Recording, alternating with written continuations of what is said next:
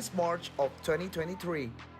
We're excited to announce that the Sea Esports Championship PUBG Mobile is back. In this comeback, the Sea Esports Championship PUBG Mobile also plays the role of a friendly tournament for the Sea regional teams before the 32nd Sea Games.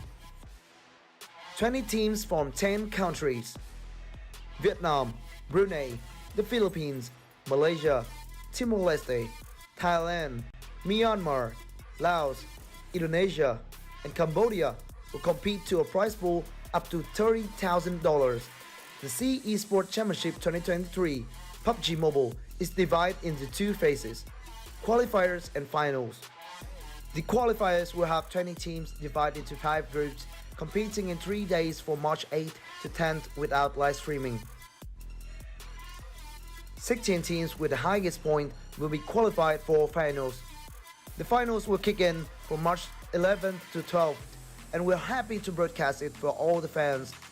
Each day of the finals, the teams will compete in 3 maps: Sanhok, Miramar, and Erangel, with the maps order alternated. Totally 6 matches per day. The team's game points will be decided based on their ranking and eliminations after each match.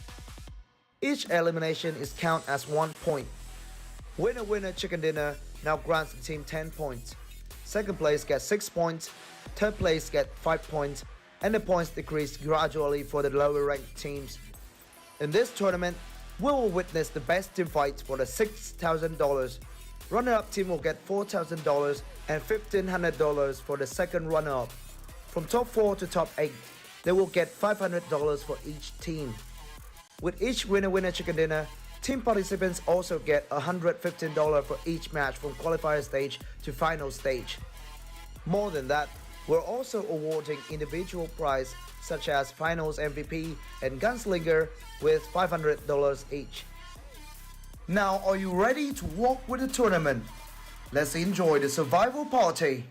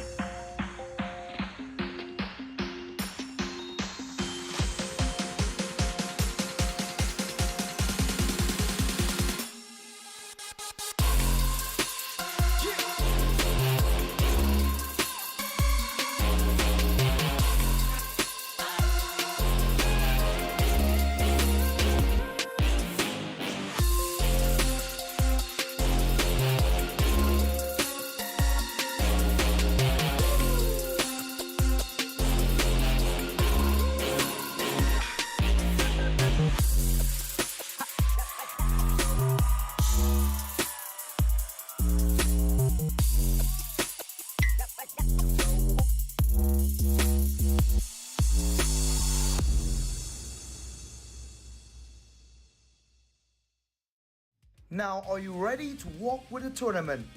Let's enjoy the survival party.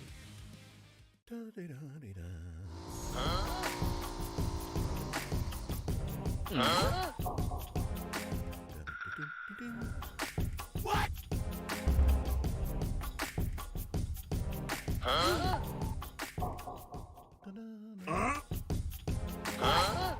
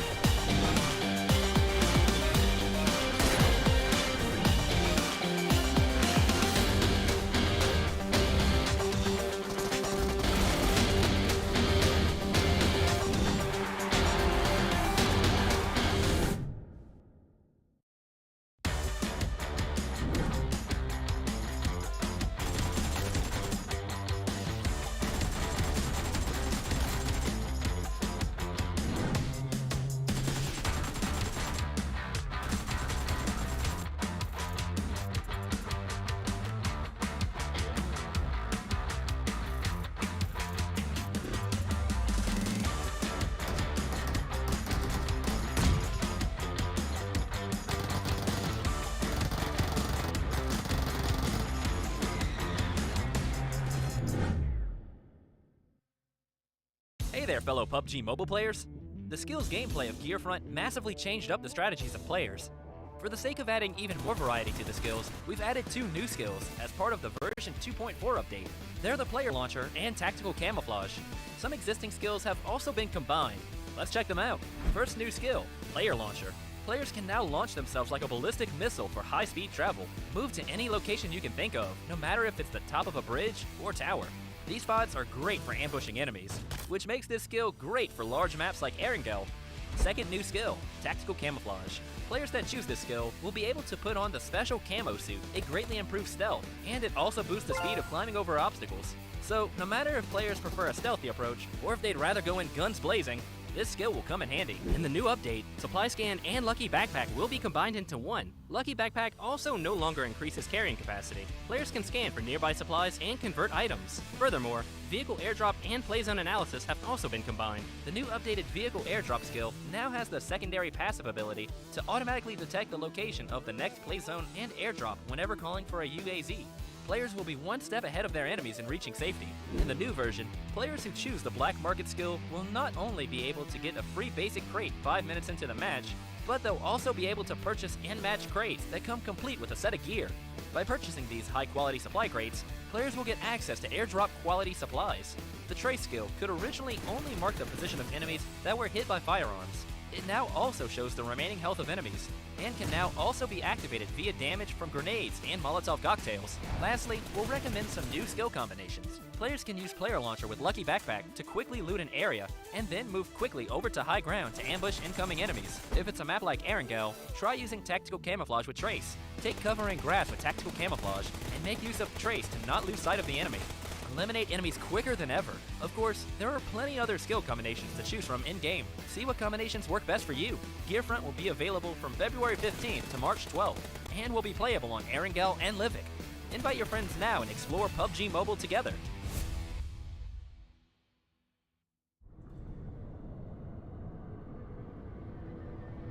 Wake up. Wake up.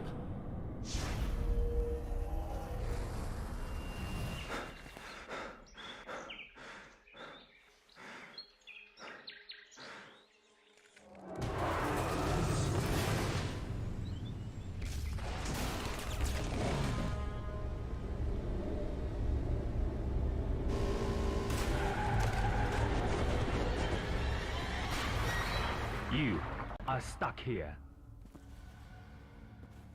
You must accept the fact that there's no help but self-help.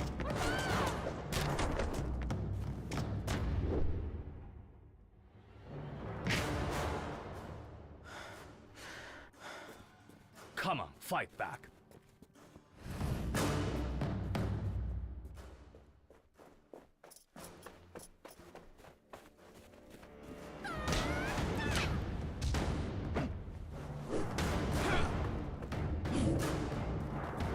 Remember, success is a journey, not a destination.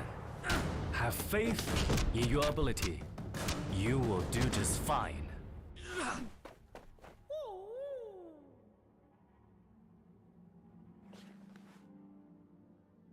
Now, take them all!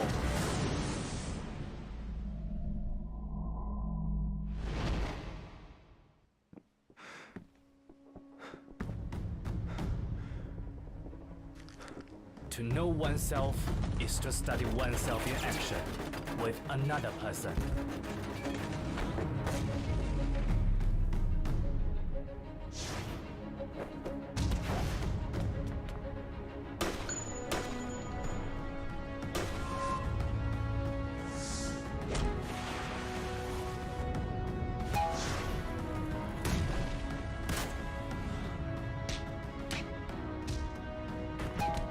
Always be yourself.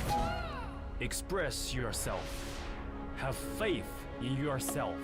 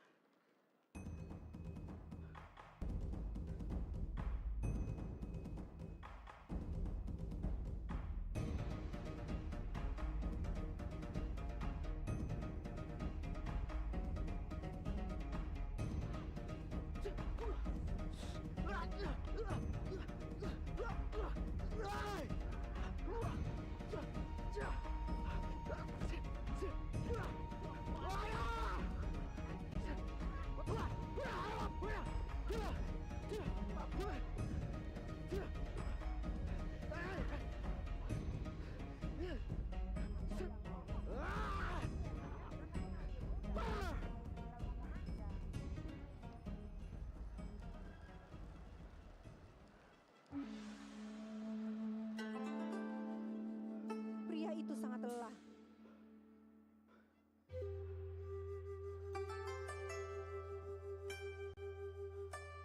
Malam itu, dia terjaga sepanjang malam dan memikirkan apa yang harus dia lakukan untuk mengembalikan kepercayaan.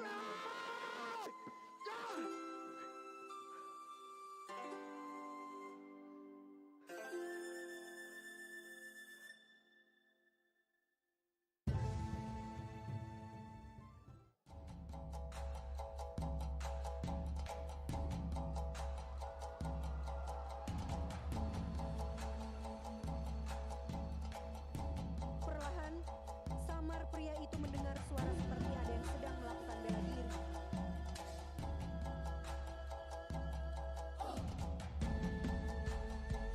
Dia kagum ketika melihat satu sosok di depannya. Menyadari ada yang memperhatikannya, Master menghampiri pria tersebut.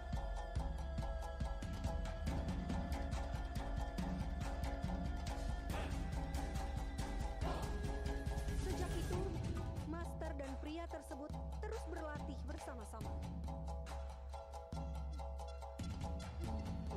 Seperti yang pernah dikatakan oleh Master Bruce Lee.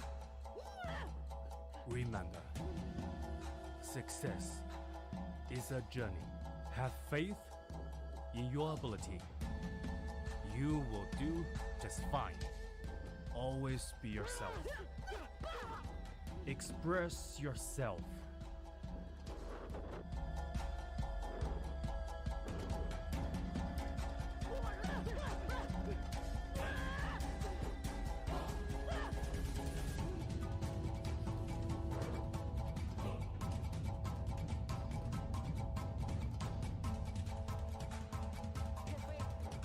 In yourself.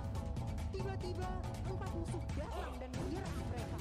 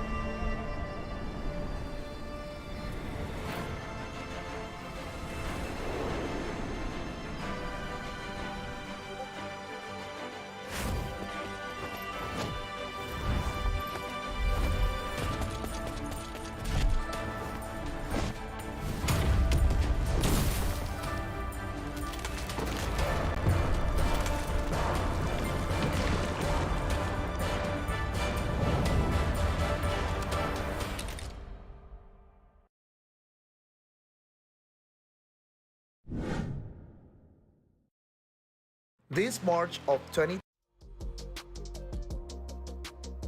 Ladies and gentlemen, welcome back. This is the Southeast Asian Esports Championship 2023, the pre-game to the C-game, and well, a huge shout out to Crafton, Lightspeed Studios, VNG Games, Level Infinite for making this all happen, and of course the host of the country in Vietnam right now with Choo Choo and myself, Keith, where the cast is taking you across this whole evening. Now we are in day 2 of the final stage, and Choo Choo, what do you think is about to happen? I mean, like, today is going to be the final day. Yesterday was the rise of the underdogs, we can call them, which is going to be the wildcard region. We're talking about Cambodia, Myanmar, Laos actually pushing themselves up in the top 10.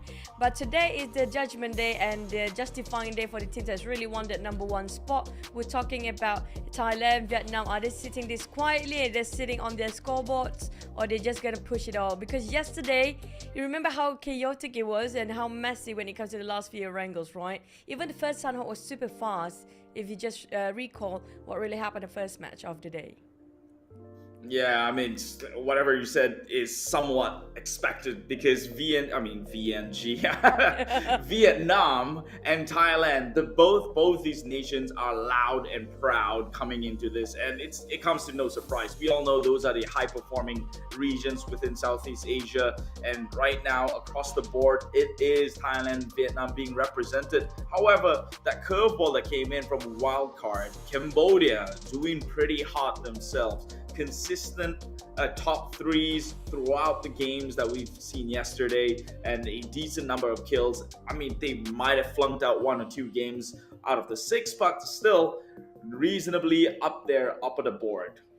And surprisingly, the big names out but let's there... take a look. Yeah.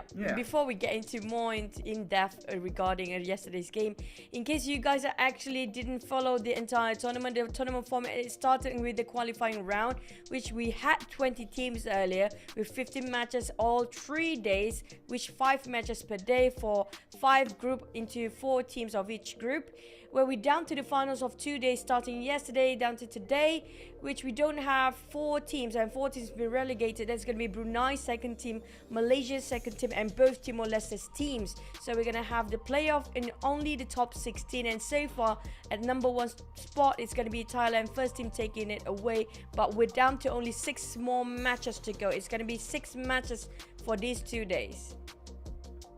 6 matches, all that is left for some of these teams to try and make their way up back onto the leaderboards.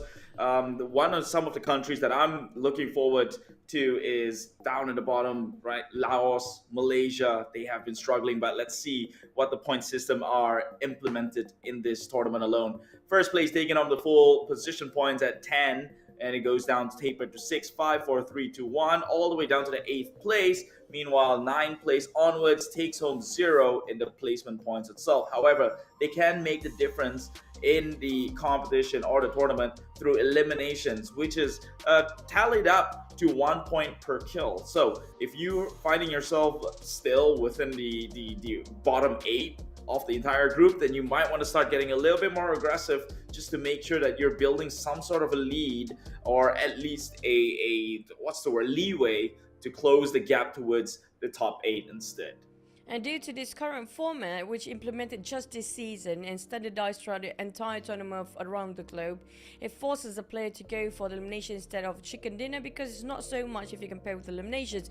But here comes what's worth fighting for these guys, right? It's going to be a lion's share prize pool of almost $30,000 of prize pool, with $6,000 just more than enough to actually giving to the first place only. But the difference is huge if you compare with first. Second place is going to be $4,000, and third place is even way part and way gapped when it comes to the prize pool as well, $1,500. But 4th to 8th place have themselves at least $500, but each of participating team will actually receive $500 for them as well. But also, even though chicken dinner don't actually contribute too much of a point, but it still has its own prize as well with $150 per match, and they are FMVP and gunslinger race for these guys.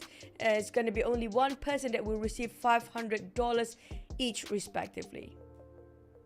Yeah, that's definitely a lot to win here in the Southeast Asia Esports Championship. But of course, the bigger prize is to obviously set yourselves under the spotlight for your nations or countries. Right now, Thailand with 2 teams represented across the board, Vietnam 2 of their own, Myanmar, Cambodia, Philippines, and Indonesia and Laos all have 2 teams representing. Unfortunately, Malaysia and Brunei only has 1 who made it through the relegation stage. So this is the top 16 that we will be having played out in front of us. And right now, across the board, Thailand, Vietnam, Cambodia looking very strong. I think we did see a little bit of a sign of life coming out from Laos and Myanmar, but not so much so from the expected powerhouse that is Indonesia. And this today might be their last chance to try and close that gap. Was it still possible for them to breach up onto the number 1 spot?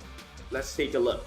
Yep, so far, like how Keith mentioned before, and number 1 spot in the last minute, Thai actually pushed down Cambodia towards the 2nd place with quite a gap in between, around I think 23 points, not really, 13 points. Yeah, 13 points in between 1st and 2nd place, and 3rd place got just a tiny gap of it, very shy with 4 points in difference, but 3rd and 4th having a bit of a tie for both Vietnam team actually stands at the top 5 still, but another Thai team squeezing into the top 5. Well, we do have Myanmar, Cambodia and Laos. It's going to be this sequence that actually have them up to the 10th place. The one that we should keep our eyes on is going to be Philippines, Indonesia, Malaysia and Brunei, where they barely actually make any points or make any sort of progress when it comes to the entire day yesterday. Speaking of the teams that used to have really big powerhouses, Indonesia, even Malaysia, this is quite surprising for me. And Bruneians, I was expecting more of them due to how they perform fairly well when it comes to IESF Bali in the last year, but it feels like it's just dropping off performance and they're just nowhere to be seen, especially Indonesia. We have to give it, like, Indonesia, they have been up there as always in every tournament of PUBG Mobile since the dawn of PUBG Mobile itself, but it feels like they're really struggling. Yeah, and that one is pretty worrying. At least the argument can be made on the Bruneian side is that they honestly are probably trying to play it a little bit of safe, play it really, really safe. They're not taking chances and they're not risking things on the table, and therefore maybe that's why they're not really performing. But we see Indonesia always trying to take fights. Maybe they're the counter of Brunei themselves. They are overbiting or biting more than they could chew, taking on these fights, and somehow always end up short. So maybe a sweet spot in between. Do something what Cambodia is doing, playing it onto the top 8, and then start going ham.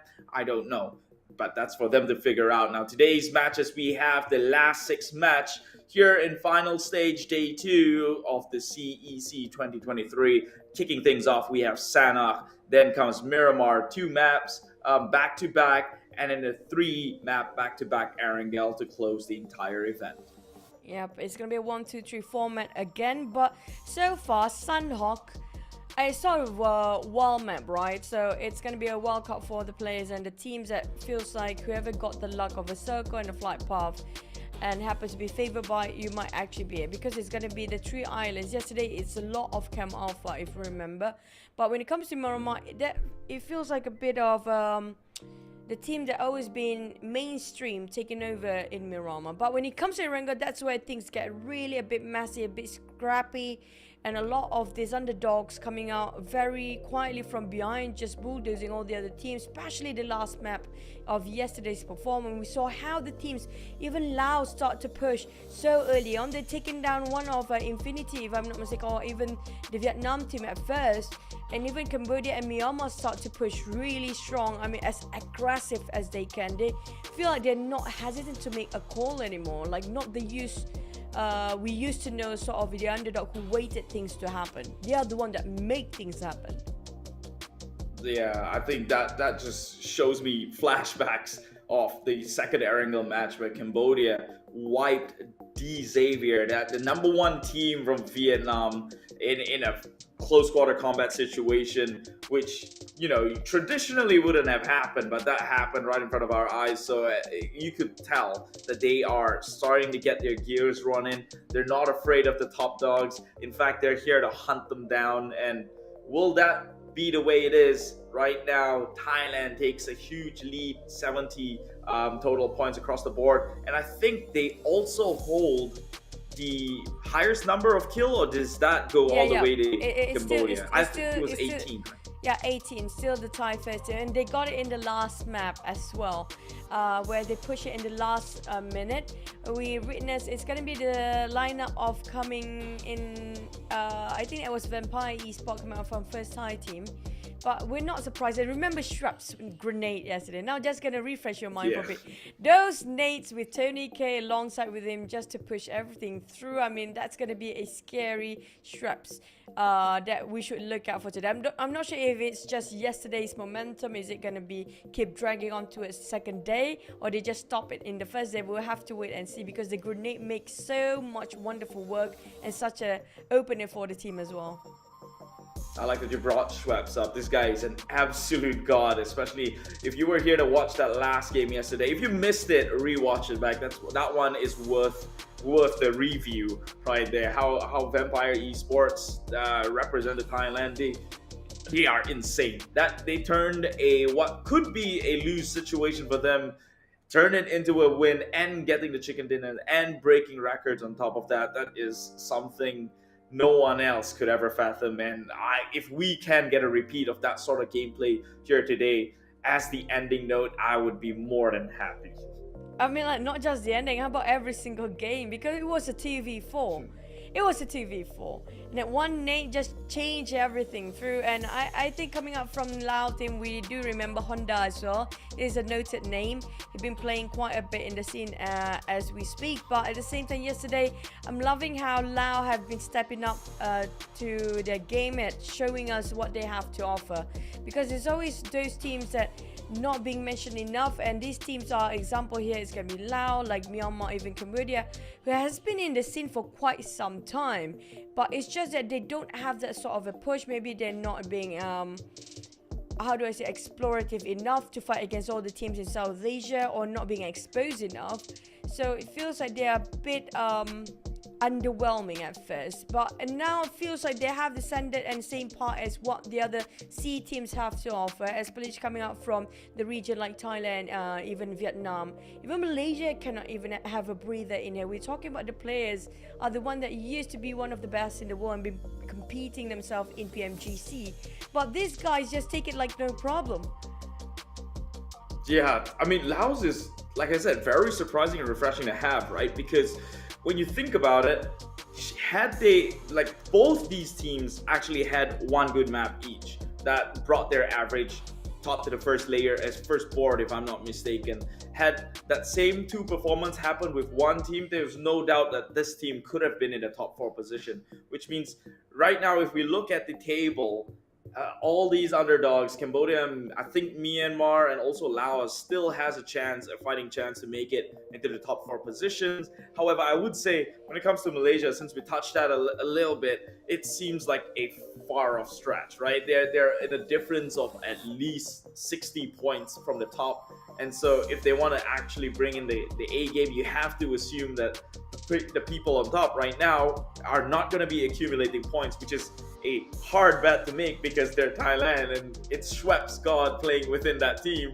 So you have to, for Malaysia to be in the number 1 spot, they would have to make sure that Thailand doesn't get more points and they win chicken dinners in every single map that they play on today, which maybe, if that happens, then great, but I'm not expecting it.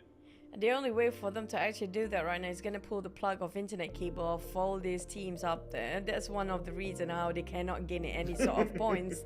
But for Malaysia team, this is very disappointing. Honestly, there's a lot of fans that kind of devastated due to their performance yesterday, because they expected them at least to be in the middle bracket, but after 4 games yesterday of 4 maps or day number 1, they didn't actually gain that much of a point. They got, if I remember last time, they starting off with map number 5 with only 5 points on their side. And when it comes to the last 2 maps, only they managed to secure a bit more better and just ended up the entire 6 maps with 13 points. For the side of Indonesia and Philippines and Brunei, they are in the same boat. And for the side of Philippines, I'm surprised because how they were playing in the World Cup, coming up from Philippines first team, which coming up from PBE lineups, they can actually do better. They are quite a team that have those sort of competition inside of them. It just didn't spark through in this tournament.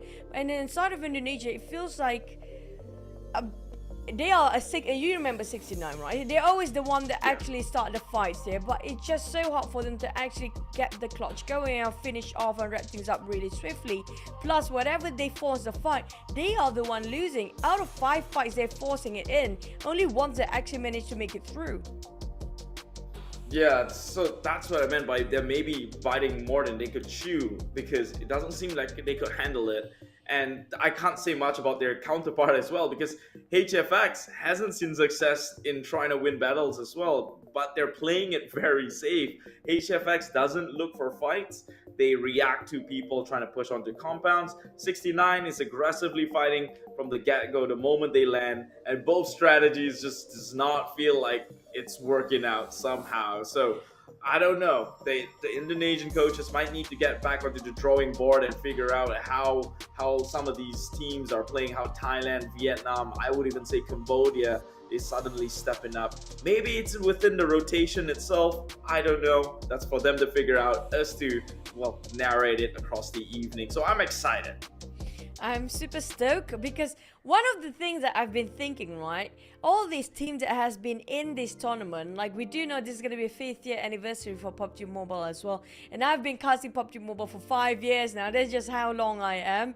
But at the same time, like back then, Vietnam team, and also like the Thai has been always up there since the dawn of PUBG Mobile. If you guys remember the RK Athena days, and if you remember the name like D2E and G9, Ernie, all those guys, they always has been up there. And Thai never dropped their performance until this year. Like they are always one of the top contenders. Vietnam, on the other hand, after 3 years, then since 2021 at the end of the year and until today, up to date, they're pushing it up with the same lineup. They didn't change their lineup for DX. But for the other region, Malaysia is like up and down. Indonesia, there's also their time of era, but it's just like what, 2 years and they're gone. What did the Thai and Vietnam actually do? In the Thai's side of the story, how did they maintain those consistency and quality of performance? And for the Vietnam side, what did they do that boost up so much within so little of time, but still maintain up to date here? That's what we want to know. I guess we can only speculate on how some of these players are gifted, but they will, in the end of the day, put it to the test. Here in this first map of the day, we have Sanhok for day 2 of the final stage here in the Southeast Asia Esports Championship 2023. Sanhok is the location. Do or die, kill or be killed. Let's have a go. I think that's number 1 just now that we saw match 1, I think, Sanhok. It looked like a 7 for me, but if you want to say it's 7, yes. I mean, it feels like a 7, it's right? Not wrong. But it's at the same time, it 6 match. I know, but yesterday it had the same number on it. But I'm like, is that 7 or 1? Now you're confused, right? Because it looks questionable. Or is it just a question mark in the first place? Maybe that's the thing. It's a 7. It's a 7. Come on. I have to watch the VODs from yesterday just to be clear. That's the same thing that we saw in the first match, Sanhok as well. But back about you know how I know? Well, how? You know, because I remember the graphics showing at the end of the day 6 out of 12. So it's a continuity thing. I don't know. I don't know. About that? But yeah, like you said, back to Sanhok, back to the wherever this is. Yep. This Paradise Resort. So this is gonna be DX taking over. So if you notice, DX love the center of a map, sort of a compound. Not really. If you compare in Sanhok, it's gonna be boot camp. In this case, Paradise Resort do have luxurious amount of loot drops that can actually more than enough to supply 2 to 3 teams, maybe up to 2.5 team. But KE, as always, they're going to be taking bootcamp and not contested. But look at how YG just separating themselves, playing at a very wide angle. Very risky play.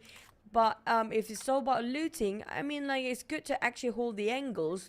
A bit worrying for me as a FOD pushing towards their side, but we might actually have a cave / quarry circle. Now, we haven't seen cave like for the past 4 years. I've seen once in a tournament, official pro league. And it was really slippery because some of them have to play different terrain because of on a multi-level, there's a cave in it, there's some people outside. But in this case, we might actually witness another cave. Well, you know what they say, it's never nice to stay within the cave, especially in a game where hand grenades are an issue, right? You get pocketed, they just throw that in, and then you kind of have to take one to the face itself. We'll see how it gets by eventually when we reach there. But talking about hand grenades, though, I believe the records for most used hand grenades is at 53, was it? Or 50? I think 60. It was 60 from Cambodian teams, if I'm not mistaken. Oh, the last oh, was it Cambodia or Laos, between those teams? Because it was yesterday last game that break everything else for the record of the day as well. They make a new record and keep on breaking every single match. I'm not surprised if that then happens it should again. be Laos, I think. Yeah. Maybe, but back to the Myanmar, a bit of a civil war here between GE, Genesis Esport versus Yangon Galacticos, player of Myanmar as well. A first and second team having another go, and Smile want to just secure the elimination points here. But speaking of Myanmar, second team, they're actually beneath the first team. And now they're losing their own man here when it comes to Myanmar first team. This is what I mentioned about YG early on when they dropped themselves too far apart from each other. Too far apart, and that's why they kind of minimize loss also in that regard, right? Don't you think? I've seen a team who did exactly this in one of the leagues. I believe it was 4 rivals. They like to split up open and then go into a rendezvous point. This way, nobody's fighting for the same loot. Everyone's, on top of their own resources, and when they come back together, they're in good shape to kind of take on fights. However, that is the risk they will running a 1-by-1, and in the end of the day, when you think about it, you lose one. It could have been the entire team, but you lose one. But so I mean, like, I have it to, is Sanhok. I hate to disagree with that because of the fact that the point system have been changed. That is well worth risking for if we still have that 15 points of chicken dinner to contest with. But this time, the chicken dinner is not even that much anymore. And you need a full force to fight against all the teams that are rushing to you. That's why there's so many teams that are going really aggressive, including now Gig Slate of Malaysia start to engage. It's so rare for us to see a Malaysian team going this aggressive since yesterday.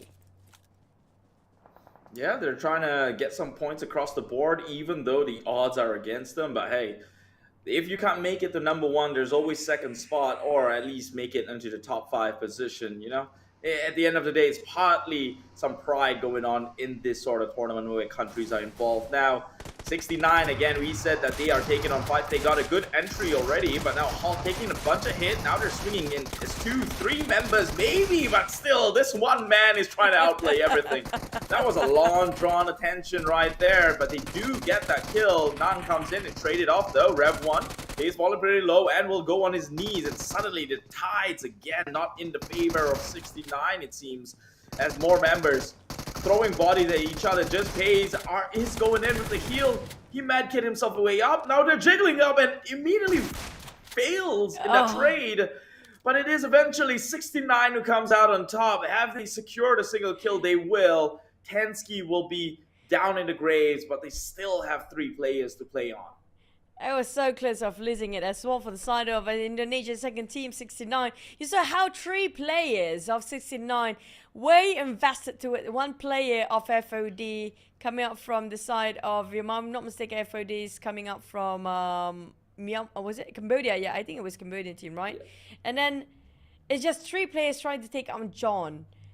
That was too much of attention being given on the side of that Cambodia first team. With 3 DBS for 1 UMP player, I mean, like, that's a bit too much, okay? They could have separated their attention towards all the other side of Erangel. That's why they lost 1 person along the process. They could have actually got cleaner sort of execution, but it's still a very pretty good, well done coming up from South 69. A good start for the day for them. But here comes another team that we haven't mentioned enough for them, the Philippines. And what's the difference between the Philippines and now the region of the team? And also, if you compare with the World Cup, feels like the Philippine teams is a bit left behind compared to Laos, even Myanmar and Cambodia. Well, I guess the reason we haven't been mentioning them because just like Indonesia, they're within the same boat. They're not doing too hot, I would say, within this tournament. Number 12 and number 15, that's where they currently lay, which means if anything, right now it's a steep climb if they want to make it in the top five. Although still possible, but they need a miracle and the stars to align before that could happen.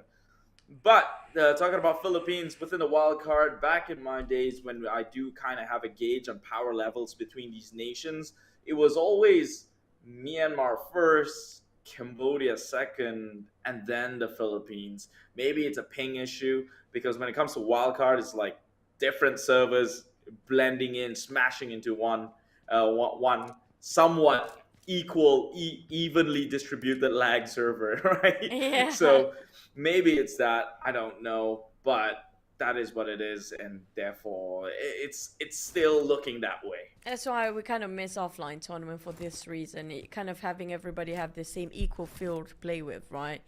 I do want to, because there are some teams that you realize, like the Vietnam team, when it comes to playing offline, they're way stronger than the Thais.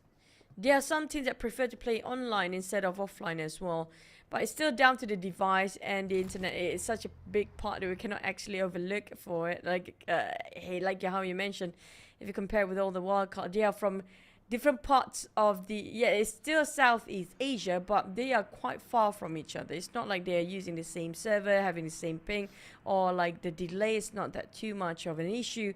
But that might be the case here for some of the teams, but we have to take it in. I mean, like, this is a tournament, they should anticipate that in the first place. Now, putting that as a different excuse entirely, right now we're looking over newbies. Now, for Brunei first team, they are very veteran, in fact, to be in PUBG Mobile, but it's just not exposed enough, and they don't have their own respective pro league. But to actually be able to execute, if they really perform today, it's going to speak a lot for them. But as usual, come out from Laos, PG starting off, Pausa to take a first shot down, but I don't think it can translate into one execution yet. And based on yesterday's performance as well, Keith, there's so many knockdowns, so many damage being dished out, but there's nobody actually managed to translate into one elimination point in a swift amount of time. Not everybody can actually do that. That's just a Vietnam thing. Remember Xavier Frankie just spraying from the top of the hills, and at the end of the day, when you have the eliminations and damage, it was Vietnam with like, I think, a 2k damage or something with only 5 kills. Meanwhile, it was some wildcard team who got more kills than what they shot out, and not the case for this one because GZ20 actually got that onto Snipes. So despite being a sniper at heart, this man is the one who caught him out. Not too sneaky, I would say. He'd like to be a bit more incognito with a name like Snipes. Yep. And back to a sort of GZ assassin. Spotted out Stone. Now this is what we talked about, the teams that are underdogs, right? They don't care whoever their contestants are.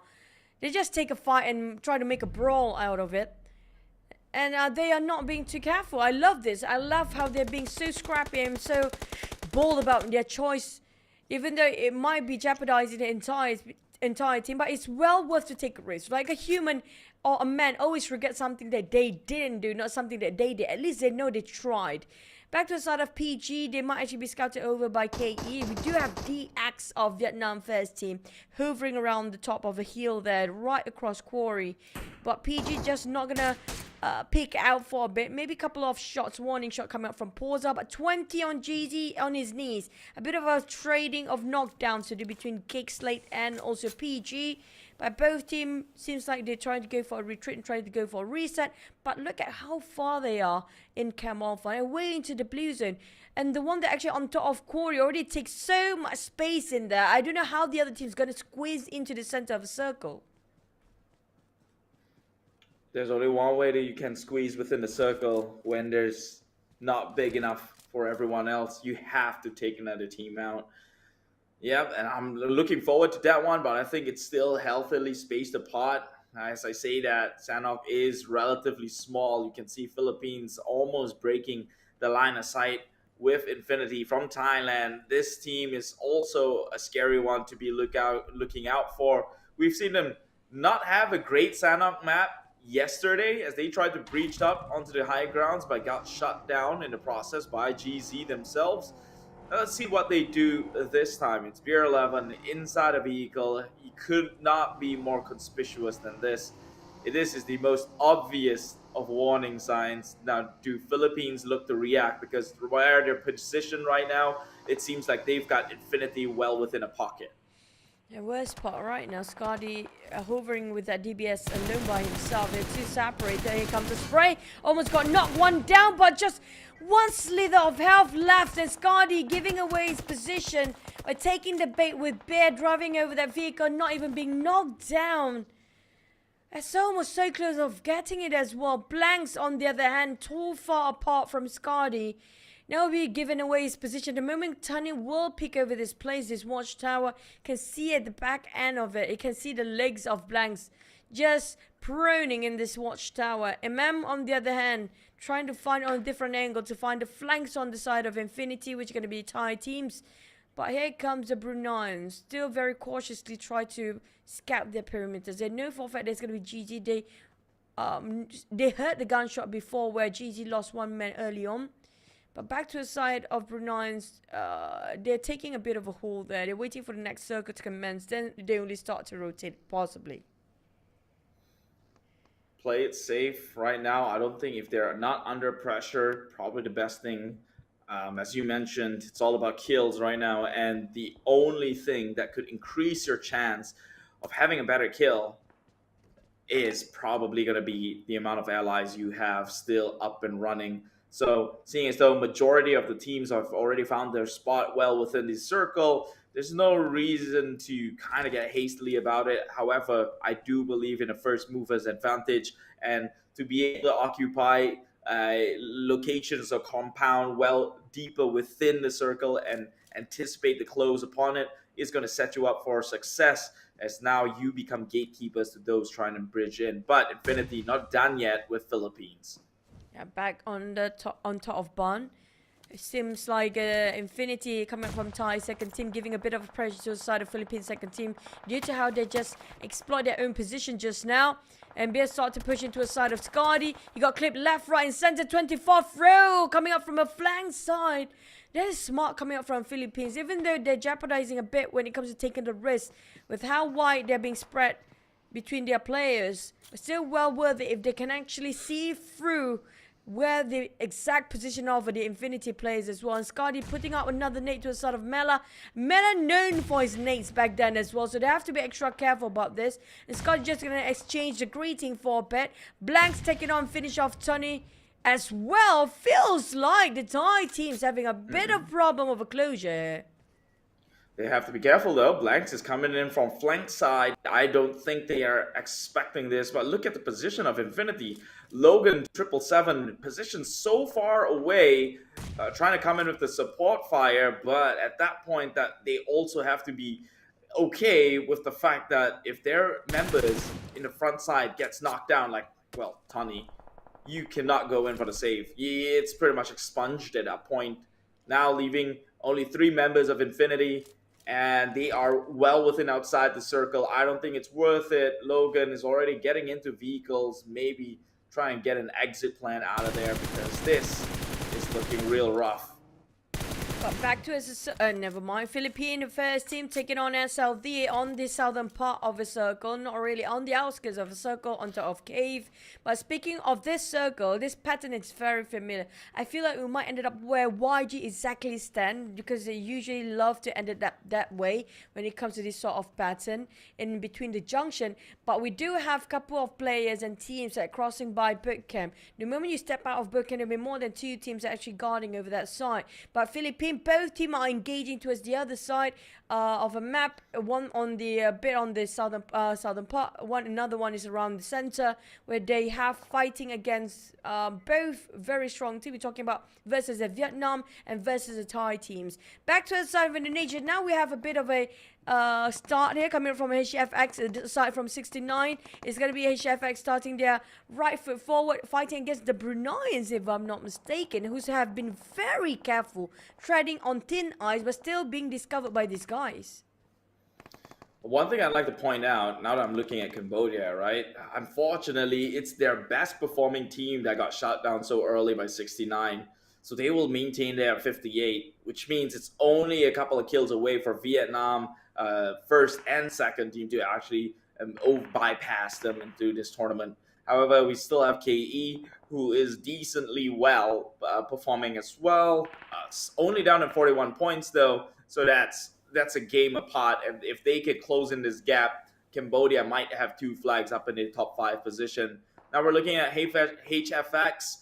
Quite of a tongue twister to kind of pronounce their names here, but this is, as we mentioned before the game begun, it's all HFX likes to camp in a location and just pray to God and hope for the best that nobody runs by, because they oftentimes cannot hold the compound even if they want to.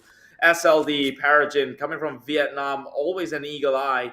A sharpshooter gets one despite hiding well behind the bush here.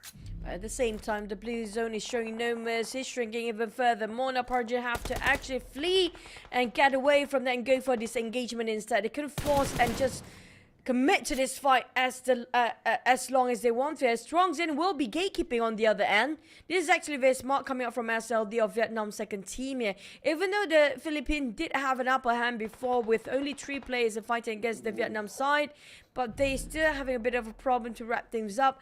But we do have DX taking over this compound, who will be centralizing the center of the circle too. And they are the only one getting into it quite strongly. You're talking about HFX early on, right? They are on the left side, and we do have Infinity, Mela, and Logan will take over the compound on the upper right. But the rest of them were coming out from the southern part. I feel like the one actually coming up from the north will be looking at Gig Slate Malaysia. Look at how far the rotation made by this team. Like they taking the longest rotation possible just to avoid the unnecessary fight early on. Yeah, although they had the number advantage, but look at KE though, already taken on 69. 69 looked to crash onto compound, trying to fight against the Cambodians. Paid the price so heftily, and so they do have got 4 kills from the prior matchup they had, but still, Cambodians, they come in and they have their revenge on behalf. But SLD Paragin snipes down onto the Filipinos, trying to make it way into the circle itself, down on the southern side. And like you mentioned, well, in that new zone that we have just witnessed, DX, they have gotten themselves a top 2 position, top 3 maybe in the previous Sanhok, just by being on the inside. And right now it's looking like a repeat. The Myanmar GE trying to crash onto Laos. But we do have a third party coming in, which Vampire is just squeezing on the right side and around the corner. Now they're taking the matter into their hands as well. Out of the blue, just tossing over the nade and taking away all this elimination.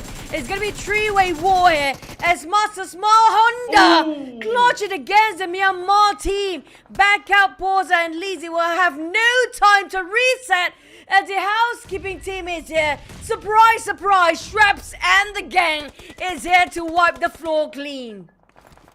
You might want to have to count your blessings and start your prayers. The vampires are here to hunt, and I don't think there's time, as already the entirety of this Laos team, crippled from that previous action, gets claimed by these Thailands, these bloodthirsty vampires themselves. Now they occupy the spot over in Quarry.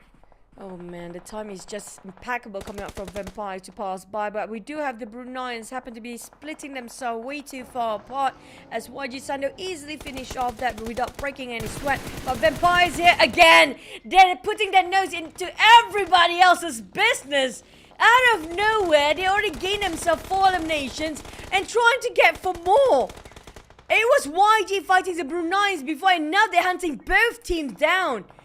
They're not even realizing what's happening around them for the other teams here, but the side of the Vampire is just eating these guys slowly but surely, torturing them down. But back towards the circle, DX still comprises most of it, with Vampires touching over the southern part, and Sunday stuck in between the crossfire of SLD and Vampires. Just, you know what, they just bulldoze every single team that they happen to be passing through. And they made their way into the circle. That's more the importance right now. But can they get themselves out of this sticky situation? But look at the terrain that they have to deal with. Already DX taken on high ground. They have to hold it off against SLD, and this is on the other side of the map. We have Infinity still with Philippines. So Infinity made their advancement forward, and the team that they were up against previously will have to eventually come in contact. Quite a long time for them to having a bit of a duel here between these two teams. Have it a go, another again. Logan got it faster when it comes to react and response. And now Logan got clipped quite a bit with their UMP, playing ring around Rosie with 24th row jump shot. A beautiful one. He was actually at disadvantage when it comes to his HP. I'm not sure if he can heal himself enough with the blue zone coming in, and Logan will be knocked down. Miller trying to buy time, but DX across them. One of their nemesis team here for ties. Have to fight against one of the top contender as well, as Raby just sprays down to KE. They're taking the elevation towards their side here. They got the advantage of those views. They are using it to full potential as well, and keep exchanging grenades as Kai pop out the smoke just to pick up Devon back to up his feet again, and maybe just have a bit of a time to recuperate. But Mela though, nowhere near to be saved. Oh, look at Lamborghini. He tried to position himself to come in flank side, but he got punished in the process. He will need to be revived. I do not think they can actually secure on that kill. But eyes down again to these Cambodians who sticking together way too close for comfort here. One nade could do the rest of them, but they're the ones tossing one back. Ravis, he's got the general directions of these players, and he might have to shoot well within into the smokes. But we'll see what moves that they will take up next. Look at DX repositioning himself. Lamborghini still crawling into the ground. Frankie maybe has to attend to, but it is the Cambodians who made their exit plan out of there. Will they let them go though? Because Frankie, we know what he can do with a cliff, with high elevations and the gun in hand. And he's definitely not going to let them pass willy-nilly. Chua and Frank is so pivotal for the team. Look at how much space they're making it for. DX taking on Kaya. KE being ambushed on the flank side instead. They could see this through, and look at how fierce these guys are, like monsters pushing into it. And Raby's just being the bait for the team. Devon have to reposition himself with Top will be sacrificed. Pop off in the backline, burning off by the Blues, and Raby's now finally being knocked down. But the one that's really making such a big play, making so much space for the side of DX, is going to be Chua and Frankie. They haven't spotted out them, both of the players just yet. But Lamborghini are going to keep the pressure on. Aside from one of their players being knocked down, it's going to be Rabies who will be picked up later by Frankie. Thinking about it, but there's bear breathing down their necks. He spotted them out. Frankie have to figure out how to save his mate here. He doesn't have any more smokes to go. Mika cooking up the nade. Now DX having a bit of problem, and Mika just dropped himself a Kobe. It's going to be coming up from Gigs Late Malaysia, pushing to a side of DX, taking this matter into their hands, taking the advantage of the third party. Frankie straight away proning down. The Blues are closing in. 12 finish off straight away. Mika making such clean work to be the housekeeping team and tossing out the nade. They have the stone to between them, but it's not going to be enough, and Frankie be burned down as well. This is such a save for KE Puff Puff, remaining for the side of the team of Cambodia. But Mika and the rest of Malaysia team, out of nowhere, coming up from the northern side, coming up from the longest route ever, finally here and taking those elevation into their hands. Malaysia just capitalizing on situations. They knew that this Vietnam team has been pincered left, right, center, and they had it in an additional angle to continue that pressure upon them, and eventually they crack. Now leaving onto the battlefield, it is Malaysia with 3 members alive. They have the majority here, a single majority at the very least, but they have also 3 nations that could shoot against them indiscriminately. And Micah takes on the high ground and also well into the circle. This is as good as Malaysia's chicken dinner already. Cambodia down for the count.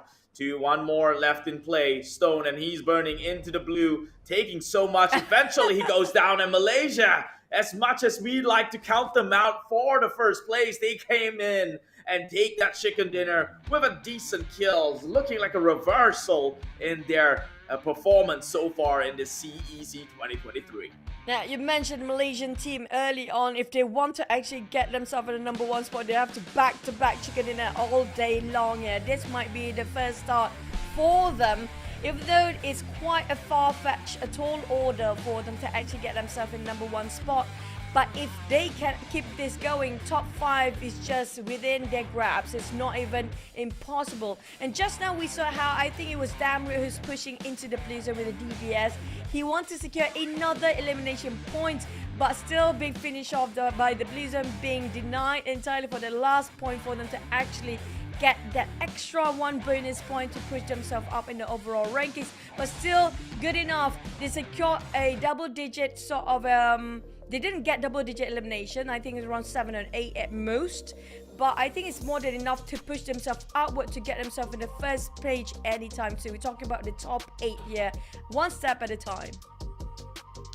Yeah, so this would probably bring them into the 20-30 mark.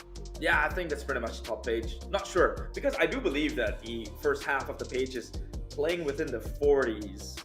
If I'm not mistaken. But then again, don't trust me when it comes to math. 28, but I think they just secured themselves around maybe around 30-ish, just barely make it on for the first page or just at the top of the second page. But that's a good start for them, provided that they yesterday have 5 points starting at their 5th map. So to get double-digit point in the first map of the second and final day, that's already such a brilliant start if you compare with yesterday's performance. Yeah, better late than never, but they still have the responsibility to make sure that their performance is consistent for the entire day if they'd like to bring some pride back into the nations here.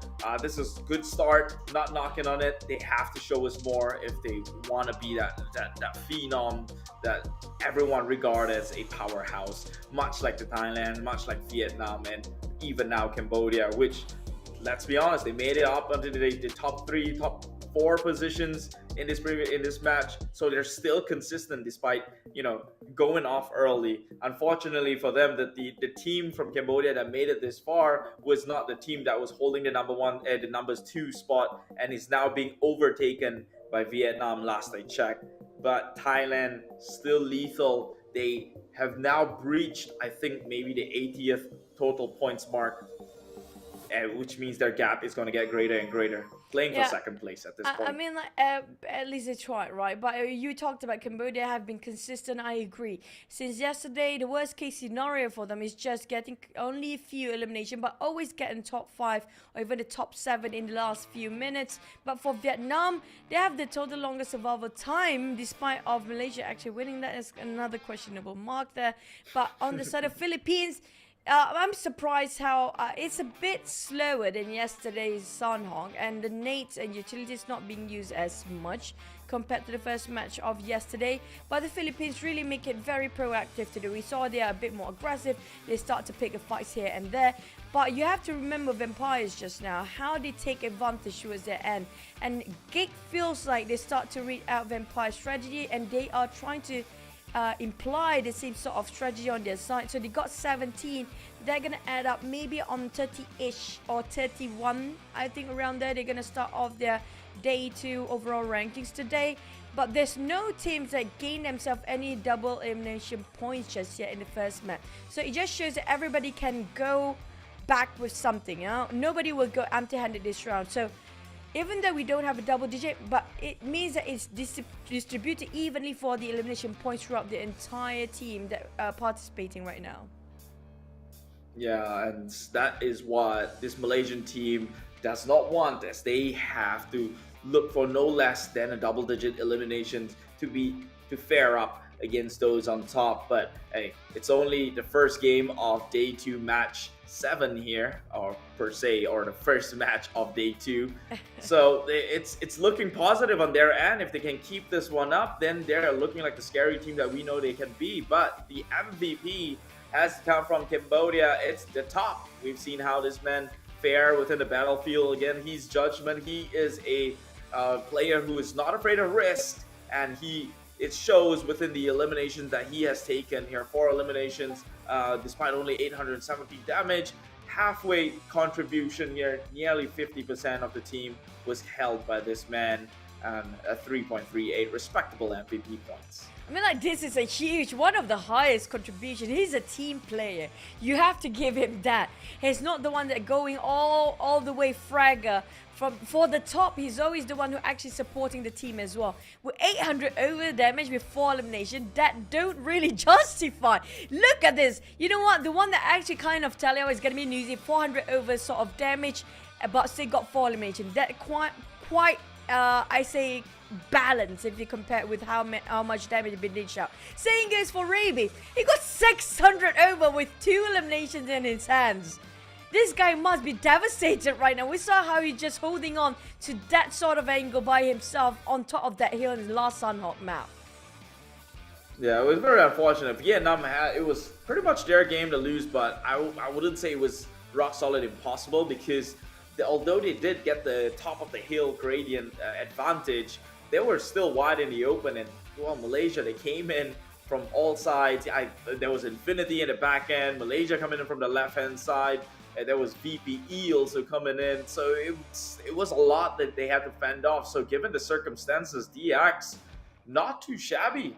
They held off at least 3 different teams at the same time, which means you have one member focusing on one team.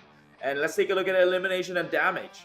And also, this is the first time Malaysia actually put out quite a show here. We're talking about they got themselves Tuxnet in the top 5 players, and now they put themselves quite high in numbers when it comes to elimination and damage wise as well. But look at Cambodian second team, almost 2,000 damage, but still secure as much as Malaysia and Thai at the same time. Now, I think Thai first team was the one that with the Vampire Esport.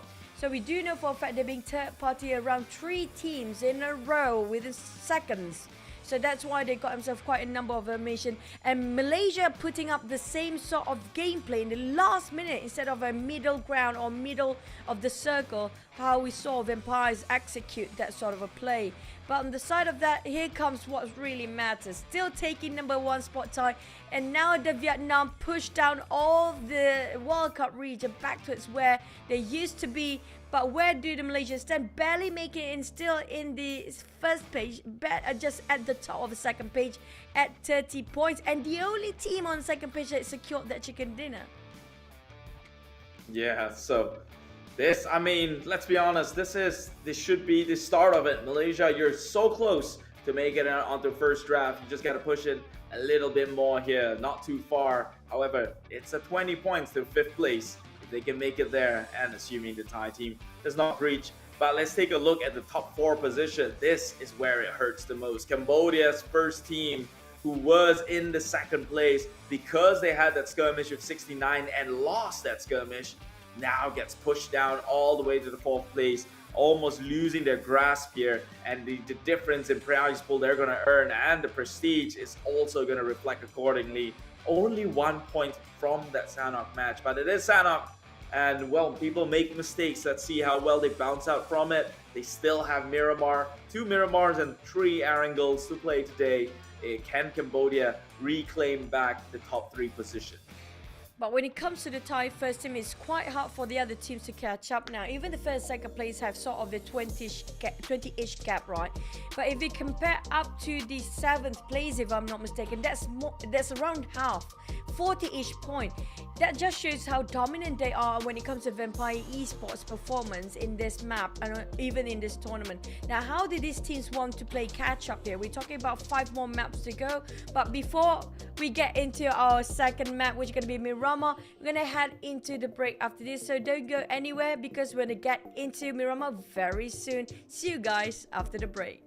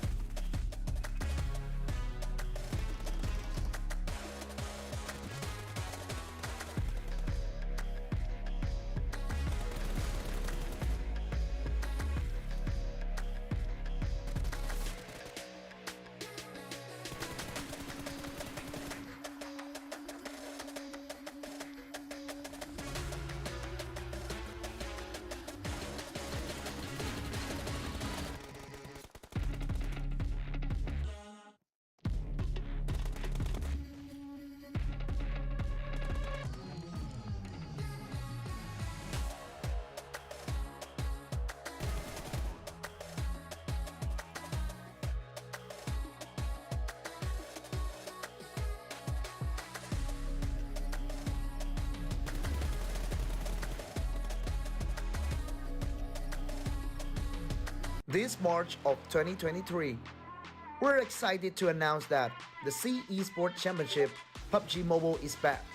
In this comeback, the Sea Esports Championship PUBG Mobile also plays the role of a friendly tournament for the Sea regional teams before the 32nd Sea Games. 20 teams from 10 countries: Vietnam, Brunei, the Philippines, Malaysia, Timor-Leste, Thailand, Myanmar, Laos, Indonesia, and Cambodia will compete to a prize pool up to $30,000. The Sea Esports Championship 2023 PUBG Mobile is divided into two phases: qualifiers and finals. The qualifiers will have 20 teams divided into 5 groups competing in 3 days from March 8th to 10th without live streaming. 16 teams with the highest point will be qualified for finals. The finals will kick in from March 11th to 12th, and we're happy to broadcast it for all the fans. Each day of the finals, the teams will compete in 3 maps: Sanhok, Miramar, and Erangel, with the maps order alternated. Totally 6 matches per day. The teams gain points will be decided based on their ranking and eliminations after each match. Each elimination is counted as 1 point. Winner chicken dinner now grants the team 10 points. Second place gets 6 points, third place gets 5 points, and the points decrease gradually for the lower ranked teams. In this tournament, we will witness the best team fights for the $6,000. Runner-up team will get $4,000 and $1,500 for the second runner-up. From top 4 to top 8, they will get $500 for each team. With each winner chicken dinner, team participants also get $115 for each match from qualifier stage to final stage. More than that, we're also awarding individual prize such as finals MVP and gunslinger with $500 each. Now, are you ready to walk with the tournament? Let's enjoy the survival party.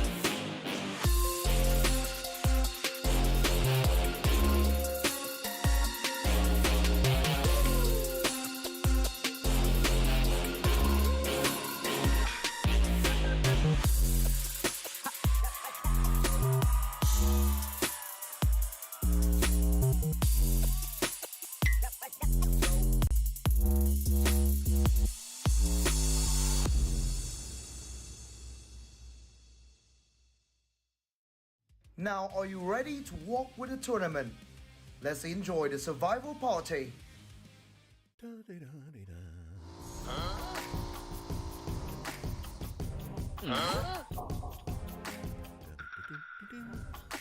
What?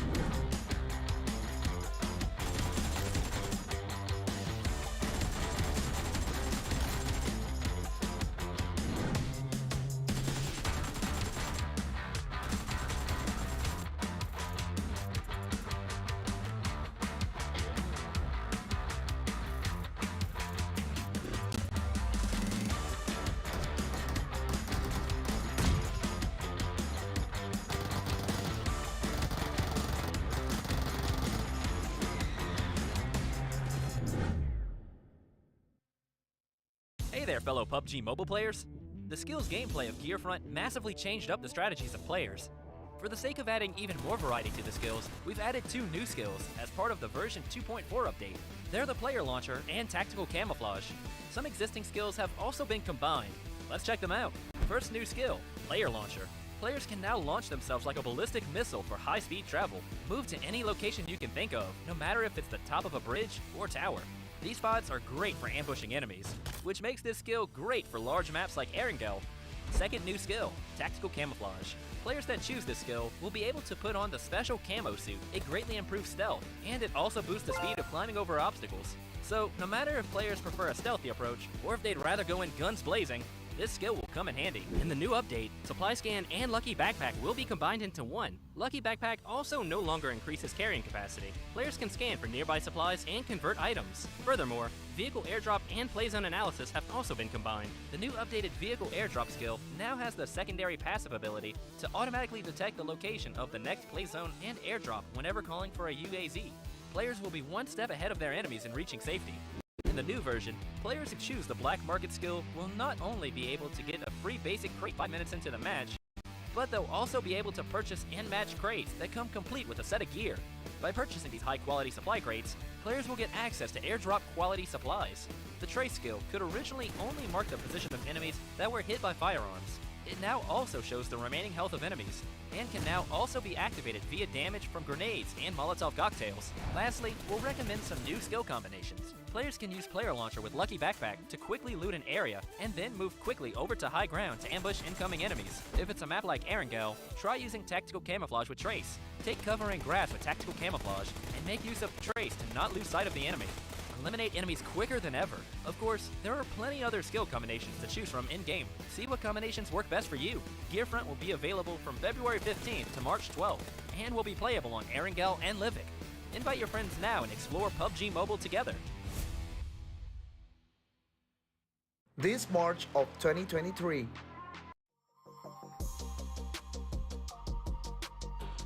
And just like that, we're back from a quick break here for the Southeast Asia Esports Championship 2023. This is the pre-game to the C game, so make sure to bring down your A game. Right next to me, it is our lovely caster Choo Choo and the man who's just yelling under my Keith. What's up? Yeah, you're gonna do the opening the entire day, I don't care.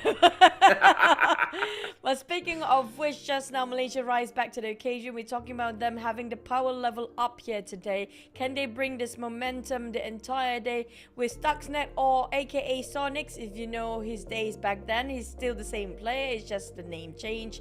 But can they actually make it in the last minute to have a one last push? And they have nothing else to lose here. We're talking about the second page team, have nothing else to lose. If they want to go crazy, they can actually go just gun blazing or just bulldozing people from behind, like how they did. They imply the same sort of strategy how the vampires actually play, and this is the gig slate that we used to know back in the days of Gig Fam.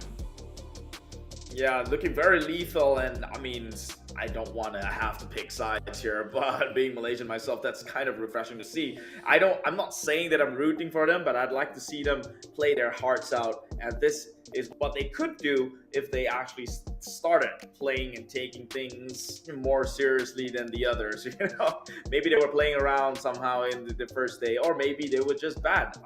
All these things are well, they're non-factor. What matters now is that in these next 5 games, I'd like to see them put up a fight, a decent one, against the rest of the countries here in Southeast Asia. Same goes to every other teams out there. Thailand, Vietnam, they're already doing that. Indonesia, please step up. Show us what you're made of. Laos has already stepped up. Cambodia stepped up big time. They've never even stopped. Their foot is still on the gas pedal, and they're going further and further. Philippines to come on with, and this next few maps is going to be a determining factor. Why? Because they're no longer within Sanhok, which is a very wildcat of a map. They're now in Miramar. Yeah, but when we're talking about Miramar, you have to keep an eye out for the Thai team especially.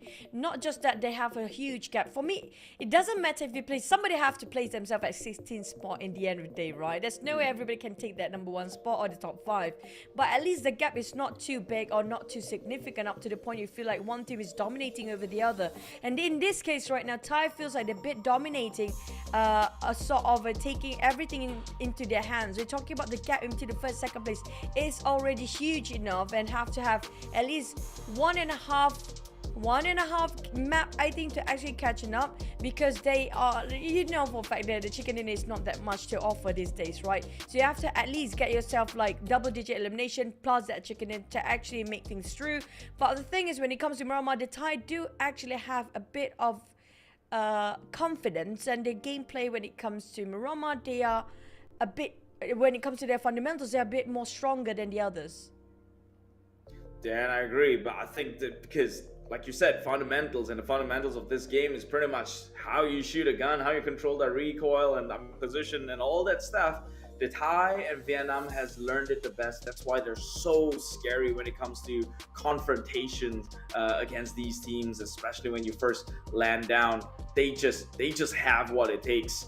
Even at the level playing field, they know how to outplay you. And we've seen it time and time in yesterday's Miramar map. Although Vietnam take home a big win on the first one, comes the second Miramar map, it was Thailand all the way. And will we see that sort of performance again? It all boils down to this. The timer has set off. The flight is taken and soaring across the air. It is the desert dunes and match 8, which finally gives us some peace in the discussion and debate that the previous number was a 7 here in the CEC 2023.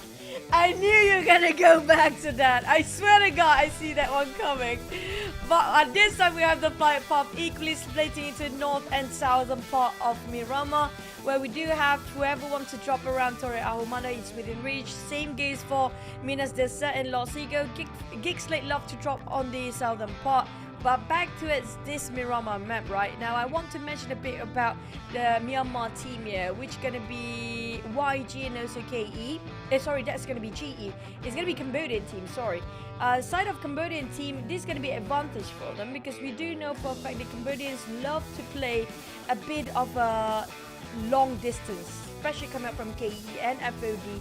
We saw for a fact the Cambodian, especially the team that actually plays themselves, the Cambodian, was it their first team or second team just now, that get better performance than the other? I think it's the second team, right? Second team. Yeah, so especially KE, they love the distance. Just now we saw them being eliminated due to they being forced to get into CQC, short distance or a very close quarter combat, which they're very uncomfortable with. KE, if they can make the distance and force the enemies to actually have a bit of a distance between them, they can actually make the call. But are we ended up right on top of Oasis for this sort of a circle, who's happened to be way up the north and taken all the way up to water treatment in Torre Ahumada? That's kind of like a Zarki that hardly ever happens. It happened. Right? It happened. Zarki never happened, but Oasis is actually, it happened once.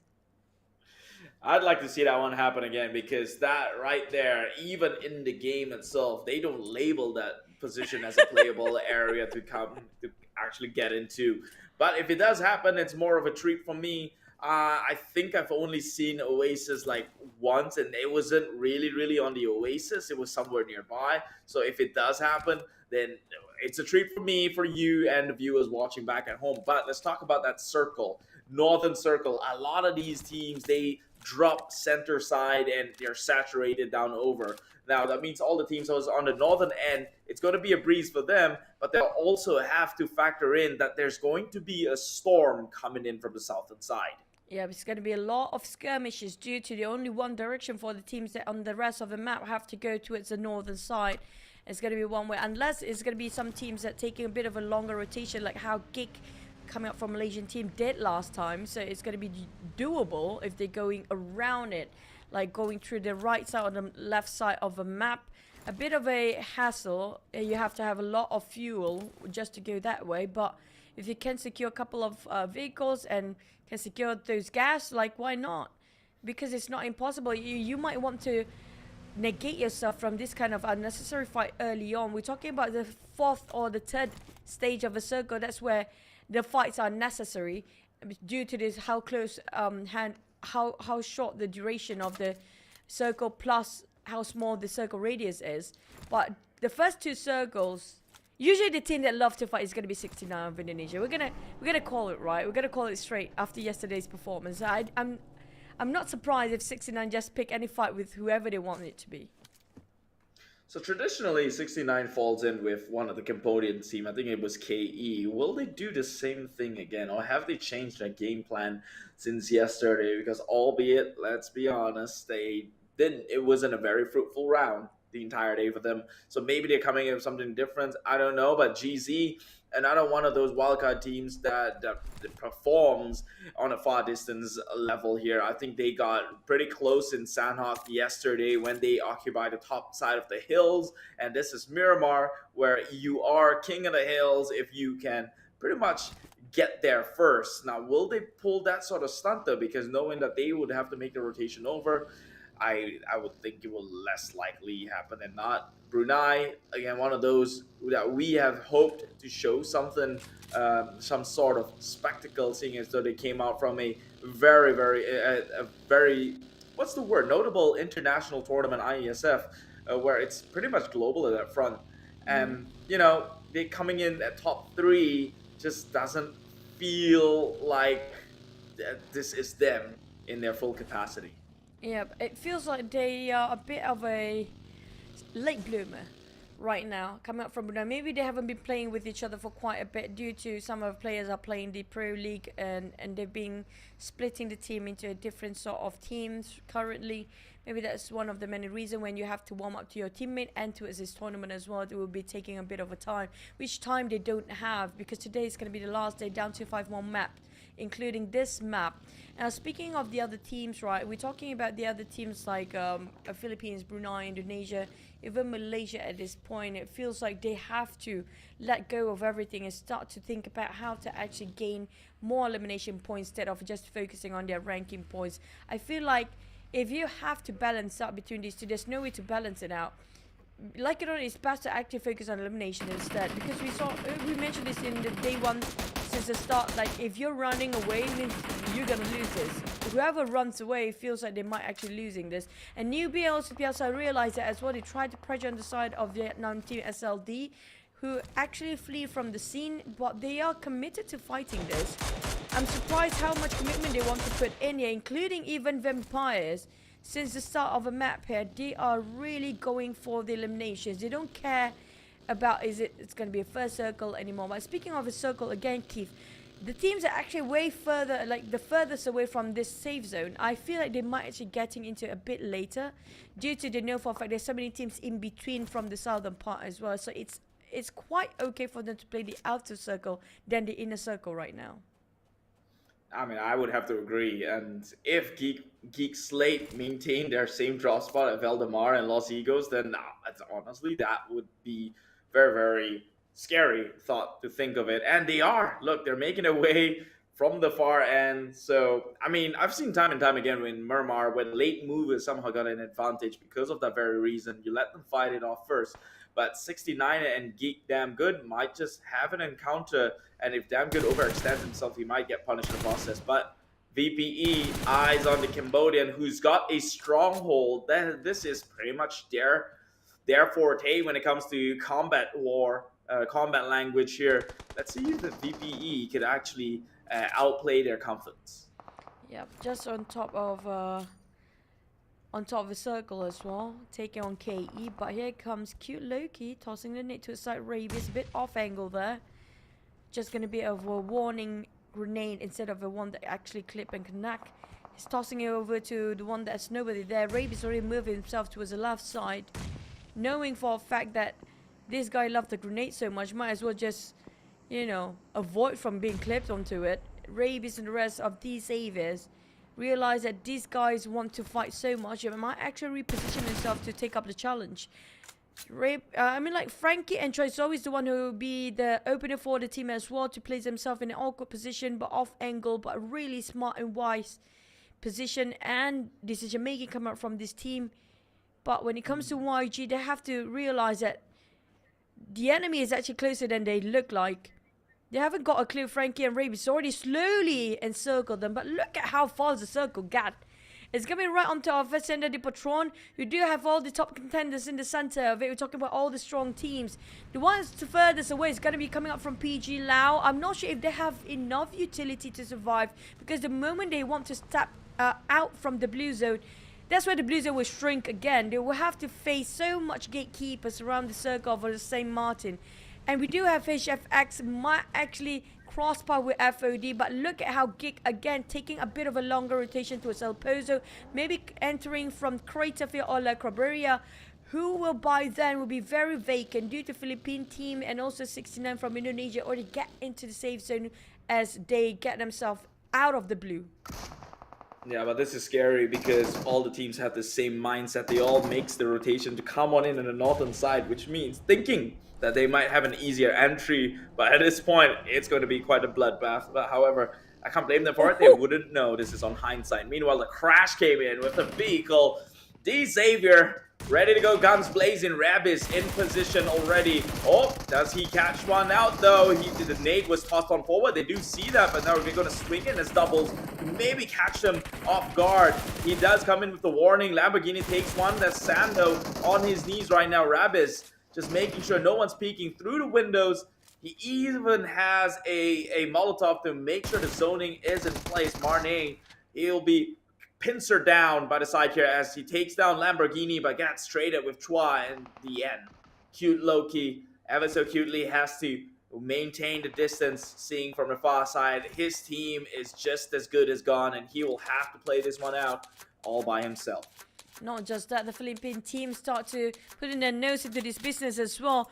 It's so meticulous, it's so organized coming up from Xavier's approach towards a certain compound or rush. You saw how Frankie and Chua will be the front line and always be the opener for the team. It's always Lamborghini being a support here, and they always isolate the team and splitting them into two, making sure that they don't have enough manpower when they trying to go for the rush. It just shows how diligent they are on getting those intels, how consistent they are when they set their mind to it when trying to rush into the compound. They know every exact position of their enemy team before they start to make the move. It's just something that really have to have within very short amount of time to actually assess the situation and make it a call as well. I have to give a lot of credit for these Avis right now due to how organized they are as a team and working as a unit. But they are teams that are not really working so well right now, including 69. They always start the first few fight, but this time being spotted out by Philippines on the higher ground. But both teams is not safe either. We're talking about the blue zone closing in, burning off Philippines' second team here, and Mem have to run away from it. Loki's still stuck there after the entire cavalry already gone, only leaving himself behind. And for the side of Gig, they just try to negate all the shots that are being fired on them as far away as possible. But Philippines still caught FOD along the process. Damn good! Got stuck in the middle of a desert with an open plain, nothing else to take covers from except for just rocks in between and vegetation. But look at how separated for the Philippine second teams are. Blanks push in all the way, but might actually caught himself in a death trap. Yeah, Blanks pushed it forward, but he did not commit, and I think the Damn Goods and his entire team has tried to make a rotation over, so maybe he'd have to get out of there. Meanwhile, Rankid from the Philippines, I remember him knocking down members from FOD, but they are so split and forward that they cannot do more than what they have already done. And so the rest of the team for the Philippine side has made the rotation over. It's just one man from Geek against the rest of the Philippines. It's two of them. That clip right there is a warning, and they will know that he's within the area. The drive-by misses by an inch. Damn rude, or damn good, now will find himself seeing him into the lobby, gets rolled over, Blanks, shooting Blanks, but with that car, he'd never miss.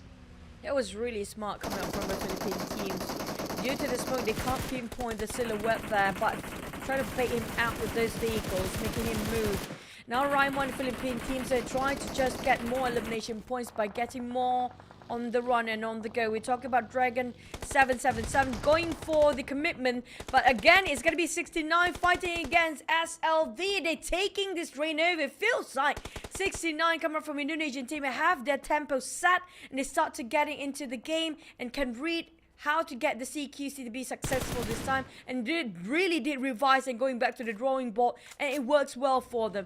Multiple times, 2 games in a row for today. It feels a very successful attempt of the rush, but right now, SLD from the pan to the fire, but the fire is actually better than the pan due to how they can easily take away 1 more elimination points as the Philippine teams were trying to transition themselves into a different compound. Feels like it just dropped on their lap there for the extra bonus point.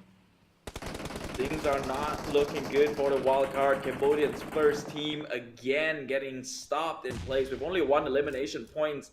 Now that leaves them at a stall or a stalemate with their second team. This is the top 4 position in which second team KE can still look to bypass, especially with 5 games still playing out for the day. Meanwhile, D Xavier trying to push uphill, but Philippines has already got that apex all covered out. But can they rule this one with an iron fist? No, they cannot. The Xavier Rabies got rabid infection, takes his way on the ground. He'll be crawling for the time being, but with all that nades right there, Chua GH, he cannot die. He is a key member for D Xavier. MVP for a couple of times now. He's always there as the marksman of the group. But for the time being, it will be D Xavier who lost a member, but nothing more. And circle shift again to his side, just at the center of Senda de Patron. Look at how Vampires waiting there already. We're talking about the Thais taking advantage of the map they're most comfortable with, which going to be Miramar. They know exactly how the pattern works. They've been studied so much. But back to the side of Brunei. On the other hand, the Myanmar trying to push in. They got himself already 5 eliminations. What a domination on the side of Genesis Esports coming up from Myanmar's second team here. And Malaysia easily being eliminated. I don't know what happened to him in the Malaysian team. They just got themselves that chicken dinner, and now they lost the momentum all over again. Feels like hot and cold and roller coaster ride. And Brunei still haven't shown us their true potential just yet, as we waited them since yesterday. Now, on the side of Philippines, on the other hand, the Philippines, I think this is going to be a first or second team. They have been chasing the tails of the Titans. We're talking about DX, SLD, even the Thais. They've been trying to take all the Titan downs by themselves and not showing any sort of fear being injected to them, even though they are the teams that are on the second page. It just shows they want for more. They want to prove themselves. They are well worthy to stay on top as well. Well, they gotta prove themselves much harder or much sooner now that 1 day's off. But Logan, well, he's doing the exact opposite of that. He's proven himself to be a man with many flaws, making mistakes, actually getting knocked out by his own vehicle. Could it be that he jumped out while it was moving, or did it blow up? Either or, I guess we'll only find out later on. Right now, HFX taking their own traditional approach, making sure to stay out of sight, out of might, and actually just playing it from their compounds. Right now, GZ and Infinity have got PG well within their crossfire. Honda, their star player, quite segregated from the team here. I don't think he can be revived anytime soon, but a lot of players being finished off play zone as well, including Savers team come up from Vietnam first team, Chua. We're bleeding out. GE kind of cornered them every angle possible. Left, right, and center. There's somebody there. Try to toss their nade. Try to fire them down. And there's nowhere out at all. No exit coming out from the side of DX here. They cornered every single way possible. Now Master Zai pushing in with the Thompson. Didn't find anybody inside of the compound. He's actually outside. Lamborghini tried to clutch it. He still got one. Prone down. But still didn't manage to secure those elimination. But from afar, 69 happened to be the third party, while PG of Laos being eliminated underneath those shacks by in the hands of Infinity coming up from Thais.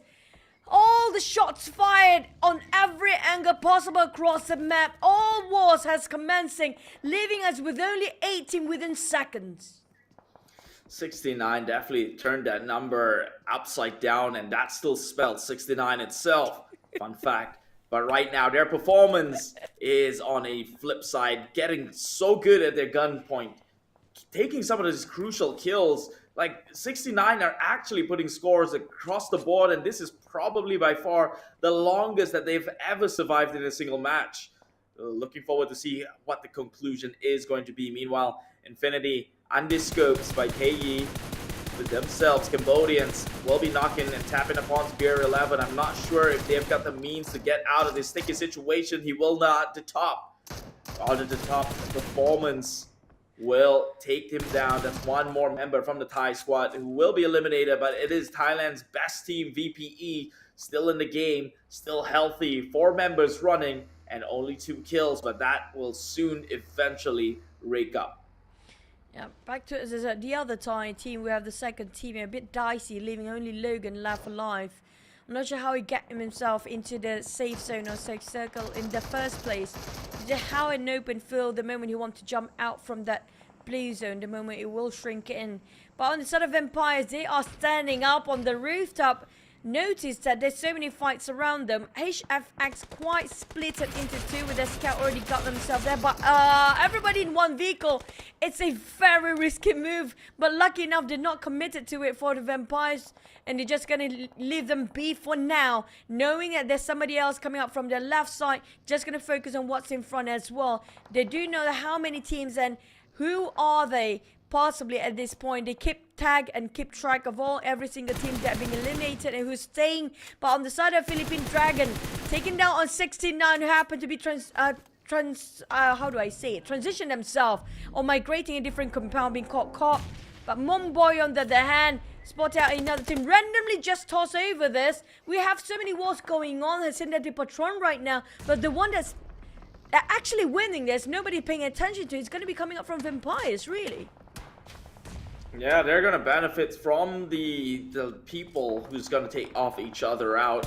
It's fairly early in the game. All the resources has not been expended yet on the side of Vampire Esports. They're just holding their gun silence until they have to go full throttle. Meanwhile, KE, though, from Cambodia, they're doing not too bad themselves. About to overtake their number 1 team by only a margin of 1 point. If they can get one more elimination in, maintain it within, they are already in the top 7. So this is going to get them leaps and bounds across the board and overtake their first team from the nation itself. Let's see how that one turns out. Meanwhile, Vampire no longer in the dark here, getting shot. So people know of their location and they have to start being the aggressors than the passive masters right now. But for Vampires, they got so many covers to play alongside with them, and they got themselves the biggest compound that is in this circle. Provided the next circle will actually still on their side, barely make it in, but still have those elevations. If you look at the terrain right now, we have SLD, the last player, Quan G, right there with Trongzin quite far apart, only 2 players left, but there's no way for them to actually save each other out if that happens. HFX spreading very wide. This kind of a spread is really, really important to make sure nobody actually being taken or being picked off from behind. Philippines, Dragon 77 and Ranked are coming in very slowly from the northern. Same goes for KE. Logan is still stuck there in between. GZ got themselves a bonus with an airdrop, but for the side of Philippines, they have to skirmish themselves, have to take a bit of a royal rumble to get into the center of the circle. They have to take one out either way, including here is going to be KE, who specializes in long fight distance, and they're not losing any men at all. We're talking about how they are really happy when it comes to sort of a long distance fight in Miramar. This is going to be not really that big of a challenge for them, but for the Philippines, they have to cut across because right now the blue zone is closing on their side first. They only have 1 pickup truck to work around and the others have to go on foot. But the moment they step out from their comfort zone, smoke up vehicle on the pickup truck will force them to jump down. It's straight into SLD Trongzin's lair. But the moment he just shows themselves, also shots coming up from the ties. We're talking about the Vampires are hunting down these guys from those elevations. They got the high ground. They can see everything that's going around them as well. And that's the more scariest of situations right now. Vampire having their eyes upon but it is Monboy's Molotov that actually burns them down. But they are not saved as Filipinos, as Vampires set their eyes, bloodlusted, looking to take them down. And they eventually will have to make the move as well, because Vampires, they're playing by the edge of the circle, looking to crash, and they might just take over that compound and take advantage of the Filipinos, who would be then in a position to reset. Meanwhile, KE will not be looking to draw out this fight longer here against the GZ from Laos themselves. Filipinos eliminated at 7th place with 4 kills. And let's take a look at this battle. Both Thai teams still there, hovering around the corner, including the last player of Thai second team, which could be Logan, is still there. Shraps. Here comes a Vampire who start to all of a sudden with 0 eliminations, 0 kills early on, starting on the 5th stage, starting on the 6th stage. Now all of a sudden they are getting themselves quite a high volume of kills. 6 secured just by standing on top of the compound, playing with those elevations, don't even have to move as much, got themselves that bodies laying everywhere. They got themselves an upgrade of loot. The moment they lost a bit of ammunition out of their resources, just can replenish themselves easily. Logan on the other hand, solo player or not, still secures another elimination just by himself. It's just how these guys coming up from the Thais, you cannot look down on them the moment they're leaving with only 1 man behind. There's still a full force, a full squad with that 1 man remain. And he just clutched GZ by himself. He secures another elimination with 5. He carried the entire team, breaking his back here we're talking about. Whilst K and GZ still have a bit of a duel, a bit of a brawl in this compound amongst themselves. The ones that's winning is going to be the Thais on the sidelines. Yeah, Thais. Right now, Logan, 1-man army, playing with 1 hand behind his back. Meanwhile, VPE already on the 90th pointer mark. And it's only going to get bigger and bigger. Meanwhile, KE does toss on some nades onto the side of GZ, trying to go on in a close quarter compound fight here. Who's going to come out on top? They do blow up the car. Now that is no longer a threat. Target has been neutralized, but Logan is well within the area. He could come in as a thorn. 4 teams remaining. If it's a silent solo player, we won't be worried as much, but this is Logan we talk about. If it's going to be coming up from the Thais, from the Vietnam teams, that 1 player will cause so much problem for the entire team of a different nation entirely. Having a HFX kind of stuck in between due to vampires. They're trying to shoot down on the side of Logan. They spot him out. But the vampires with those elevations can see everything that's happening on the white plain of field. A very dry land indeed, and nothing covers them in between. There's only small shacks and haystacks in between. It's so clear for them, as clear as the daylight. And Newsy can just easily see through HFX and KE on the other end.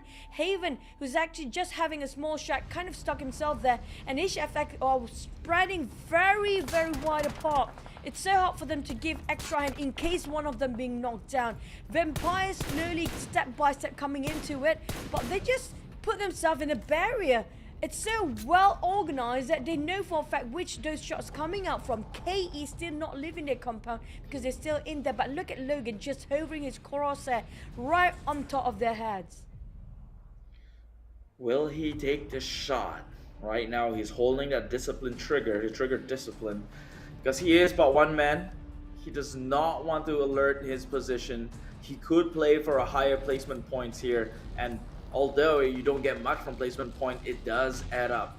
To get 10 points from a chicken dinner is still a hard feat to do through kills alone. And so they've got the decent kills from Infinity. They've got 5 in the bag.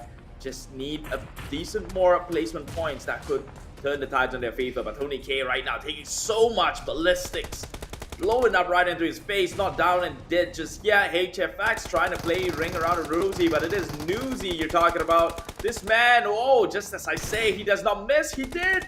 And now HFX coming in with a full-fledged backup agency from the far end, coming in with the support fire. But right now, VPE, the rest of them are on guard.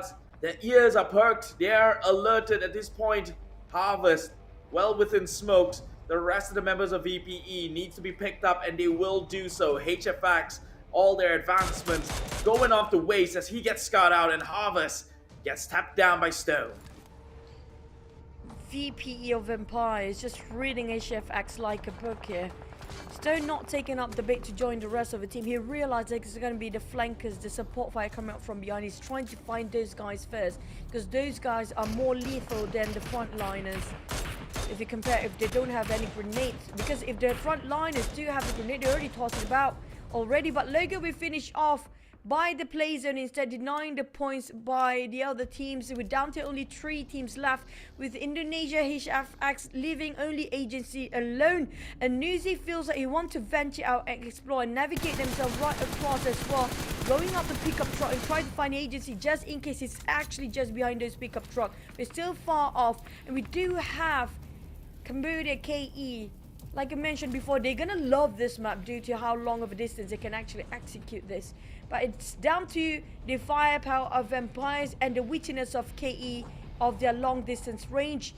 How do they conclude when it comes to this map right now? Agency just gonna cook up the nade, but right now KE is a bit busy with VPE. They have to jump across this wall. And the moment they jump over it, there's nothing else to take cover from. And Nuzi just spots them out and just start to shoot. They only have haystacks to take cover with. It's not looking good for KE. It's like we mentioned that they like to play behind fortresses right now. This is not their comfort zone.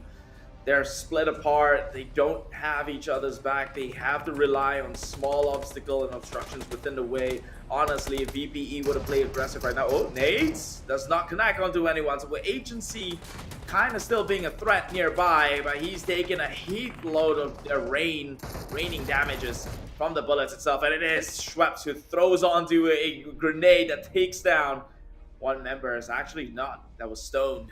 And now immediately KE in bad situation will burn down to hell, only leaving a couple of members. It's Puff Puff. Wait behind this Trucker. Can he look to take at least one member down? He will not. He will go down eventually, and winner chicken dinner goes the side of the Thai. Again, this team, we cannot decorate them enough. They have the Medal of Honors in this tournament alone, the most consistent and the highest of performing from Thailand. Oh, this Vampire lineup coming up from Vampire Esports is just so formidable right now. It feels so strong. A different level of gameplay entirely. You saw early on how they just execute things, how they think about the position. How were they reading? How did they even read all these other teams like a book, unfolding them one by one easily? Feels like not even an effort to be actually invested in the first place coming from Thai first team. But back to the side of KE, valiant effort coming up from them. But still, when it comes to that HFX player, right, I'm still questioning, is it he got finished by the play zone or considered as those elimination points by the player? Because he being knocked down by the players, I think. But in the end of the kill feed, it was still outside of a play zone. Who actually secures those elimination points? There's so many players also got finished off by the play zone, including DX there. Oh yes, that's one to point out. I did notice DX, who didn't have too hot of a game this time around, and going out in a blue, it's kind of tough, but let's be honest, that circle right there was quite of a bloodbath. At one point over in Hacienda de Patron, it was guns blazing everywhere, multiple fights taking places. We easily lose track of those, but at the end of the day, that conclusion was that Vampire Esports did reign supreme in that note. Cambodia still very, very consistent. That's a top 3 finish. Again, with the Cambodians themselves, I think this is going to be enough to leapfrog their way on top of their first team, who was currently in 4th position and now getting pushed down to the 5th. So luckily for the rest of the teams who are playing though, Thailand, the ones who won, are the teams that are ahead. So that would not shift very much on the 2nd place onwards. At the same time, this just stretch out the gap between this first and 2nd place. You know, this is very anticlimactic for the final day, because it just shows that we know who's going to get the number 1 spot if this keeps on going. I do want to have a bit of a suspense till down the wire, so we don't know who's number 1, but it feels very apparent, very distinct right now who will actually take number 1 spot if this keeps going. Feels like Vampires is a team that on a different level entirely. Everybody been pulling on their weight, everybody been trying to have the same sort of responsibility from the other. Everybody have their own roles being showcased to us. Like, we do see Tony K from time to time, we do see a bit of Schweppes, we did see everyone actually pull all the strats that is supposed to be with, like even Nuzi being the the bait for the team or even the front line being shot down, but there's always a support fire coming up from behind, like how Stone take out the flankers, take out the long range fires from afar. But still, 11 elimination. They got themselves from 0. Keith, you mentioned about them up to the 4th or 5th circle. They were very quiet, but within that short amount of time, they got double digit by themselves. I mean, eventually it's going to come down to that, right? And I think that's where they kind of do get a little bit of a luck of a circle, as much as we'd like to deny it to be. They didn't really have to move. They were in good position, good compound the entire way, except towards the last few circles. It was only then, I think they only had 2 kills while everyone was guns blazing on each other. And finally, when they came awake, it was brutal. They taking everything, 11 eliminations, like you said, double it in just a few circles remaining. Cambodia still doing their strat, and I think they've got nothing to change here. They're decently on the offense, but also playing it a little bit passive just to ensure some ranking points. And it shows with 6 eliminations, 6 ranking points, it adds up to 12, and that's not too shabby of a deal to walk away from. The second team in Thailand got 11 with Infinity. Unfortunately for Vietnam, this game wasn't the easiest of roads for them.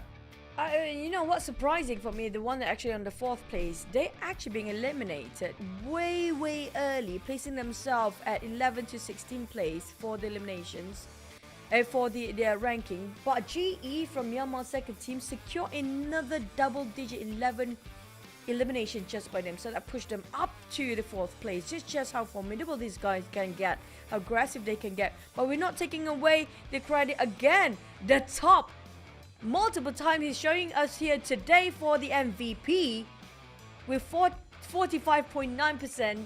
Just now it was 48%.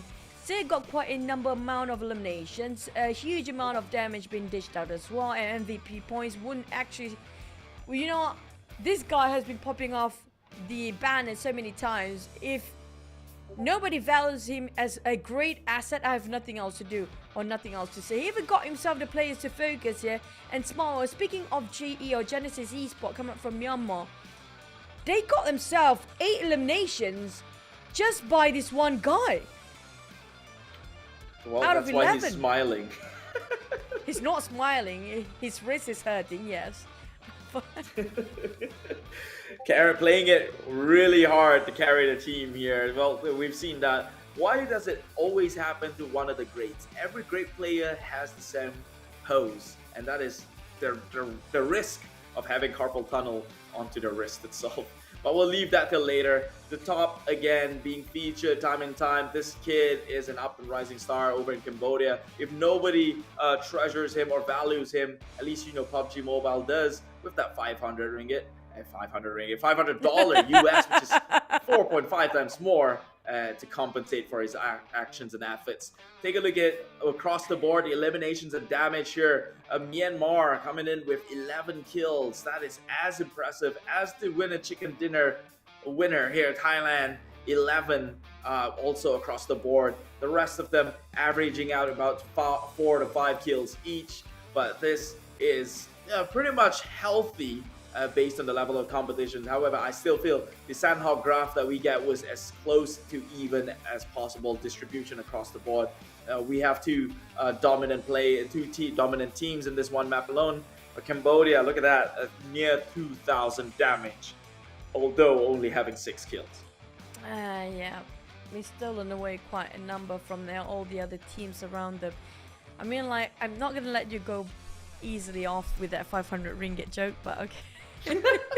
If you get an FMVP, you got 500 ringgit, what can you buy? Yeah, you can buy a lot of food within that amount of time and within the month, but I don't think you can even pay rent with that. But it's gonna be USD, yes. But back to it, the overall rankings. Thai teams, look at the gap. This is what I don't like. The over-dominant team, yeah.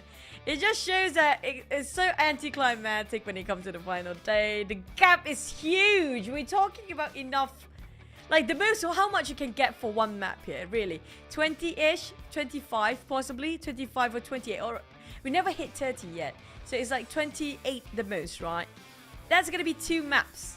We're done with 2 maps already. We remain with 4 maps now. Do you think there's any way anybody can take the podium spot so far? And they got the most chicken as well. They did. I mean, with that sort of performance, is it even a surprise at this point? Like, I'm looking at the graph. The first thing in my mind is, okay, screw number 1. No one's touching it.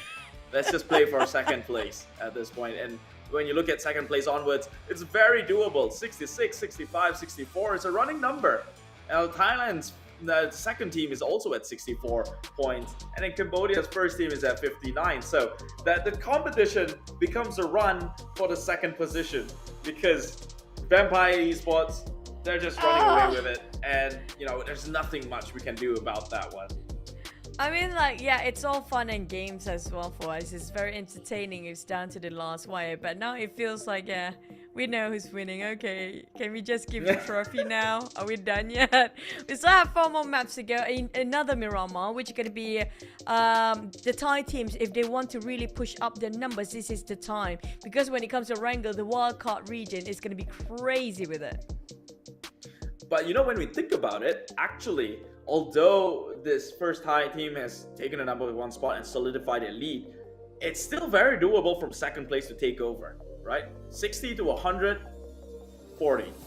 But we'll see how that one pans out. Right now, let's kick it off to the highlights and take a quick break.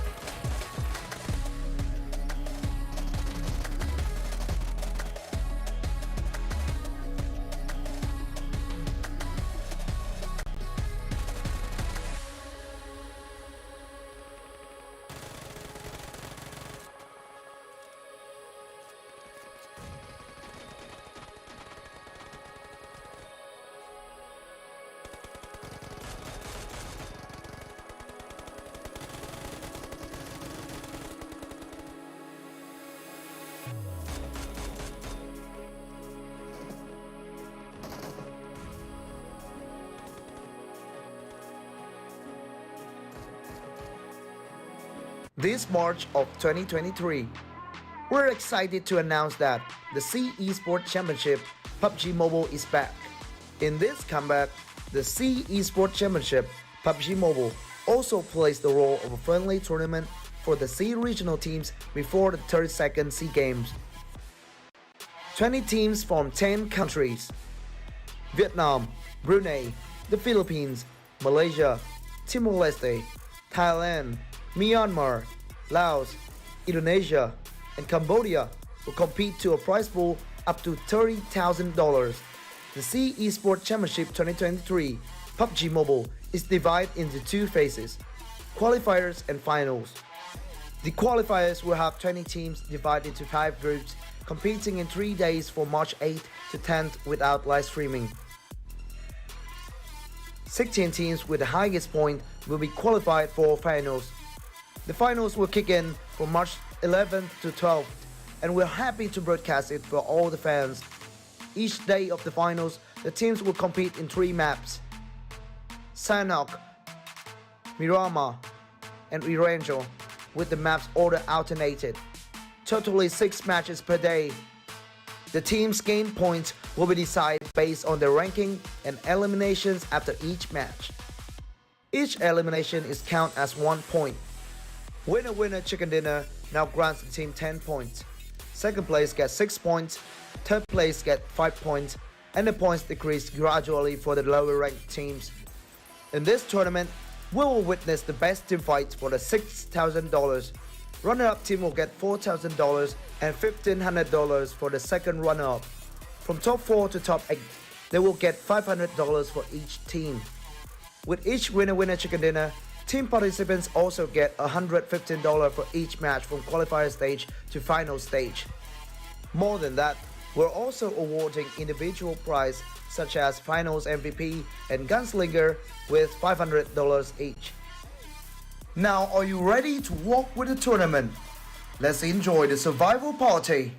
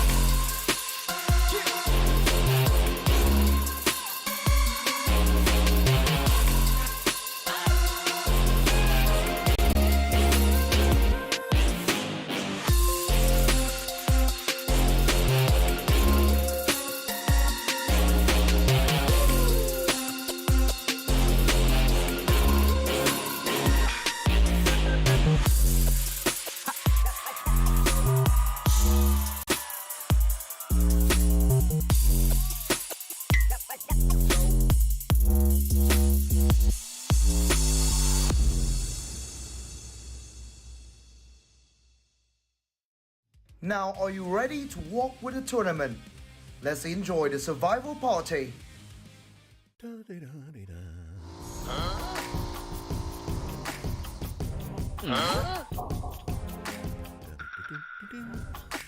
What?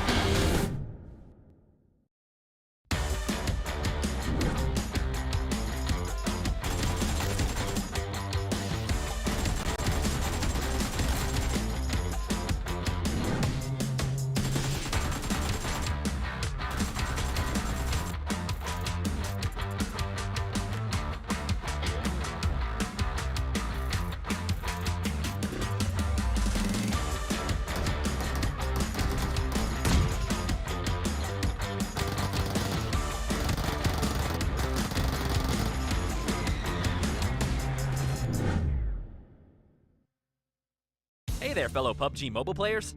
The skills gameplay of Gearfront massively changed up the strategies of players. For the sake of adding even more variety to the skills, we've added 2 new skills as part of the version 2.4 update.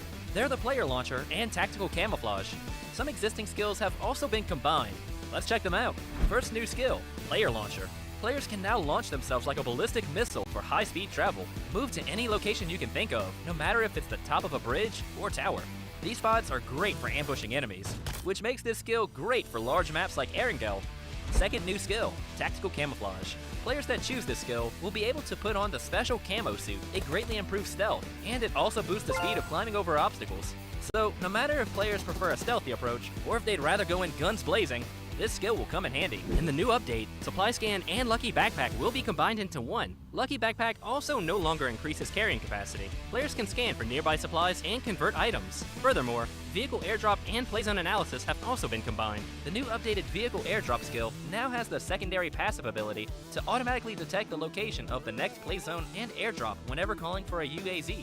Players will be one step ahead of their enemies in reaching safety. In the new version, players who choose the Black Market skill will not only be able to get a free basic crate 5 minutes into the match, but they'll also be able to purchase and match crates that come complete with a set of gear. By purchasing these high-quality supply crates, players will get access to airdrop quality supplies.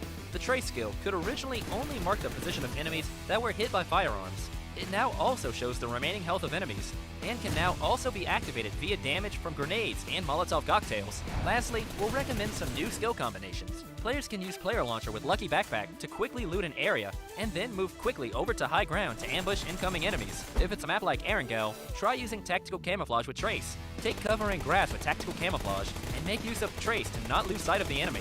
Eliminate enemies quicker than ever. Of course, there are plenty other skill combinations to choose from in-game. See what combinations work best for you. Gearfront will be available from February 15th to March 12th, and will be playable on Erangel and Livik. Invite your friends. Welcome back onto the program. This is the Southeast Asia Esports Championship 2023, the second day of the final stage, which is the day where we finally decide who takes it off as the #1 champion in this tournament. Joining me, it is Choo Choo and myself, Keith, as the caster to take you across the entire journey. And right now, Thailand strong at #1, but it is to, well, I would say not solidified just yet, because potentially second all the way down to 4th can still make it all the way up. Think about it. It's only like 40 points difference. That's 2 maps, and we have got 4 more to play out. I'm thinking about it right now. You know what? You said today will be the day that we get to know our champions. You didn't even finish the day. I feel like we do know who is it. Because provided the fact that #1 spot, Vampire Esport, if they want to give away that #1 spot easily, like they are not the teams that will be diminished or will be eliminated too early since the start of a map. That's already a problem to start with. Now, how to take that #1 spot? Like you mentioned here, when it comes to Southeast Asia Esports Championship 2023, it's down to who get #2. It's the #2 spot contest right now. So my thought process by painting this narrative is this, okay? Although you're right, I 100% agree. But you know the one thing that hurts more than a bad result is to give them hope and then take that hope away from them.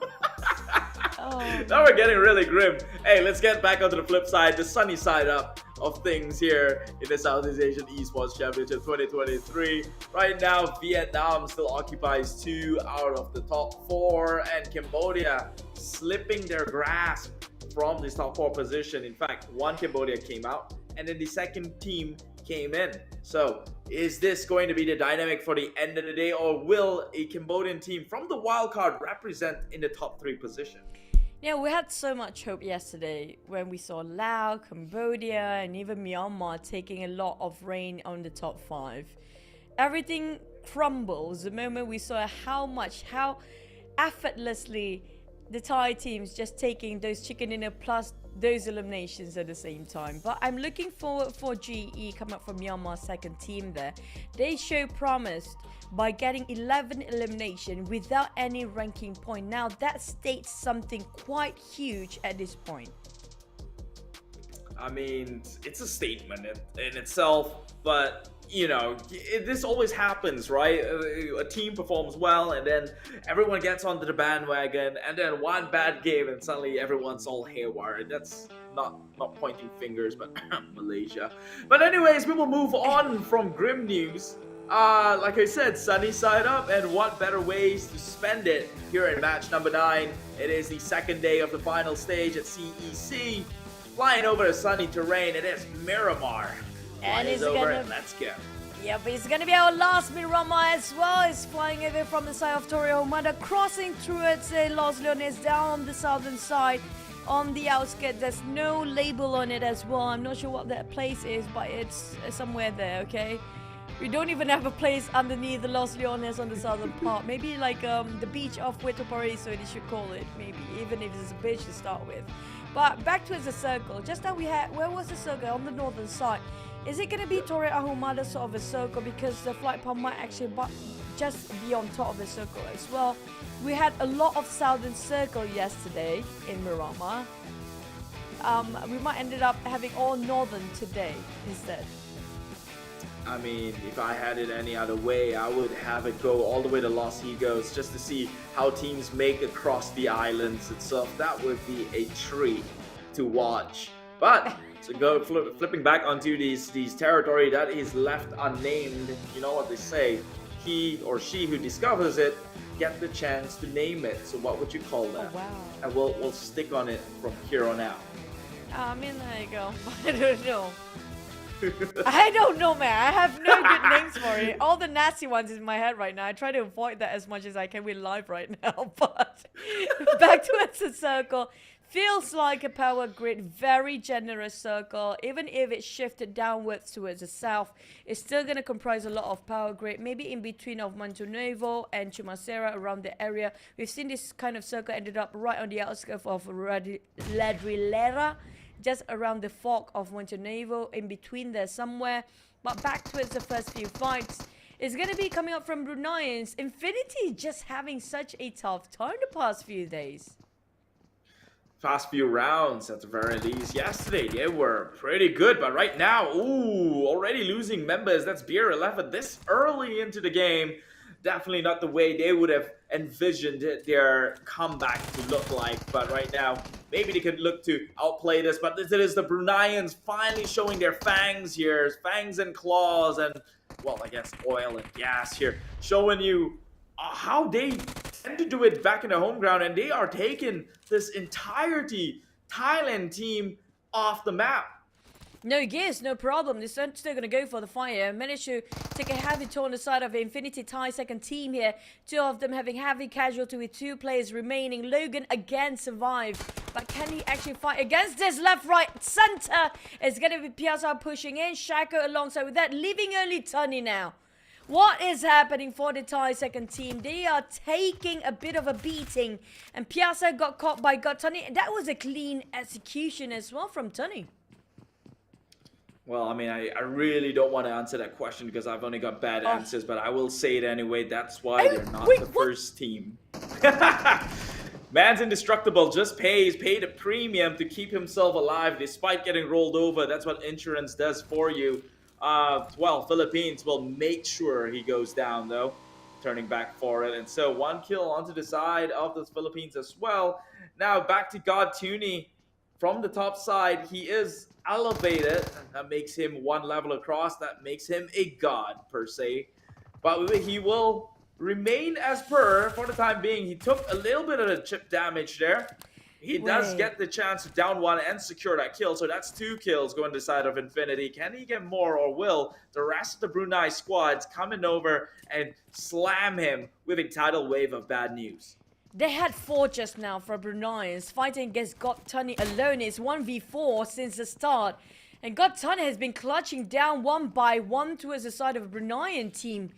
I mean, like, they are giving it away freely. Their body's just slamming down easily to the side of Gotani. And now he might actually made it. He can actually do the clutch here.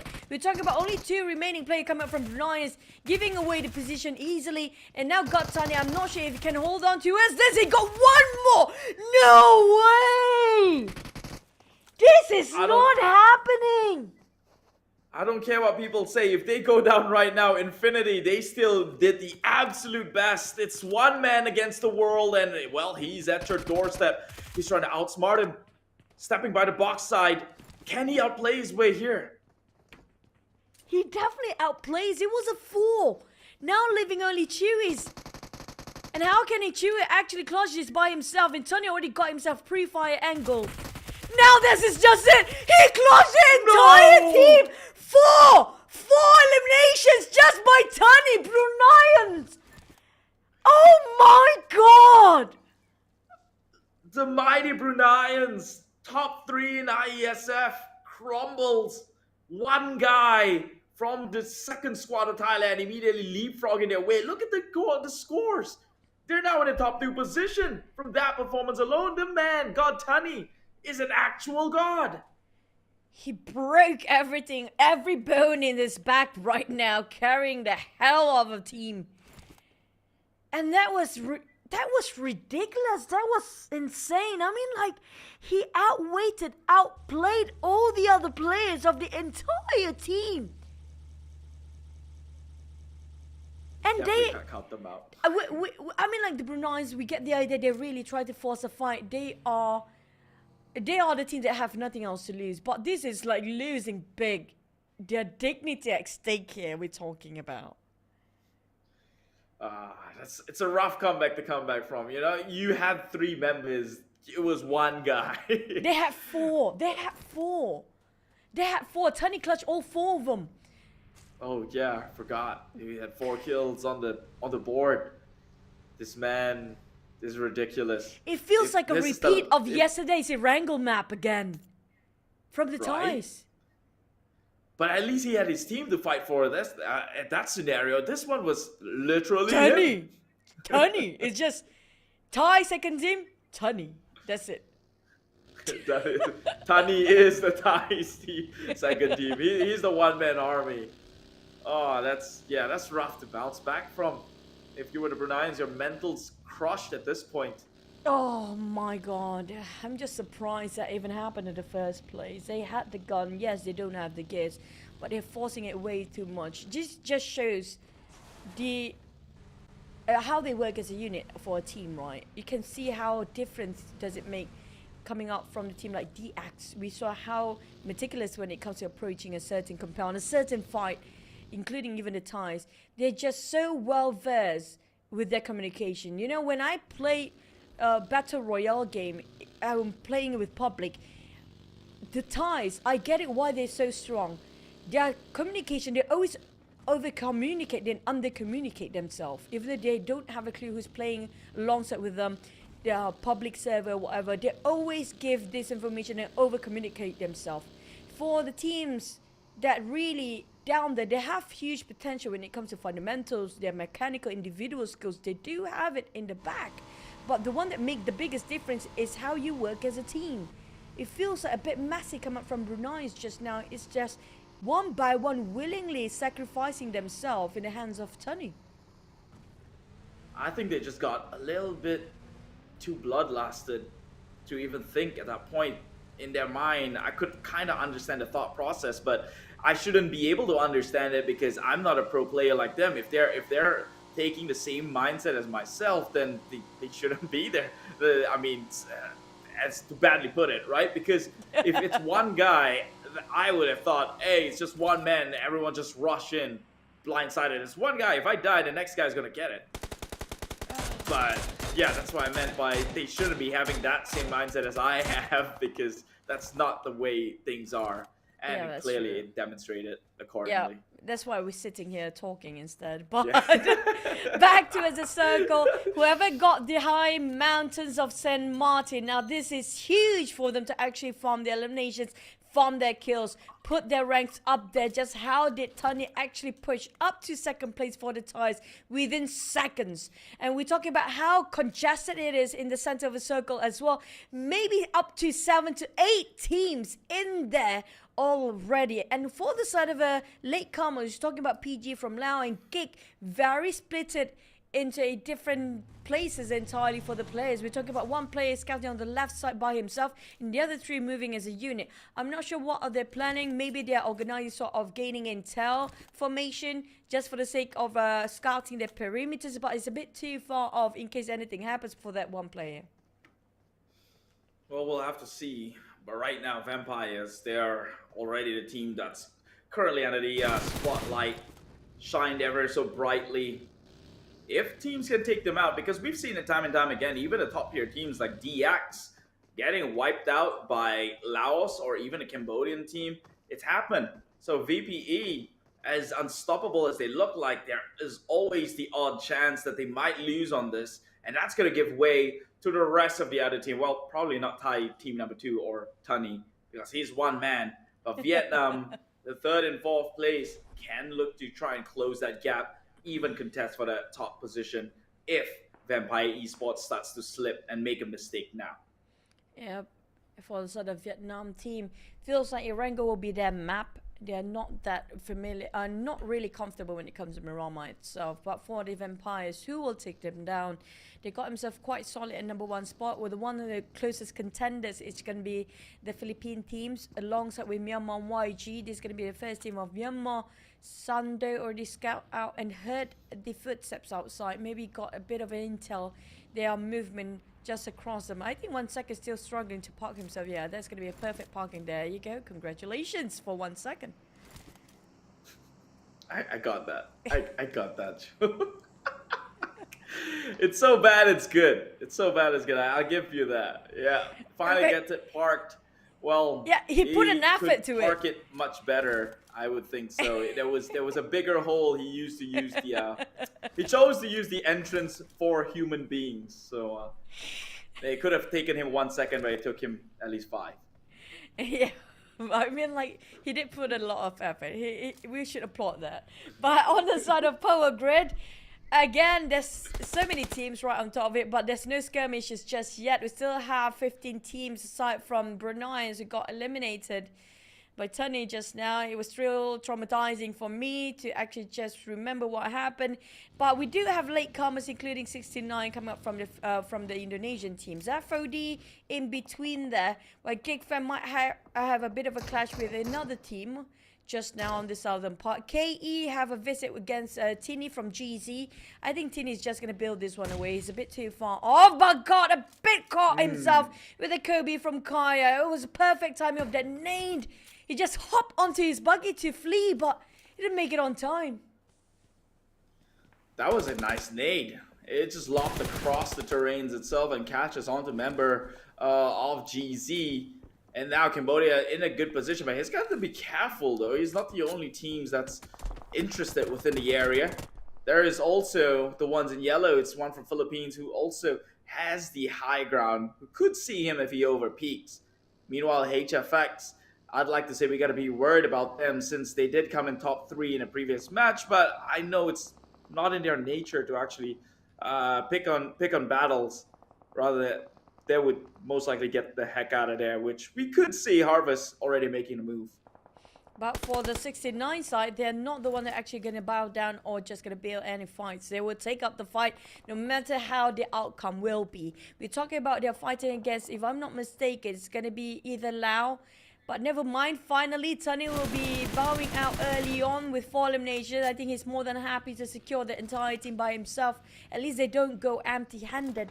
But inside of FOD, spot out the entire team of 69. They got finished off one player just now. I think he got picked back up. If I'm not mistaken, got finished off straight away. But for Indonesian teams, it's best to avoid a lot of fights right now because they are at the bottom. They need to secure at least a position ranking with being a top 8 and start shooting, or even wait until the 4th stage of the circle, because right now it will commence in less than 30 seconds, while the VPE feels like they're not breaking any sweat in this map at all. And you give them the high ground. Like, can this game be any more unfair? You just gave the Vampires a full spectacle across the map and the gun in hand with decent amount of ammunition.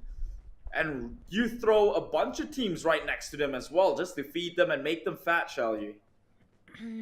Feels like they're having everything under their palm here. Well, the side of 69, they are taking a fight against DX.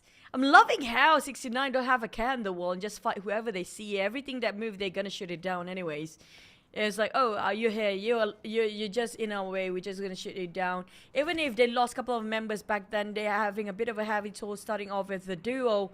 They don't have a cat in the wall. They're just gonna keep run and gun anyway. I love this kind of, this sort of a mindset, a very carefree mindset coming from 59. It's very refreshing as well. But even though it's detrimental for the lineup and detrimental for their scoreboard, but it's just they're having fun with the game still. We can see that they're having fun with this match, even though it's a tournament. On the side of FOD, they're reaching towards the side of Picado slowly, but we do have HFX and Philippines waiting on the southern part to be the gatekeepers, while GZ still stuck in the compound. Stuck in because, well, they've lost a bunch of members. One, actually, just Finney. And, well, they have the understanding that they're being gatekept right now by one team, and that is the Cambodian KE. But I'm not sure if they do realize that PG is well within the area as well. HFX, being the pessimist, the pacifist here, does not want to shoot, especially even though they see one inside. As I say that, immediately they fire one. And they have initiated a battle. Let's see, HFX stuck it through this time around. It's one against FOD. Easy is now taking fire. It's gonna hurt, and he will fall down onto his knees. Members are not nearby to make the rotations based on the map position. They're quite far forward. Easy was just going in as a scout, and he will relay the message that they have now a free car and his death box. It just shows HFX is well versed around this terrain here. FOD hardly making a hike in the first place. But HFX, well versed or not, the Philippines do actually have the higher grounds, do have the elevations right on top of them as well. Not being careful about that. They thought they are the only ones up here. It's a clear sight, as clear as a daylight, as Ryman tossing out another nade right on top of them. Oh! Clear enough, but the angle's making it so difficult for the Philippines to just crush them out here. Dragon overexposed himself from afar. Snipes coming out from Geek Slate, spotted out PG. Vampires taking on. What happened to GZ? Two teams having a set of eyes onto them, and one by one we pick off left, right, and center. Well, Geek Snipes, they have gotten PG handled, so I guess maybe the Cambodians finds their way onto GZ themselves. But meanwhile, VPE, again, you gave them the high ground, and now they're going to rain hell upon the... Has got the nade tossed up. It is a Shreps nade. Will it hit? Just so close. Shreps, you've got a reputation to hold, my guy. Keep it up. But he got only one more grenade. Now you have to save it. You have to salvage it. There's nothing that you can replenish your resources up here. He really tried, but given with the terrain, with the angles here, it's almost impossible to land everything on the dot here. But back to the side of VPE, the moment it's entering a stage 4 to 5, you realize they start being very proactive during this time. This is their most active time for the side of VPE to start getting those eliminations in their hands. But those coming out from the Picado side, I say good luck, because there's so many heavily guarded with the Philippines on the highest ground, with HFX in the middle ground. FOD couldn't even make it, and they lost one man in the process, while GigFam have to crush themselves to get into that. What FOD will be in between the way. Mika kind of separated from the rest of Gig Slate, but PG coming out from Picado will actually heavily guarded to the side of KE, but the one actually really having a tough spot is going to be GZ. We saw GZ being picked off by so many teams on those high grounds. They couldn't even pick out. Their pins are down, man. I mean, if you have VPE just peeking across your shoulders, and also KE in the front end, there's really not much you could do, and you're now even in the blue. Now, more teams have been bowed out. That's one from Vietnam, so that means that 65 number there isn't going to change a bit. It's going to open room for Cambodia's second team to maybe stride their way up to the top floor. Right now, FOD, again, falling like flies. This is the Cambodians' first team, who has been on a downtrend ever since day number 2 has begun. More kills goes to the side of VPE. That is expected. But right now, very clear-cut passageway for Cambodia's second team, KE, to make it into the top 3.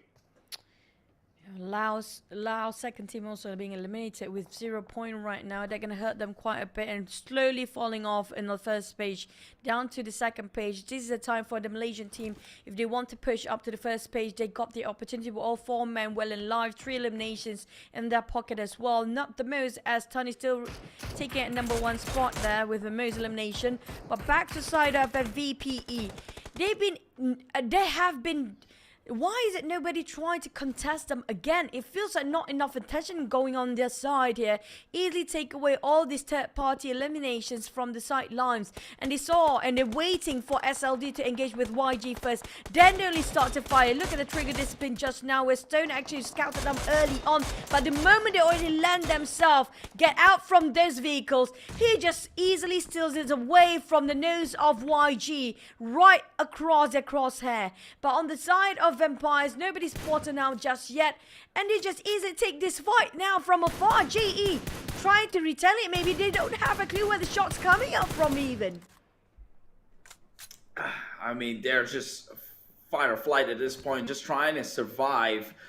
And at that point, it doesn't matter where the shots are coming from. They just need to get cover and stop the damage, stop the wounding for the time being. So this entire terrain is just saturated with all the enemies left, right, and center.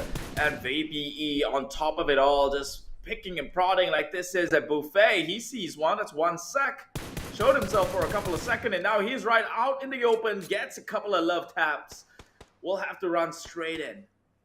Now back towards the next circle, we do have YG and Philippines taking the center, and Vampire is still in there. You said they were having a bit of a luck, but I have to say their skills and their judgment call when it comes to reading the pattern of the circle, they are well versed in this Miramar map. They are gatekeeping to the side of Philippines second team. They are fighting against the Philippine team NKE at the same time, with nobody contesting those high grounds against them. While the side of Philippines second, I think this is going to be the second team. They're still on the high grounds, yes, but at the same time, if they were to climb down, it's going to be really tough. It's a long hike coming down from that high ground. Straps, on the other hand, showing the reign of VPE from afar. And Philippines, nobody can actually hike up this mountain anymore. They know for the fact this is going to be a very solid mountain to play around whoever tried to pass by, and just easily take away and just flee from the criminal. Such a smooth criminal coming up from VPE here. You cannot even clip those nades from down below. Look at how Blanks tirelessly trying to put out that nade on top of these VPE players, but it feels impossible with those angles. Yeah, I mean, it's always an uphill battle to go against an uphill positioned team here. So the favor is going to go to the side of the VPE for sure. The question is, why are they still sticking around for at least for the rest of these teams? Cambodia's first team finally down and out. Vietnam second. Both Vietnam teams are out. It's clear passageway. Cambodia, KE, they have to make this one work. Clean up this entire PG. That is going to kick it up for a good ending in this match to find themselves in the top 3 position. Right now, they take out one member, back out. Did not back out in time. Honida, he's trying to find him for an angle to maybe come in as a surprise. He's tossed the nade on in. Will it clip? I don't think it does. It will. A little bit. It hurts a little bit, but not that much. Not that detrimental just yet. Meanwhile, Honida, he's right into their back ends. If Cambodia are not solid with their defense here, that's gonna crumble them from inside out. The one that actually getting a lot of elimination on the kill feed is still gonna be VPE. They're going there unpunished, but still coming up from YG and GE.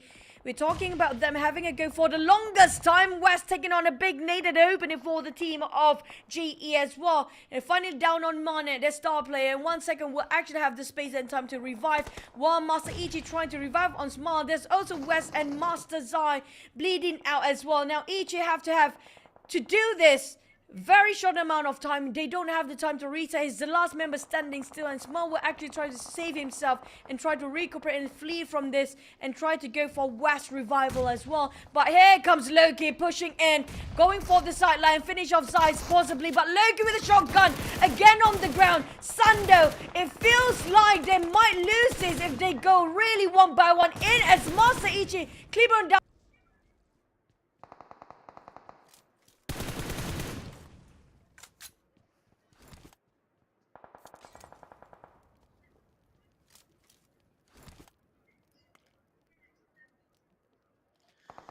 He's got to, he has to. I don't think that's an option at this point. Marne has to land these shots. He has to win this compound for his team to be able to play in longer towards this match.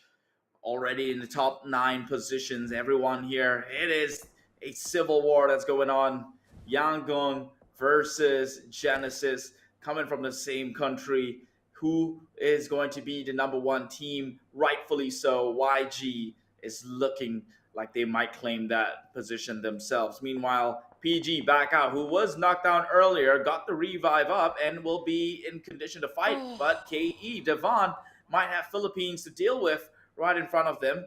And this is going to open up opportunities for PG. Meanwhile, VPE, they are indiscriminatory to anyone under the scope of their guns. They're just letting it rip, shooting things out. And he spot one from a far side. Pressure is on. Yep, for the Philippine, Momboy managed a bit of an exchange to do. Indonesian first team got themselves 5 elimination, but the ones winning are the ones that actually on the high grounds. We're talking about the Philippine second team also got themselves dominating over 5 eliminations right now. But the one that unchallenged is going to be the rest of VPE. Nobody actually trying to hover their crosshair towards that side. Another team eliminated, we're down to 8 here, but these guys just keep their nose into everybody else's business. They're still inside of the circle. They're just at the rim of it. But the next circle will determine if they're still going to take this compound or just have to leave it by. GE are running away from the crosshair of VPE. Straps realize that this is going to be a bit of a slippery slope. Not enough angles for him to actually see through what's happening down there. But Stone with a mini 14 try to just deny HFX from moving forward, but he will make it in anyway. Tony K taking on 4th row of Philippines and Mane taking on GE. But back to the side of Malaysia, out of nowhere, they are here to contest as well. But it's going to be a huge hike for them. Look at how many teams have their eyes onto this side. Mika, that buggy smoke up, feel like it's really dangerous for him to hop onto that. But look at how the entire first team, Tony K, making sure nobody climb up. In the meantime, Stone, every single person of VP have different tasks, very differently. This is getting scary. Take a look at the circle that's at hand here. It's clipping away from the mountains, which means all these teams will have to make it down. But part of this circle still clipping the mountain, which means VPE, they can snipe on people who's running into the circle itself. This is literally serving things up upon a platter on a dish. They have got no needs to move just yet. They know, and they have got the information on where the positions of these players are. GE taken out. That is it. 6th place, 3 eliminations, feeding onto the sides of these vampires. And what you say is true. It's impossible to think that they're going to bow out on a map without getting themselves a single point. Nobody trying to get from their back line. Nobody trying to go for the flank side of VPE because everybody just too focused on what's happening right across them, which are going to be the one that the Mountain, HFX and Philippine second team should fight against. Same goes for Gay, who's being burnt off by the blue zone of Malaysia team. But these guys, they go unpunished. They easily taken those elimination, not even a fight to start. It's just one-sided fight all day long for VPE. They just easily take away and steals all the effort being put in by the other teams. Look at how the nasty they can get. Philippines still secure to the side of Malaysian team, but Straps have been aiding into that as well. Stone, on the other hand, taking a fight against YG, holding this angle by himself, and easily wipe off Stone on the other side. Marned, one by one, at the same sort of graveyard around there.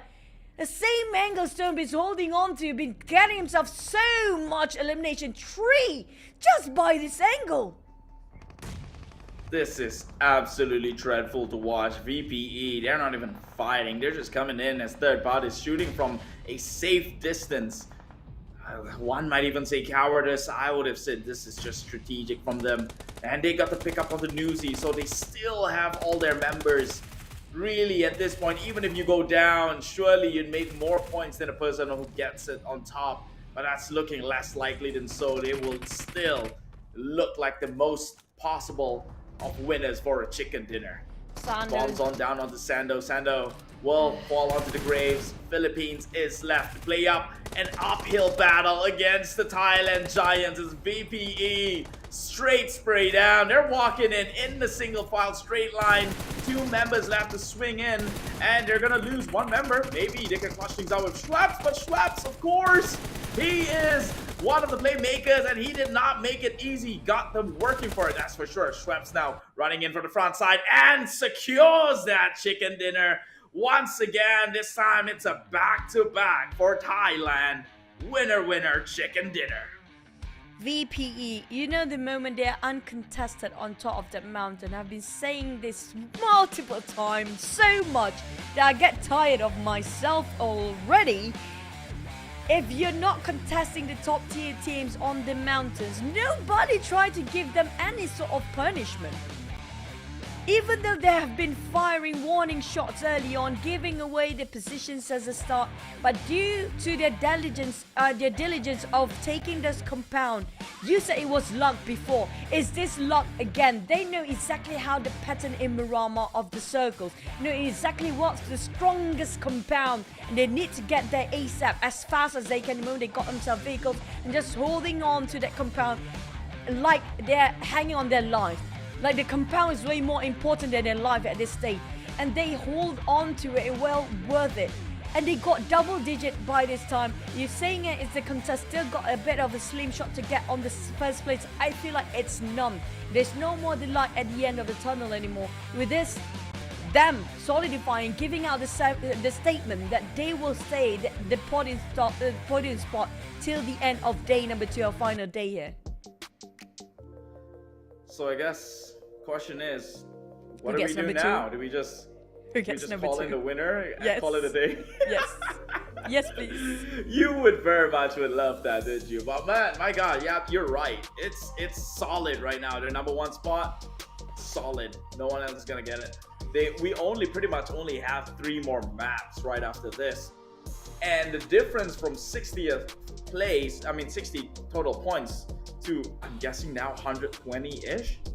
Yeah. You're not gonna get that in 3 games. So yeah, the chances were there, because think about it. What's so fitting with this scenario is that all the teams that are more likely to contest for that spot all got out early. Vietnam, both their teams. Thailand second team got out. Cambodia second team, who was in the top 4 position, also fell out, which means the gap for them did not close in, or at least, give them a little bit of leeway. Like that gap was exacerbated, and I guess we're playing for second place. There you go. South Asia Esports Championship 2023. It's all about the number 2. Who cares about the number 1 now, huh? Because and that's what I like.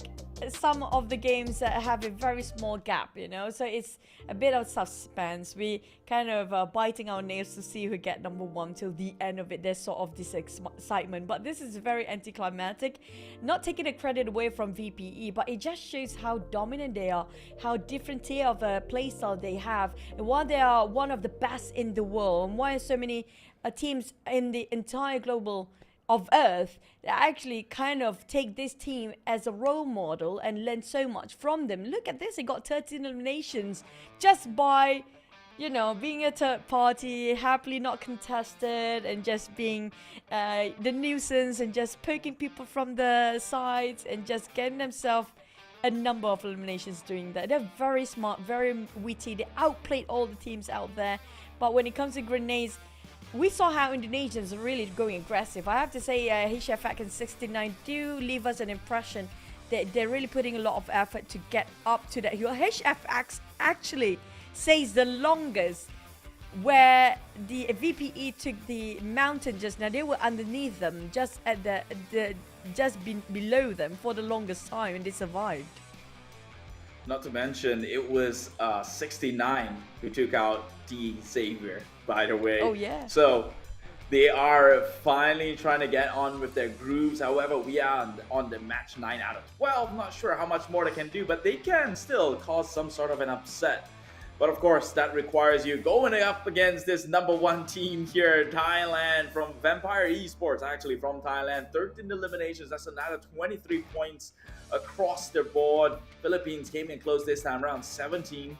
Myanmar with 12 of their own. I mean, it goes down here, but Cambodia finally not actually having a good game this time around. This might be a hindrance in their position. We might have to see later on, because last I checked, at the number 4th spot, it was pretty close. So I think this one bad game might cost them the entire top 4 position, but that's not in confidence, because Vietnam, both their teams also didn't make it. So, but at the same time, if you look at this match ranking right now, aside from the first place, the second to up to the 6th place are the teams that are actually on the second page or in the middle bracket. So it won't make that much of a difference when it comes to overall ranking, because the teams that are actually on the top 5 are still gaining points. We're talking about they're not heavily being punished, but you know what, this guys, every single person of coming up from VP of Thai first team just now, well deserving of their MVP. It's anybody's game.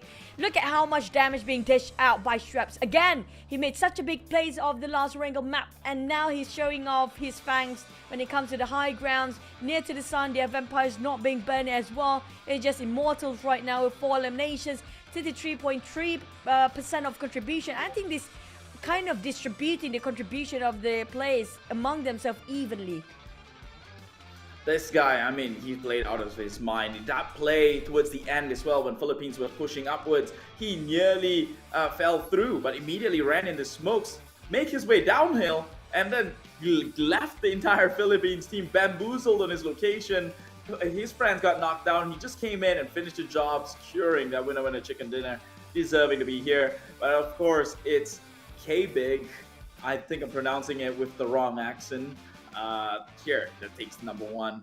8 eliminations, only 687 damage. That's not nearly as close as the 1000 damage that is displayed on Schweppes here. And he only gets accredited to 4 of those kills. Insane plays coming out from the Thai squad.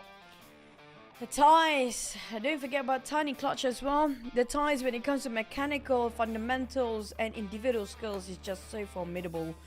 But back towards our drawing board when it comes to elimination and damage. Still, Indonesian, I'm loving the fact that they are putting a lot of effort by pushing themselves way more than the boundaries or the limitations. But for the side of Myanmar, I think that's going to be GE and as well as YG pushing themselves as well. A lot of damage output we're talking about, but not much when it comes to eliminations for most of these teams. But Thai second team, the damage, I think that's just not even Thai second, they're just stunning. But back towards Philippines though. 2 eliminations, almost hitting at 2k damage, but just 2 eliminations. I mean, that's just the reality of it, right? Like, where was most of the Philippines team? They were down in the foot of the hills, trying to push their way onto the top. That was VPE. VPE held one of those Filipino teams back for the longest of time, right? It was one man. It was Schweppes holding the entire squad. And then came Tony K to assist on that and wipe them out. But and there was another one in the end of the day who just decided not to push up, defend it. But let's take a look at the top 4 positions. Right now, Cambodia maintains their placing, albeit unsafe, with 67 points, similarly to Vietnam's second squad in the number 4th position. You know what? The 2nd and the 4th place chickens are given away to the side of Thai first team. They are the only 2 teams in the top 4 without any chicken for Vietnam second team and Thai second team here. But still made it up to the top 5. And surprisingly, like, we have across the board, like, Thai first team, they got the main prize pool, they got the most chicken dinner, they got more add up to it, they got maybe the FMVP, and it's gonna be 60 points in between. It's just such a humongous gap there, and it's like, who else can take it away from them? It's just 1 point shy of a margin between the 2nd place down to maybe even the 5th place, a couple of points in between, but it's still 60 points in difference. Maybe we can have a bit of a suspense for 2nd place, but we still want to have those excitement for 1st place, right? But they got 4 in a row. Now, can they close up when it comes to the entire day to have, like, what? We have 2 more, 3 more. 7 chickens, that's going to be the most for them, right? That's the most. But when it comes to Erangel, I have a feeling the wildcard region, or the teams that kind of try to push themselves up today, will actually have a bit of a slight hope to actually have a bit of a contest in the last minute. Yeah, my only question is this. if now you have two Thailand teams occupying the two top spots, what happens if you allow more Thailand teams within the same league? Go figure. Right now we've got a highlight reel, so I'm gonna take it away and get back after a quick break.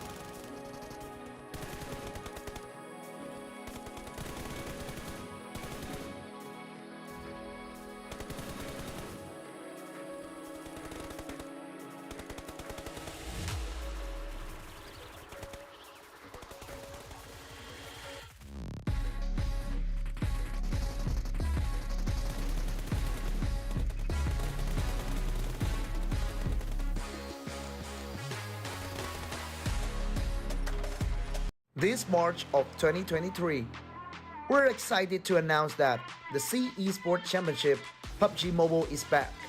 In this comeback, the Sea Esports Championship PUBG Mobile also plays the role of a friendly tournament for the Sea regional teams before the 32nd Sea Games.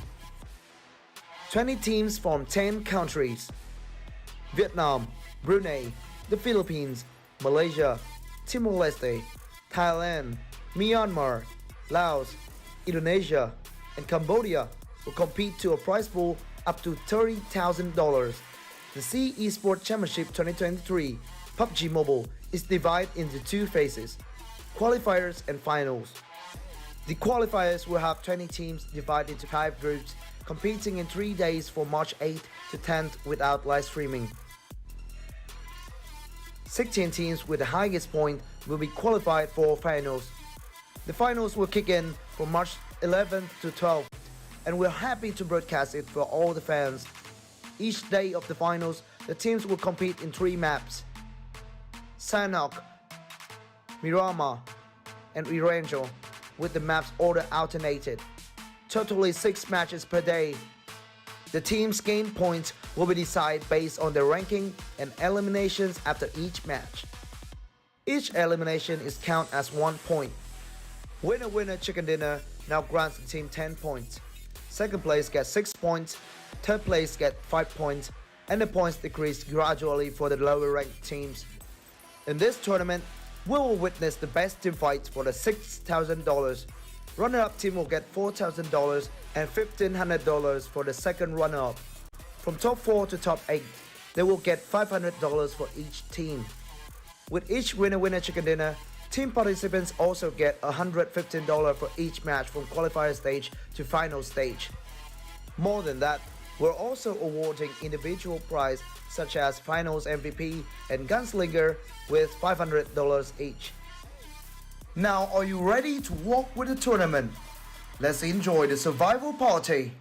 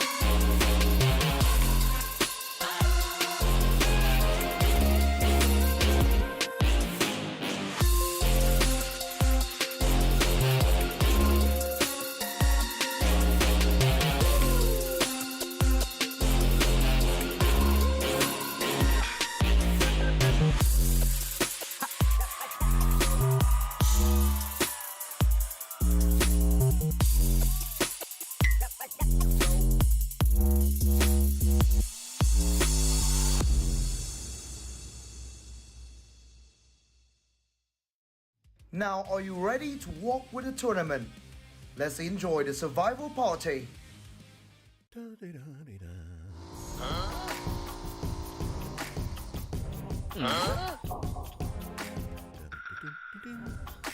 What?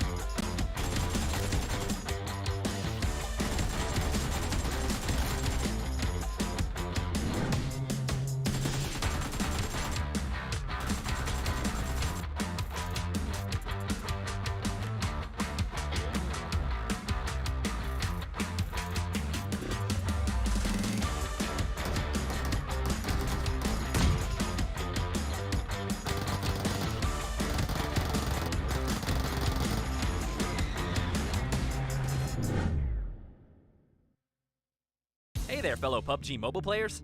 The skills gameplay of Gearfront massively changed up the strategies of players. For the sake of adding even more variety to the skills, we've added 2 new skills as part of the version 2.4 update. They're the player launcher and tactical camouflage. Some existing skills have also been combined. Let's check them out. First new skill, player launcher. Players can now launch themselves like a ballistic missile for high-speed travel. Move to any location you can think of, no matter if it's the top of a bridge or tower. These spots are great for ambushing enemies, which makes this skill great for large maps like Erangel. Second new skill, tactical camouflage. Players that choose this skill will be able to put on the special camo suit. It greatly improves stealth, and it also boosts the speed of climbing over obstacles. So, no matter if players prefer a stealthy approach, or if they'd rather go in guns blazing, this skill will come in handy. In the new update, Supply Scan and Lucky Backpack will be combined into one. Lucky Backpack also no longer increases carrying capacity. Players can scan for nearby supplies and convert items. Furthermore, Vehicle Airdrop and Playzone Analysis have also been combined. The new updated Vehicle Airdrop skill now has the secondary passive ability to automatically detect the location of the next Playzone and airdrop whenever calling for a UAZ. Players will be one step ahead of their enemies in reaching safety. In the new version, players who choose the Black Market skill will not only be able to get a free basic crate 5 minutes into the match, but they'll also be able to purchase and match crates that come complete with a set of gear. By purchasing these high-quality supply crates, players will get access to airdrop quality supplies. The Trace skill could originally only mark the position of enemies that were hit by firearms. It now also shows the remaining health of enemies, and can now also be activated via damage from grenades and Molotov cocktails. Lastly, we'll recommend some new skill combinations. Players can use Player Launcher with Lucky Backpack to quickly loot an area, and then move quickly over to high ground to ambush incoming enemies. If it's a map like Erangel, try using Tactical Camouflage with Trace. Take cover in grass with Tactical Camouflage, and make use of Trace to not lose sight of the enemy. Eliminate enemies quicker than ever. Of course, there are plenty other skill combinations to choose from in-game. See what combinations work best for you. Gearfront will be available from February 15th to March 12th, and will be playable on Erangel and Livik. Invite your friends now. Welcome back to the Southeast Asia Esports Championship 2023. The race to the top. Oh wait, let me correct that. The race for the second place begins right now. Midway point. 3 maps left to play, and we're gonna kick things off over in Erangel. But before that, just to give a little introduction to ourselves, right next to me is the beloved Choo Choo, and you have your boy yelling at the mic. It's Keith. What's going on? Yeah, a lot of things going on, and one of it is going to be Vampire Esports taking the reign over the podium spot with no mercy given to all the other teams. And plus, we did talk behind the scene just now about how they're picking up for Vampire Esports of Nuzi from Infinity back then, as well as Tony K from FaZe Clan. Pulls up a different level of all-star team right now for Vampire Esports in Southeast Asia. I think this is definitely not one. This is definitely the strongest team that we can actually get for Southeast Asia. And this is actually a good sneak peek what's going to happen in PMSL for the Pro League in the future. And not just that, even the SEA Games. And before this, Vampire Esports known for the players like Fluketh, Ravenclaw. They're being benched out and just giving a try for Tony K and also Nuzi to work things around, who just joined in recently, and just shows that they fit in perfectly into the mold that every player playing for their own role. Even though you mentioned about Nuzi used to be the one that being the front line, and now Nuzi more to as a scouter, because he knows how to get away unscathed, because he was in the front line before. So he makes sure even though he's scouting, he will survive for the team as well. And Stone is just remarkable playing at the flank side. We mentioned this before, Keith, before we start this live right now, about how the teams that I would put an example here as 4 Rivals Malaysian team back then, right? They pull in they take all the high fragger players to put into one mix. It didn't work out. One of the many reasons because they have different minds and different idea about what they want to do or what their objectives are for the approach of the gameplay. Yeah, and I think like what you said is 100% true, right? This is the best composition of players within a single Southeast Asian team. I mean, they've done so many good things together, and not just on the Southeast Asian level, but also on a global level. They were this menacing or this scary, to say the least. And now we're still seeing their stride here, still true in the Southeast Asian Esports Championship. And I think that also goes a credit to the roles that each individual play. Like you mentioned, I think it's a good blend of a man with a plan and a lot of soldiers to execute that plan. So everyone's going in as a unified squad. You don't see things where someone just goes off position trying to do their own thing, trying to get a spot in the highlights, getting clipped out, get viral on YouTube or whatnot. None of that here. They're just disciplined players trying to get the job done, and it is working out spectacularly. Yeah, I wish this is something that we can all learn throughout this process in this tournament for Southeast Asia Esports Championship 2023 exhibition tournament. So you guys have been asking, is this the SEA Games again? I did mention this is a pre-hype for the SEA Games, also a pre-hype for PMSL as well. So we get to learn that even in the future for the orgs, right, or the coaches or the managers try to pick up players and try to have the transfer windows coming on, it's best to actually have different roles for the players that they have their strength to it. Like even though they're high fragger player, it doesn't mean that they can blend in with the team that you already pre-made yourself early on. It just shows and exhibited by the side of Vampires. I'm loving what they show here. It feels like a super elite team, an elite squad of, you know, when you have sent them on a secret mission, you know that they can execute so well. It feels like an alpha squad right now. I mean, feels like it. I think their results has proven that they are an alpha squad right now. But we will not be looking at Camp Alpha because we're done with Sanhok for the day. We're going now onto Erangel, the first Erangel map of the day, and possibly going to be the one that might change on a favor of the wildcards as we saw previously. So Cambodia right now looking shaky, still within the top 4 position, top 3 actually, and for Cambodia to maintain that position is going to be such good start for the Cambodian region. And so let that commence right here today in match number 10 for the final stage of the CEC 2023. It's Erangel. Take it away. Yeah, the first map of Erangel out of the 3. But this time we might actually have different teams coming up as the champions of the map, okay? Not the entire tournament. We have to actually put it out to make things clear. But also we have the northern flight path coming up from Jogopol up towards this Naya Polineana. Those who want to drop SMB will have a huge journey, a huge distance between them.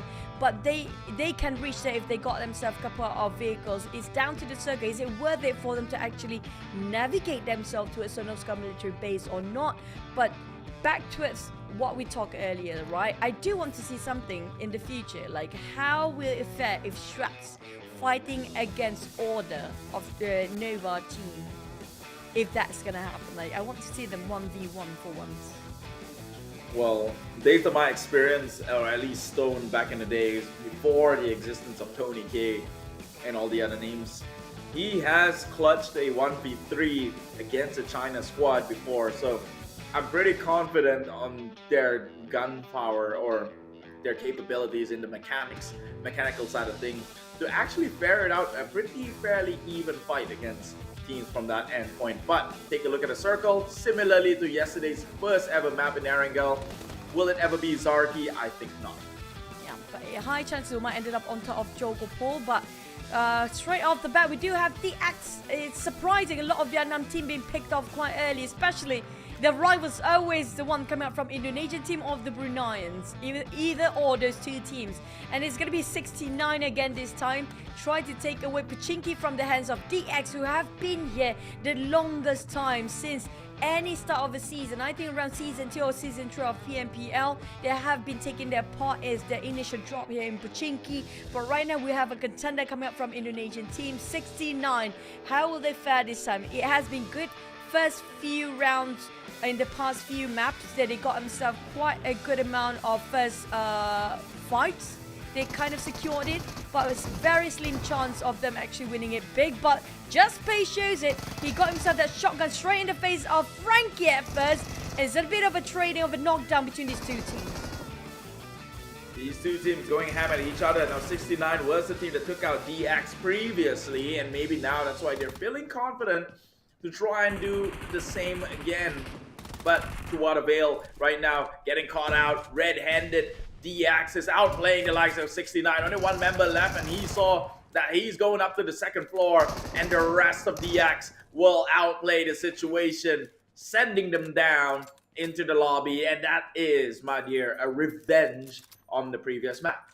I feel like the 69 team has been trying some experiment, trying to go against the middle bracket team early on for the first few fights when they start to drop, and feel like, oh, we feel like we can actually do it against DX this time. It just shows how DX do have a better fundamentals and knowledge when it comes to Pochinki itself. They know every nook and cranny of it. They know what works for them, even though they are kind of a disadvantage, being Frankie down the first one, but still managed to clutch it out against this team, and the entire team will survive here due to their knowledge and fundamentals when it comes to this certain compound they hold on to with for the longest time. But for the rest of the team, we talk about the Filipino first team will be the furthest away, right on top of Milta Power, away from the rest of the zone, away from the rest of the other teams. They might actually take a bit of a later rotation than the others. Nobody coming up from Stalber. Now that's surprising. I have a feeling if they want to go to, they can for FOD and SLD. They are nearest towards their side, but Stalber is more than enough to occupy for the entire team. They can have a lot of upgrade of loot and just try to take their own sweet time, come out from the northern side of the circle, which quite vacant right now. So I would like to bring up something that I've been thinking of. Off the air, you mentioned how the Thailand squads tremendously took their time to study maps and predict rotations and circles, right? Yeah. So how is it that for the fourth map in a row, VPE finds themselves in the center of the circle? What's going on? It feels like they're really... I mean, if you guys actually have been living with these players, which we did back then in I'm talking about PMCO days, where it was just the start of PUBG Mobile. Imagine the training they have to go through now. They're willing to invest hours and hours of time just to read out the pattern of a circle each season, because every single season the circle will be very different of the pattern, but it feels like sort of a same pattern all over again. It depends on the first circle, and the flight path is kind of random, but when it comes to the circle, right, it's always has this sort of a pattern that attract the third and fourth stage to it at a certain place. So they know for a fact, okay, this is sort of a flight path. If we happen to be here, a circle, if it happens to be on our side, great. If it's not, they know where to go next, and they know where to be in the center of it. And the Thai teams, when it comes to their discipline of taking the time to invest on their routine in exercising and just practicing, they're all for it. I'm like 100%. When we try to talk to the player in the lobby back then, when they are practicing, they were in the zone. They can't even listen what's surrounding them unless if you poke them and try to talk to them. It's just how disciplined this plays and how seriously they take their practice for the Thai teams. And this is exactly why they are pretty much masters when it comes to trying to find their way and position themselves in advantageous placements within circles itself. And I guess that kind of explains why VPE always find themselves in a better foot whenever the circle closes in. Now, let's take a look at the other Thai teams, though, who arguably had their reign cut a little bit shorter previously, right? Infinity, they had a good run for like a year, and then they started falling out a little bit. But that's not saying much, because they're still great in the entire region. Just their level within the Thai scene has been surpassed by Vampires themselves. Why do you think that is? For Vietnam? No, for the second Thai team, Infinity. You saw how they've been contested heavily by the side of the Indonesian teams early on, as always. It feels like the team down there, like the Brunei's, Filipina, Indonesia, have been trying to challenge them multiple times, if you notice. They're dropping in the same compound as where they at. It feels like they're not ready to have that sort of ambush. They haven't think like, oh, these guys will challenge us in the first drop. In the first place, because nobody ever did that to the side of Infinity for the longest time, and feels like they are not prepared for that, or maybe even like unexpected clashes happens, right? You cannot actually predict that or foresee that that's going to happen in the first place, and that's the case. But nevertheless, even though they've been ambushed multiple times early on, you have to give the credit for the Thai second teams there, because of how they managed to still secure themselves in the top 3, regardless of how many times people are trying to take them down early on. Speaking about ambush, I remember Myanmar with Cute Loki outplaying 2 of their members by the container docks. So Oh yeah, and that happened too. Yeah. That happened too. yeah, so you're right. They caught them by surprise, perhaps, maybe. But we'll see how this one goes. Right now, GZ are one of those teams who had a slow start, but find their way, doing pretty okay within this tournament. Circle has closed now, closing onto Georgia Paul, which VPE just so happens to be conveniently at. And right now, it's a matter of holding their ground, but all these other teams come and saturate that from the eastern side. That is going to look rough. Honda again, as always, being the star player for PG, taking out Pickles like a pickle. Not even a problem to start with, but I'm surprised he didn't finish off. He tried. I think he misclicked that by getting into the buggy. He wanted to finish the player just now. We're so close with the vehicles as well, kind of hard to press the right button at the right time, but lucky enough there's nobody else to contest them there. Speaking of, I don't know if I should reveal this or not, but maybe just keep it to myself then about the Thai second team and the Thai first team. That's something else behind the scene that I shouldn't actually exploit. But yeah, this is something else differently. But something that we should ponder on is going to be humility among the players as well. Like if you know for a fact that you are good, but you always know that we always know for a fact there will be somebody else take over that number one spot by the end of the day, right? So it's all down to that humility to actually push yourself forward, to keep on getting those skirmishes, the practices, and always make sure you're at the peak of your form. Maybe that's one of the reasons why some of the teams are actually start to having a bit of a slope downhill towards their performance. Maybe due to a bit of overconfidence, a bit of comfort zone that they have been into, that they are not used to the uncomfortability that they have to push forward. But speaking of pushing forward, we do have Philippine teams fighting against DX Vietnam again, being picked. Oh, Dragon dropping a huge Dragonade there. And that DBS didn't even click. Unfortunately, this is not the way you would like to see the game going if you were Vietnam, or at least if you are the Xavier. You're getting picked off, and this is day number 2. You had a great day 1. Now that lead is slowly falling off further and further. I mean, there's still means to solidify your nation's participation by having you occupy the second and the third slot, and that would still be a very impressive feat. But looking at the trends, this is going to be rough. It's a rough game, and it's the 4th game of the day. They will have about 2 more games here for the Xavier if they bow out. At the same time, the Blue Zone closing in even faster than they expected it to be. Heaven from HFX spotted out Ranked. Oh, this is not great for the Philippine first team. Down on the ground already with HFX scouting over them and willing to invest himself, a bit overcommitting towards the Blue Zone as well, and have no first aids on their end. They do have Sinons with 2 first aids there, but other than that, it's going to be bandages. It's going to be Jogo Pool. Feels like a deja vu from yesterday's circle here. Exactly. And in that scenario, I think it was the Thai teams as well that performed pretty well. Then again, that's not saying much. They performed well in majority of the maps. I could just say they did well, and you're going to believe me for it. But yeah, it's looking like it. This time PG on the center side of this entire city. YG would have to make the cross soon enough. Surely it doesn't look like a good bet to be on that side of the island. And they might have to go up against PG, who's going to bottleneck your entire manpower down the bridge.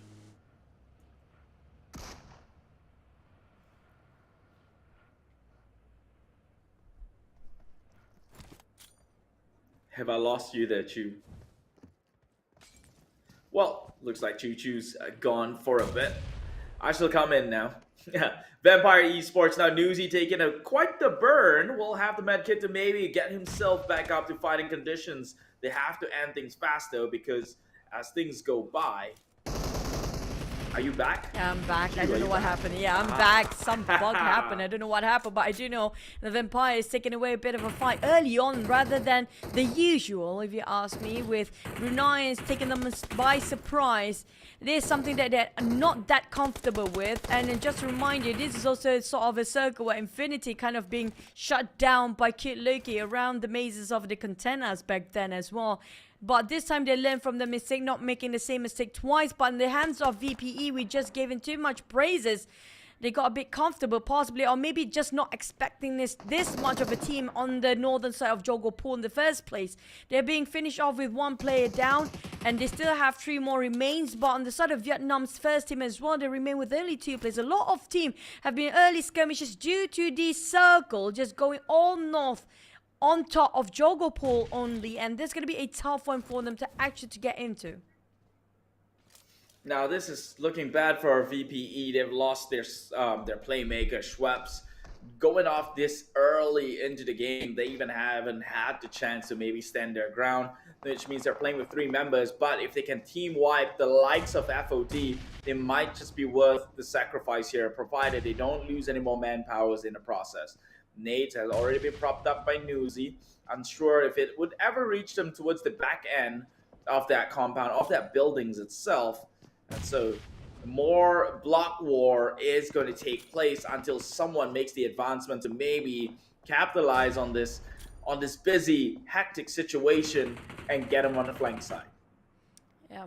And sort of FOD, it's been a while for us to actually see the Myanmar performance when it comes to day number 2. Day number 1 has been incredible. Now we're talking about incredibleness coming up from the Cambodian side. KE coming up from afar with a Mini 14. Now we do know KE love their long distances with that Mini 14. It's going to be fact pretty well for their side as well. Gig on the other hand, the Malaysian side coming up from the west side of North Jogo Pool might actually have a bit of a bump with Philippines' second team there of KHI. But we do have ESB. The Bruneians will be sandwiched between so many big names down there. We talk about one of the FOD players and the entire team of VPE and also SLD behind them. HFX, who are hungry for more blood, is there, while the others crossing over to Jogo Pool is going to be a tough one, as PG might be just gatekeeping, and this is going to be a choking point where PG stands right now. Yeah, the power of PG is going to look very apparent, especially for the teams trying to make a crossover. However, if Geek Fam or Geek Slate comes in at the same time, it's going to overpower them and overwhelm them to be able to effectively gatekeep the likes of the rest. We'll see how that one turns out. Right now, YG in quite of a sticky situation against Infinity. Another one of the Thai squads. Just trying to reign supreme here. They're playing by the bay, but not really trying to fight for that entry into the bridge point. But YG has got that spread out and cover. Newsy finally gets a knock. That's a good sign to go open the entire engagement they had earlier. But on the side of 3 situation. Oh right boy. Now, Marne will go down with It's always that grenade. Marne. Why is always Marne? No, he didn't actually have the time to put up his action just yet. Multiple times for today. He's the star player for the team as well, the main fragger for the team. But it's just that every single time he's the one who knocked down first. It's just so hard for the rest of YG to actually pick him back up against Schweppes, the MVP, so many times across the board, the entire second and first day here. Finally being finished off early on. But they still remain as a 3 since the start. But now the entire team of FOD want to wipe off the clean from a VPE. They're being targeted, having the bullseye behind their back. Ooh. But have a bit of a favor return with that one knockdown with that nade. They finish off that one player easily by 9. It's going to be the fragger for the team coming in. AUG and Tony's hands on the other end have to do a lot of work for VPE to make this through. This is not looking good for VPE. They lose another member. That's Newsy. But the drop shot will make sure that the Cambodians are eliminated, but they lost another in the process. Only leaving 2 members to play for that Thai team. I mean, it's about time. They've been dominating Supreme for the longest. Maybe it's time to take a foot off the pedal for a while and just take a cruise. Meanwhile, Infinity won that engagement and skirmish against YG. They get the first movers advantage into the bridge point. They can look to be the gatekeepers at the moment they reach. But as soon as they're well within the zone, it is theirs to keep it hold. Meanwhile, Cambodia just going fishing. Tier 11 kind of made a bad decision here. It will burn in the blue and ends up floating instead. Puff easily gonna finish off Bear from this distance with a Mini 14 here. Slowly tap it away. We do have Cape just hovering around those bridges. And the bridge, what we mentioned before, is gonna be the choke point. The circle ended up in no man's land, where SLD very widely spread among themselves, taking a majority of the circle. We do have the second team of Philippines coming out. It's gonna be KHI taking the most out of the left side of the circle, but Kick damn good. Taking on the fight against KE. The top is down. Might get finished off early on, but damn good. Just gonna go a bit of a dip in the swim. But look at how many teams swimming at the shoreline of North Jogo Pool. This is just gonna be a lot of fishes swimming around.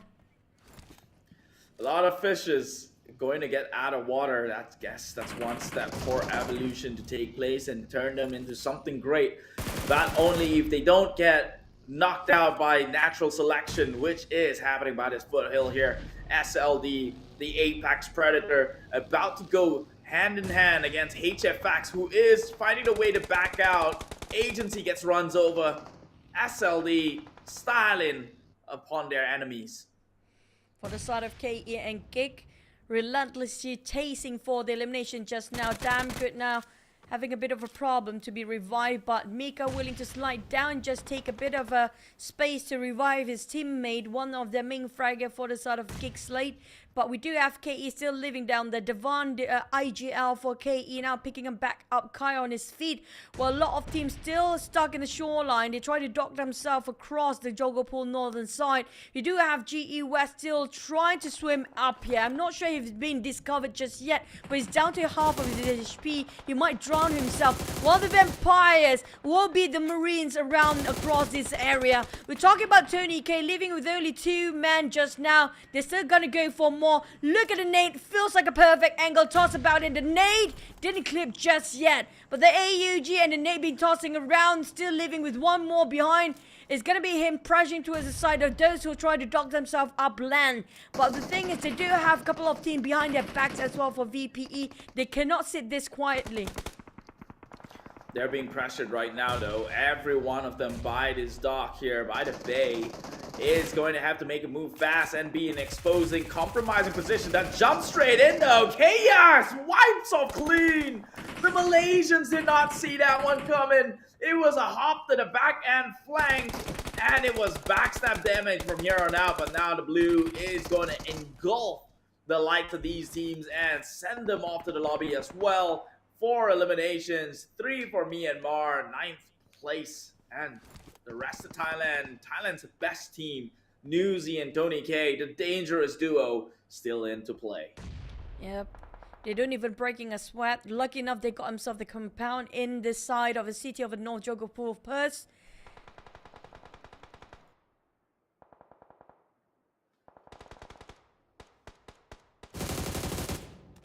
I assume you disappeared. I'm back. I'm just, you know, I'm fed up with this. I don't know what's happening. Hang in there, hang in I'm there. just gonna. But back to the side of Newsy. He's gonna go for the kills. So we're talking about HFX will be denied, but never mind. The spray actually works wonder. But here comes Tony K to give the aid here. He has to be extra careful. The last member survived, but still work things around, outplay the side of HFX. They're a bit too tunneled to the side of the window. Tony K, valiant effort to actually make a bit on the outside to chase down the HFX player. They know for a fact the chances are a bit higher when they're playing as a duo, and they got back up their feet. It feels like the Vampires are immortals, even though they're playing just as a duo in their team. This is the signature double trouble that we all know and love. Reigning from Thailand, I can't name a better duo. Bonnie and Clyde only comes in second to them. We can see why that is. 4 eliminations already across the board for Thailand's best team right now. PG from Laos, not doing too bad actually. I think Laos team has got 5 kills already in their name. Not GZ.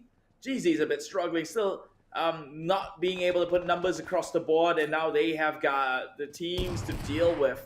But the circle has closed even further onto the farm air open fields, and it's going to be a downhill run from here for all of these teams right now. GZ up against the Bruneians. Can we actually see that international prowess that was displayed in the most recent of tournaments. They blew up, both getting a hit each onto those grenades, but the Molotov comes in. It's gonna burn him down a little bit much further. Will it? He's found his position 20 down there, but he mistakenly burns his ally in the process, and that's looking real grim. Goes in for the jump shot, but misses. It is Brunei who cleans it with the blast. They needed to redeem themselves from the last map here and not making that to justify their action just now. That mishap happened. Yes, it happens all the time for the blunders between the players, but at this stake, we're talking about VPE, duo or not duo. They scout out exactly where they want it to be. Just gonna fire on that vehicle the moment it climb up because they know they cannot accelerate. And here comes Sonny K. The vehicle will slow down due to the height and got one freely as well. Leaving Brunei's Piazza, only leaving with one member left. The rest of the other contenders, we have Laos with a full squad. Same goes for Vietnam's second team here. Philippines having a trio, but the ties. The Tony K just exploiting himself in the open for a bit, but he still got quite a number of utilities to heal himself back up. Now leaving Piazza down. They tried to finish them off straight away just to make sure the Lakers are not there anymore to backstab them. So right now, what are the cases of SLD on the other hand across the map, which is going to be an open field fighting against another team, but Piazzale 1v1 against Tony K. Well, it just shows Tony K had it better, but right now the Blue Zone is punishing them for overstaying themselves too much. Oh no, Newsy cannot go down right now. He's the last member standing, and just as their hope and dreams would like it to be for another one of their amazing and incredible finishes, going out with 6 kills at a top 4, top 5 position, or top 6 even, is still very remarkable. Right now, SLD has got free reigns across this field. It's, what was that one word they call, was it free range cows? Who's got the pasteurized grass and stuff? Well, that's SLD right now. No one has ever shown them any sort of struggles, and now they've over the entirety of this circle. But at the same time, here comes Vietnam's second teammate to redeem themselves for the side of SLD, like you mentioned early on. But you don't forget, Laos do have a full squad as well. Now, first, the one to actually start to engage to the side of SLD, the first contact made with Philippines, one knockdown, trying to challenge them. Imam will actually have to wait for the teams to actually save him, but PG, they're divided into two for the Philippine teams. They're one on the other side of PG, even though they don't have enough men. They divided their intention into two. The one that actually going in for the other side of Philippines is going to be Lao pushing in forward with Honda still alive with Mini 14. Lazy spraying over towards Lao. Last player coming up from Philippine Blanks.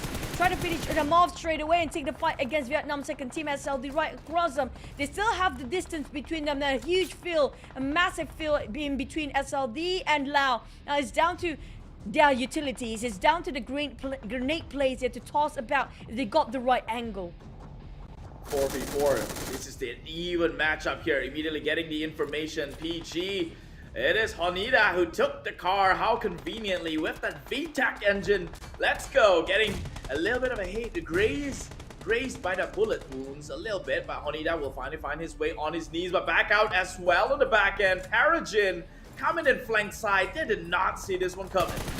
Oh, here comes Ghost, who's spraying over, back out, 1-2, knocked down there. Feels like really dim for Lao to actually take the chicken away as Ghost has it better. It was a clear playing day as Lizzie knocked down, willingly giving his body to the side of Ghost, and nobody spot out Ghost due to the smokes, due to the terrain, and back up being easily finished off Ghost from the flank side. Now leaving only one last player, which is going to be Porza. Lizzie crouching to the side of Porza, hoping for him to actually get back up to his feet, but here he comes. SLD pushing forward with their vehicles, trying to split them down. Gosu, Van for this god is just relentless, and well with the Vietnam second team. Take that chicken away with Gosu making such a play for Vietnam. SLD taking the reign in our first Erangel map of the finals. My god, that was the most scariest thing that I've ever seen coming out from a competitive play here. One man against 4 hungry wolves who's got all covered, all angles, all entrance within that circle covered up. At least to say, that team right there, PG, was a wounded and cornered animal, and even though they tried to fight back, it was not enough to the sheer prowess from this Vietnamese team. My God, it's absolute blunder. All thanks to also good luck in the game. They came in from the northern side. They made that decision, so they paid off so handsomely when all the fights took place on the southeastern side, and they went through it all despite having only 1 kills each. At the time, they got themselves that chicken dinner. So many teams drowning. Don't forget about the one that we mentioned about the choke point of the bridge of Jogopur right on top, just going from the south to the northern side. I mean, like, there's gonna be like 3-4 teams drowning themselves and be clipped off by the blues, and due to the cliff, it's so hard to climb up. It's like a very steep sort of slope. There's nowhere for them to actually have their way to get in there in the first place. If you're stuck down there, there's no way up for you, and that's the case of so many teams down there that just died in vain. Well, they died trying, so it wasn't in vain. They might have failed, but hey, nobody said success was guaranteed. Your effort could be, but your success never. That was intense. That's so what a dark. way to kick off the first Erangel. You just threw my entire thought process. Now we're talking about deep dark things. It's not the deep dark web, Chu. Wow, I'm not going there at all, but yeah. But back to the side of the teams, right? We know for a fact that Vietnam and Thai, Vietnam, when it comes to this map, Erangel, it feels like they have better grasp than compared to Miramar. That's one thing for sure. And one more thing at Thai, even though they are down to only 2 men and being challenged quite early on, and but they still managed to get a lot of elimination. We're talking about maybe 4 or 5 and still secured themselves in the top 5. That's consistency we're talking about.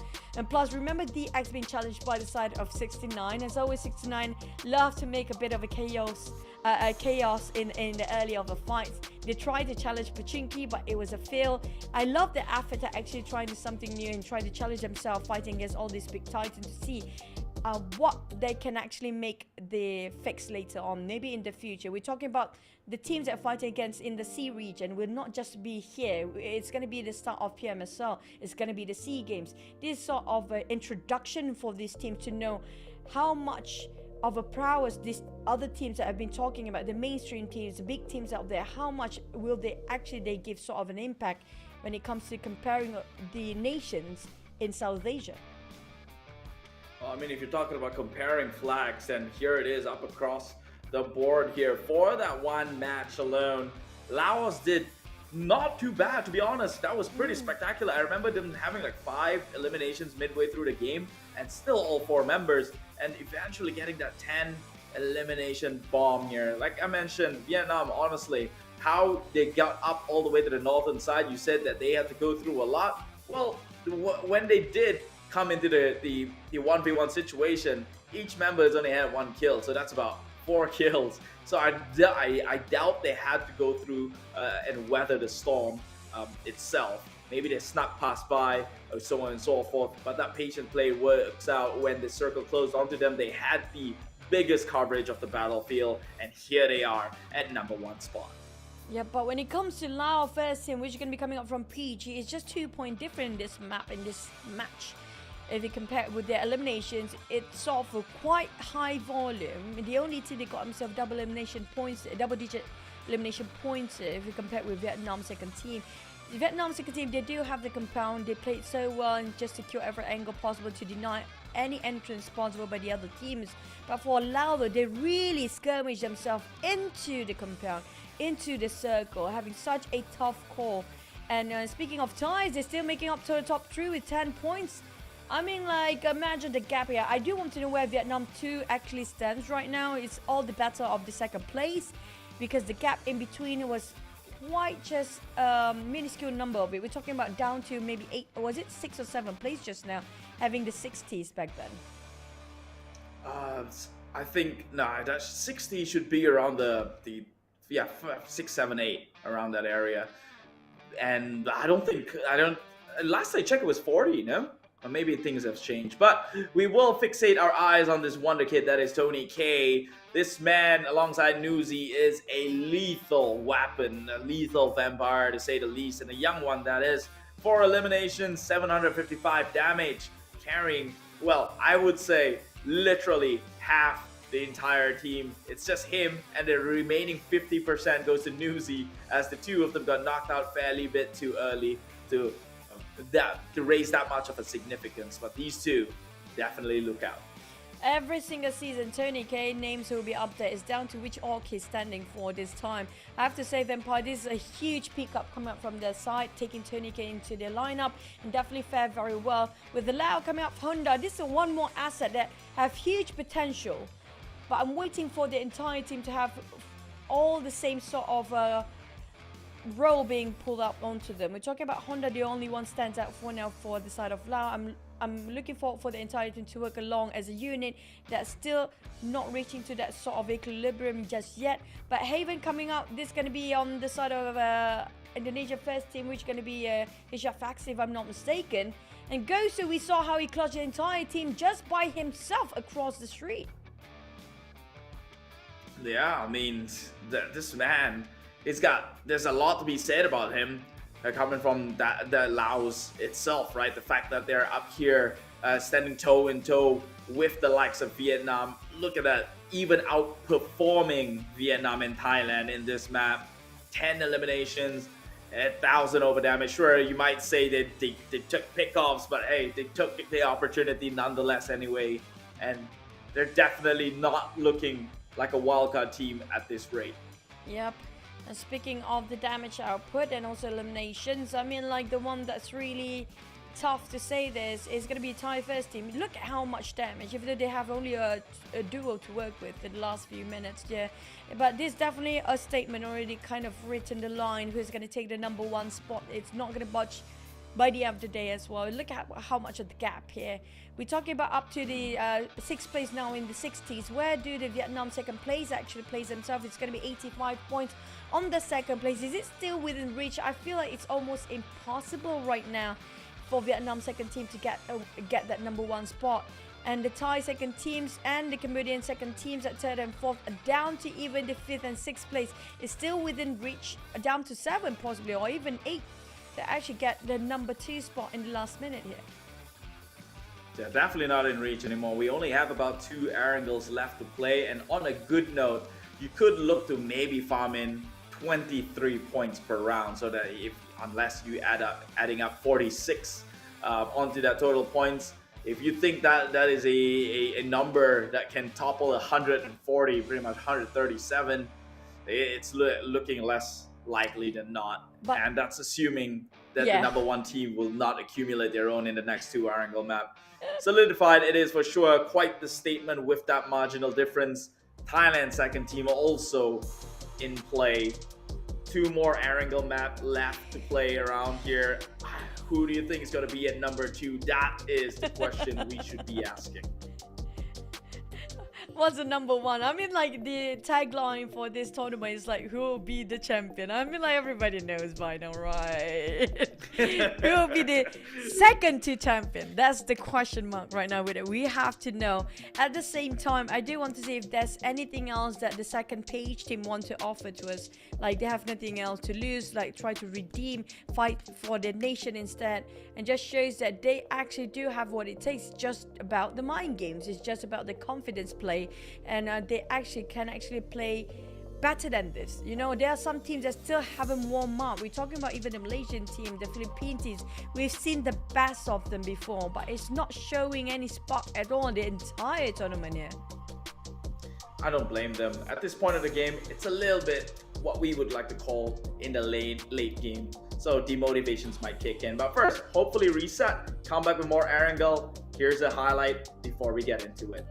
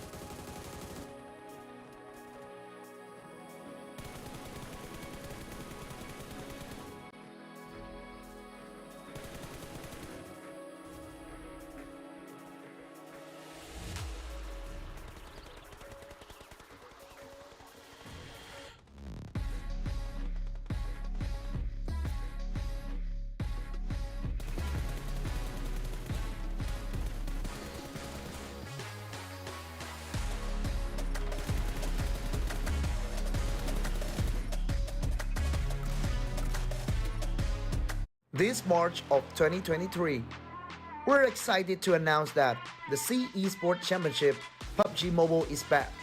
In this comeback, the Sea Esports Championship PUBG Mobile also plays the role of a friendly tournament for the Sea regional teams before the 32nd Sea Games. 20 teams from 10 countries: Vietnam, Brunei, the Philippines, Malaysia, Timor-Leste, Thailand, Myanmar, Laos, Indonesia, and Cambodia will compete to a prize pool up to $30,000. The Sea Esports Championship 2023 PUBG Mobile is divided into two phases: qualifiers and finals. The qualifiers will have 20 teams divided into 5 groups, competing in 3 days from March 8th to 10th without live streaming. 16 teams with the highest point will be qualified for finals. The finals will kick in from March 11th to 12th, and we're happy to broadcast it for all the fans. Each day of the finals, the teams will compete in 3 maps: Sanhok, Miramar, and Erangel, with the maps order alternated. Totally 6 matches per day.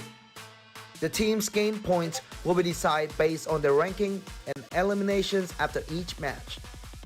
Each elimination is counted as 1 point. Winner chicken dinner now grants the team 10 points. Second place gets 6 points, third place gets 5 points, and the points decrease gradually for the lower ranked teams. In this tournament, we will witness the best team fights for the $6,000. Runner-up team will get $4,000 and $1,500 for the second runner-up. From top 4 to top 8, they will get $500 for each team. With each winner chicken dinner, team participants also get $115 for each match from qualifier stage to final stage. More than that, we're also awarding individual prize such as finals MVP and gunslinger with $500 each. Now, are you ready to walk with the tournament? Let's enjoy the survival party.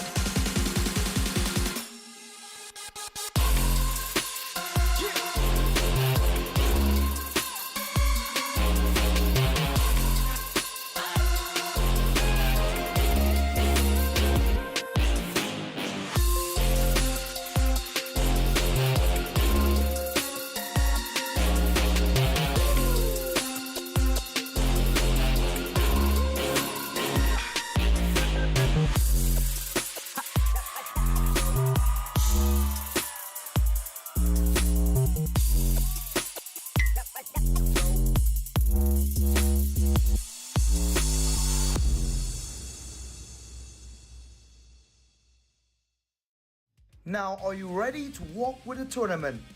Let's enjoy the survival party.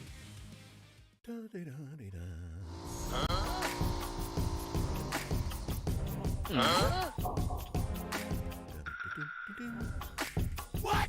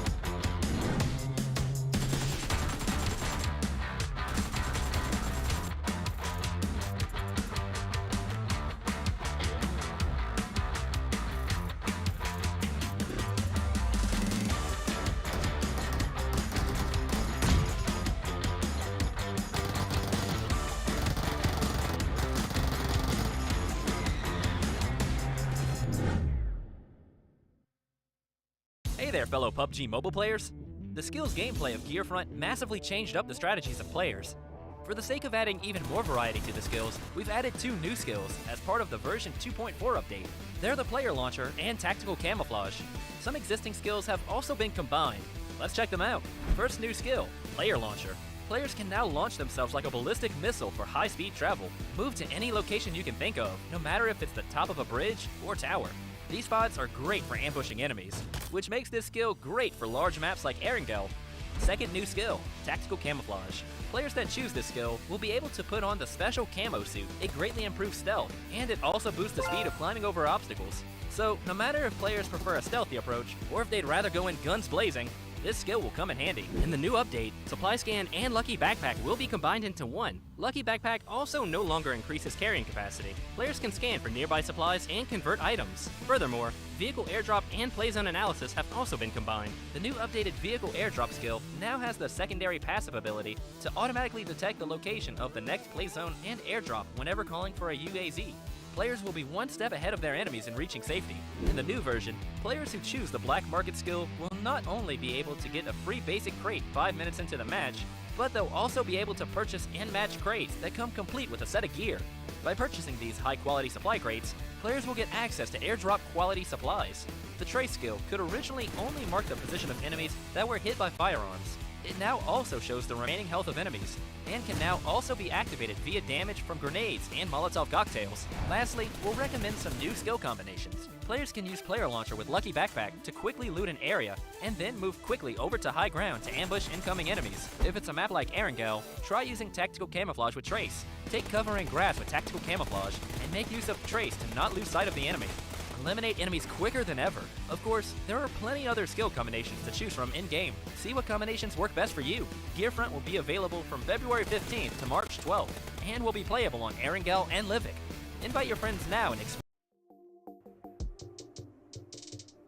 You're watching the Southeast Asia Esports Championship 2023, the pre-hype or pre-game before the SEA Games. Yes, it could be just an exhibition match by nature, but hey, the pride of the nation knows no bounds, and this is going to set a lot of eyeballs onto the countries comes the actual SEA Games when we get there. My name is Keith. Together with me, it's Choo Choo. Right now, the nail has been solidified, has been knocked into the coffin, that is to seal Vampire Esports at the #1 place. And now, who's going to be at number 2? And now that's a tough question, because right now it feels like down to the last 2 wrangles, it's going to be up and down for the teams, since it's going to be a lot of wildcard teams, or even the unusual Indonesian teams love to start the fight as well, so you're going to have to wait and see. But one thing that I want to give a lot of respect to is can be Vampires, right? The fact that they can be comfortably sitting at #1 spot without even trying in the next 2 maps. They're still fighting it. It's like their last map and last match, and they're at the end of losing as well. It's just a lot of being given for an effort coming up from their first Thai team. It just shows they take every single tournament, every single map, every single match very seriously. This is a winner's mentality that we should learn from the Thais as well. Yeah, I mean, what you said is very true. It doesn't matter the level of the tournaments or what significance there is. If there's people watching, then you have a duty to uphold your performance as well. I mean, it's not a scrim. After all, this is an official tournament. There are prize pool on the line. It's still worth thousands of dollars for the first place, which now $6,000 goes on to the way of Vampire Esports. Good luck, congratulations. There is also the MVP prize to be won, right? So there's pressure and incentive to perform, and not just you should that, do your very best. They got the even for most yourself. chicken dinner as well, and each chicken dinner costs a price. So it's going to be a lot of prize for these guys. They're going to be celebrating before they head into the official SEA Games and even the PMSL. Now, speaking of PMSL, the Pro Leagues in the future as well, this shows us the other teams. Are they really ready for the official Pro League and the SEA Games in the future? Because this is going to be very soon, as we speak of, and it's going to be within the same month. for the PMSL, and not just that, the SEA Games coming up very soon as well. Do they have the time to fix? The most important thing is for them to admit their mistakes and fix it within a short amount of time. And that I applaud you to do so, but we'll see. We'll worry about that one in just about a bit, because we have to first fix some of their performance coming in with the last remaining maps of the day. At least try and get your way up onto better footing, better position. I know it can be a bit demotivating to some of the teams who knows it's virtually impossible to break it up in the top 5, but the main thing here is you try, and their chance to try is happening right about now over in Erangel, the second Erangel map of the day. This is match number 11 in day 2 of the final stage, SEA Esports Championship 2023. Yep, down back to Erangel. We're left with only 2 more maps set to go. Our second last map of the day and our finals in CEC 2023. Come up from the southern part, just on the outskirts of Sanhok's community base, up to shooting range, a bit more towards the left side of map itself, but we feel like it might ended up right on top of this flight path based on the last circle. Now the last circle ended up right on top of Jogopol, and it was a really tough one, since we do know for a fact if you didn't actually got yourself in a Jogopol northern side or even in Zaki early on, we saw how many teams kind of drowned themselves inside of the water as well. But if it's going to be Pochinki, I don't like Pochinki circle due to how many buildings they have. But it's down to the next circle whether the players are happy with it or not. But the ones that are actually dropping in Milta power, I think it's going to be on the side of Philippine teams. It's going to be a bit of a tough one. They have to go through some teams, since the parachute won't actually glide all the way right on top of Milta power. So they actually have to fight for these vehicles early on. Yeah, and fight the shell, which is the essence of the game. So may the best team wins. But Circle has already revealed itself, and unfortunately, although you hate Pochinki, there's a huge chance it might just take place in that battlefield itself.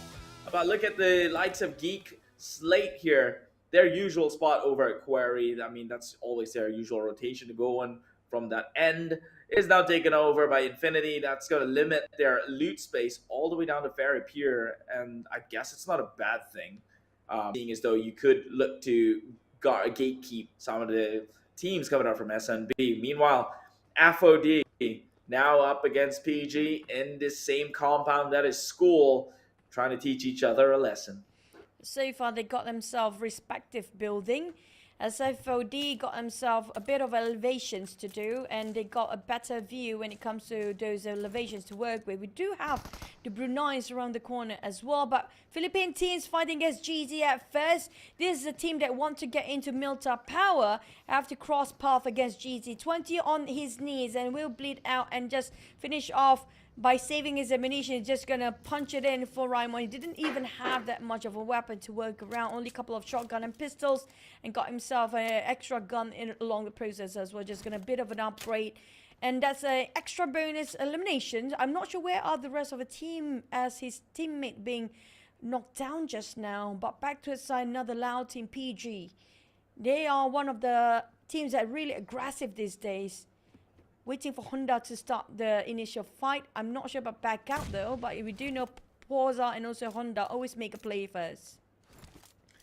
They will have to, but they're up against the teams who excels in, well, block-to-block warfare right now. We're talking about Cambodia, right?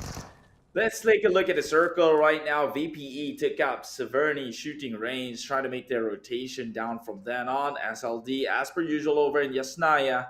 Infinity over in the Quarry section. So all these teams have gotten one corner of the map divided amongst themselves, and the moment they break in, it's going to be quite the bloodbath. But first, down in the middle, they're going to have to worry about that themselves. 69 for the first time since forever finds themselves on their own. Yeah, never actually. We witnessed 69 being very peaceful early on, but the one that I have my eyes on to is going to be right on top of farm. I have a feeling the second checkpoint, most of the team will actually try to go towards the Potato Hills right on the outskirts of Pochinki, so we might actually have a second or third phase or third stage of a circle quite hectic right around there somewhere because of the circle itself. It feels like in the center of it. But on top of farm, we do have 3 to 4 teams around there. And FODPG is starting to make a move here as they got a bit of trading to do it. Honda got himself a shotgun and swap over to Scar L with Lizzie trying to shush him out. But there's FOD who tried to pick out as well. Now playing around the corners here. Honda trying to climb up the stairs just to be safe a bit more. Lizzie cooking up the nade, tossing about the corners of where FOD players are. Laos of PG might actually win this fight. You say that, but they are one member down already. I'm fearful for them because Cambodians, they just got their members picked up and now has the members advantage. And they're going to go from the outside in, tossing nades, just playing pockets. One wrong move and PG might find themselves flat down. Right now, Lizzie keeping composure by the stairwell. Makes a run up. That you could actually use that to ignite in the middle of the warfare, but I doubt we'd ever see that one transpire. Right now, another Philippine team having their way with another Laos team. It is GZ, who's kind of got the circle of this entire top hills, but gets shot down. Monboy claims it, a lucky shot with that 888. Both Lao team happen to be aggressing some sort of an action right now. Cambodia team with Lizzie, just as they had those very small amount of window to actually push in one they had that knocked down early on.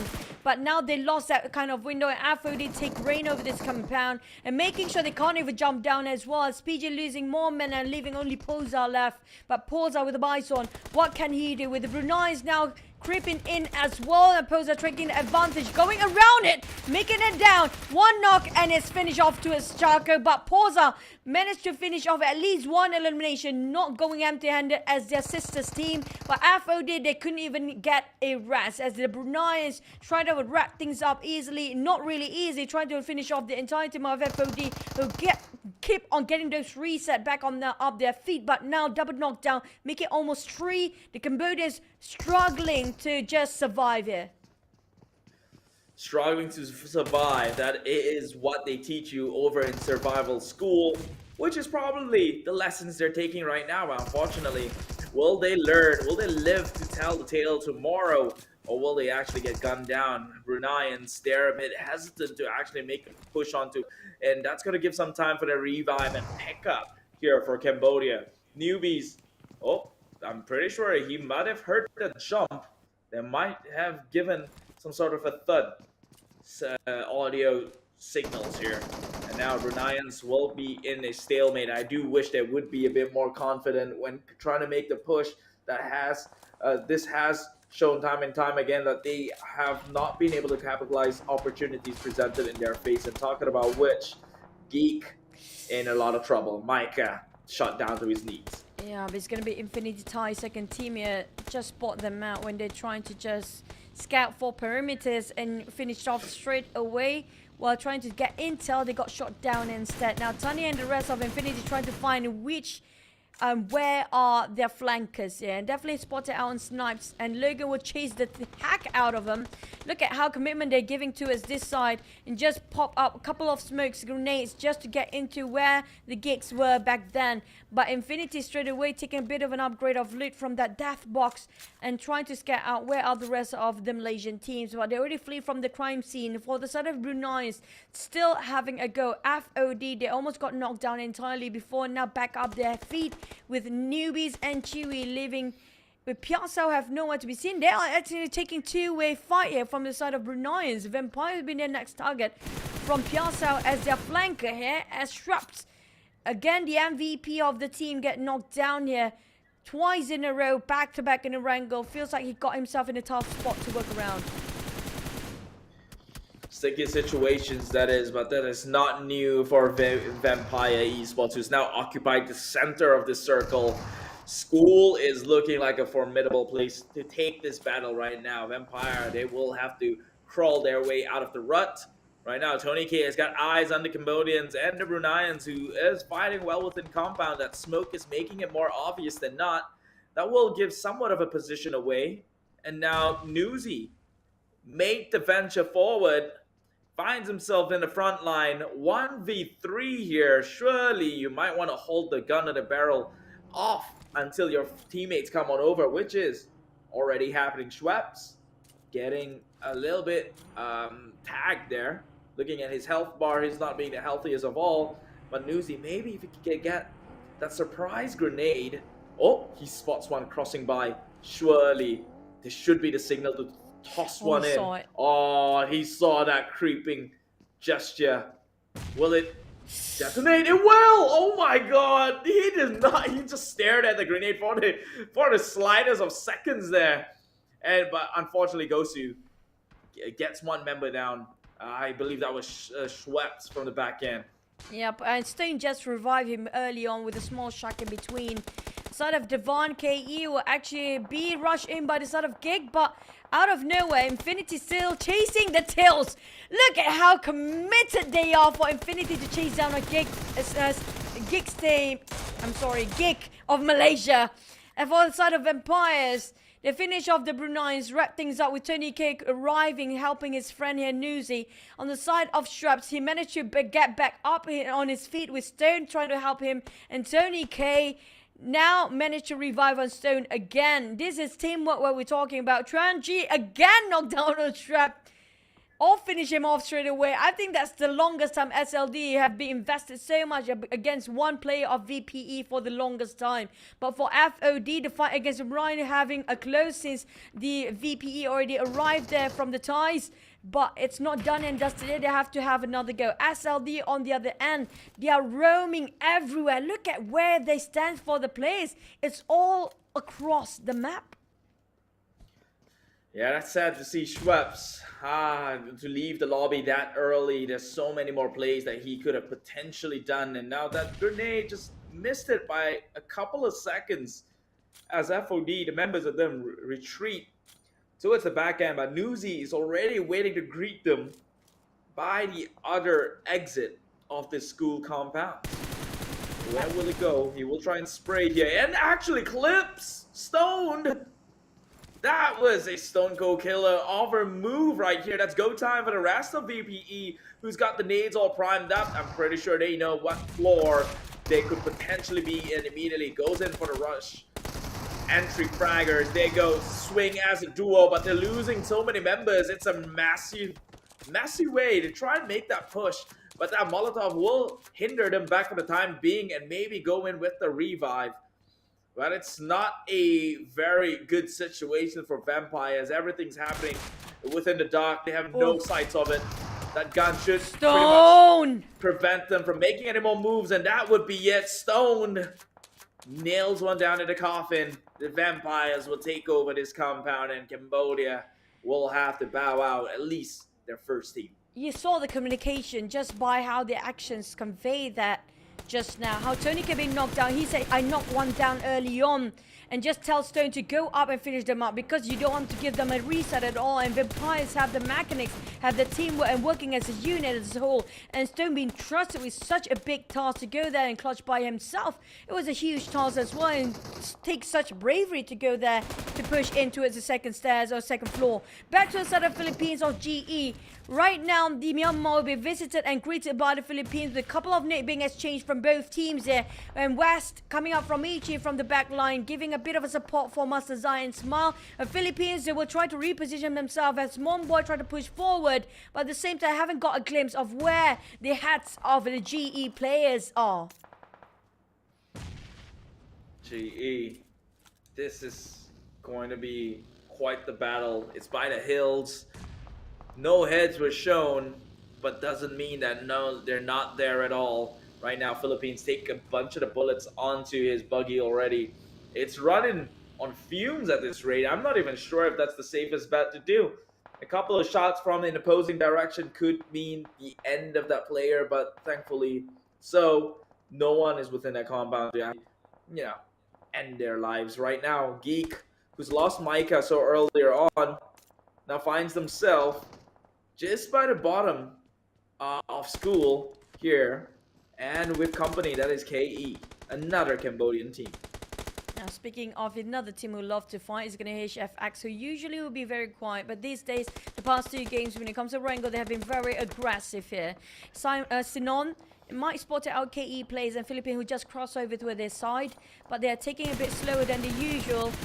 while giving a bit of a warning shot on the other end, and that's just gonna pull back Philippines towards the other side for a bit of a retreat, but the circuit happened to be commencing at the same time as well. YG not contested with Rabies DX coming up from behind out of nowhere. We do have ended up on 69 circle this time. They are in between of all the other places. It's going to be in the center of it with no one's in the land, but Gig Slate coming up with Rankit, having a bit of a go. Damn good exchange fire with Rankit finish off all the other members here, remaining with Damn with a lot of responsibility for the Malaysian name, and Malaysian team, and then just made a bit of a mistake with that angle. The trajectory of that, we have been witnessing this quite a bit in this tournament. That's how you know they're not getting their A game on. Come on, this is you throwing a nade. Surely you can't get that one bad, not at this high level of a caliber. Meanwhile, SLD cannibalizing their own kind here, shooting down the likes of DX, has got at least one member down, and now he's trying to go in and see if he can seal the deal. Paragon and the rest of SLD goes to sliver of HP, but it is left. Oh, Trong, who will fall down on behalf here. Quan Ji coming in from the back end. This is a flank side push here. I'm not sure if they're comfortable. Did he see them towards the right hand side? They will. Passes through the door, gets shot down. A little bit confusing, but Lamborghini will be hiding his way for the time being within this small little toilet within the house in Malaysia.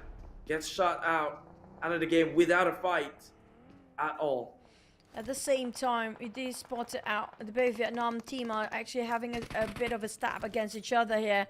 But on the side of Lamborghini, he knows this place better than everybody else. We saw how he actually abuses and uses the wall just now to make sure it's barricade himself and make sure that he can pick out to shoot down SLD players and try to pick up all their teammates. He got himself a bit of a reset. Now leaving Goose in the last player for SLD, being shot down with a shotgun. But from afar, wait, what? How? That window actually being picked over by the side of Tony K from afar and stealing Frankie away. It is Tony K. Hey, if it came from the Wonder Kid, never question what he can do with his fingers. Right now, GE also on the gunfire, 69, who has been passive this round. Pretty good, but meanwhile, Master Smile kind of committed suicide right there. Will be denied eventually. Infinity to take up that kill, but 69 finally tastes blood, and he wants them. But they're just about to lose out on that trade. He will confirm the kill, so 69 may be able to go in and get that revive.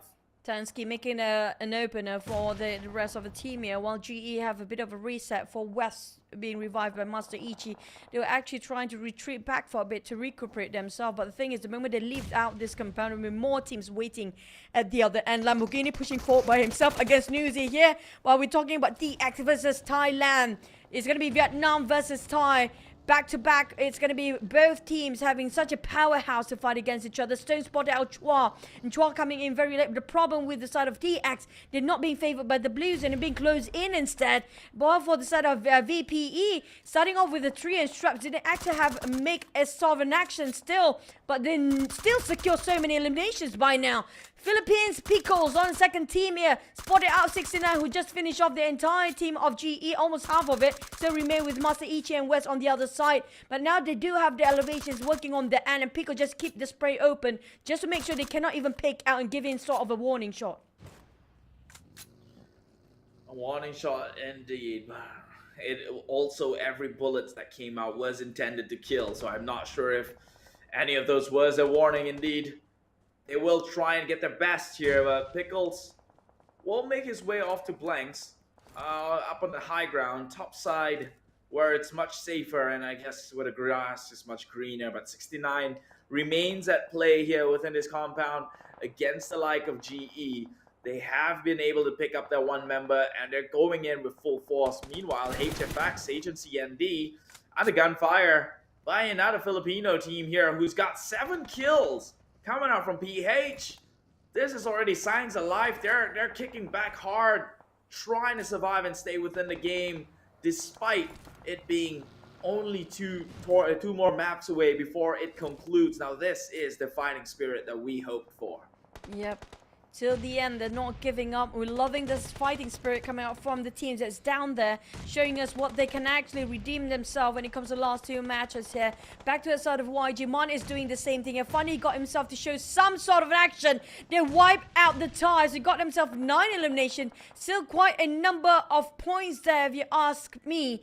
The worst scenario for the Thais first team VPE is like they get themselves 10 points. That's their worst case scenario and worst performance. But still high enough if you compare with all the other teams out there. But it's done and dusted for them at first place for now. But the one that's chasing for number 2 is still a lot of them, including Cambodia second team and Thai second team. But speaking of the Philippines, they still can have a last bit of a push in the last few minutes. Tani finish off, haven't come up for Infinity. It's going to be a second Thai team, still having a full squad. While Mela pushing to the side of Myanmar team right across them. The other two are playing as support at the back line. YG 1 second, cute Loki. The entire team of YG still have a 4, while GE leaving out with the 2 men. The Philippines are fighting each other, I assume, right now, based on the kill feed.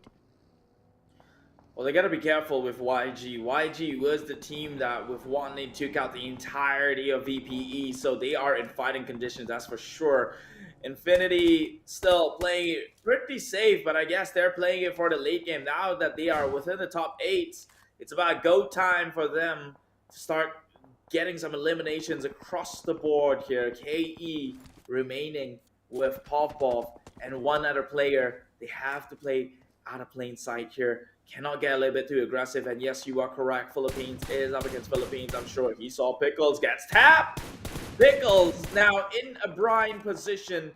Pretty sour, if you ask me. And just Pays just picked it off, stealing it from the likes of their Filipino counterparts. The engagement towards YG is happening right now. I guess with the entry of frags, catches onto Cute Loki.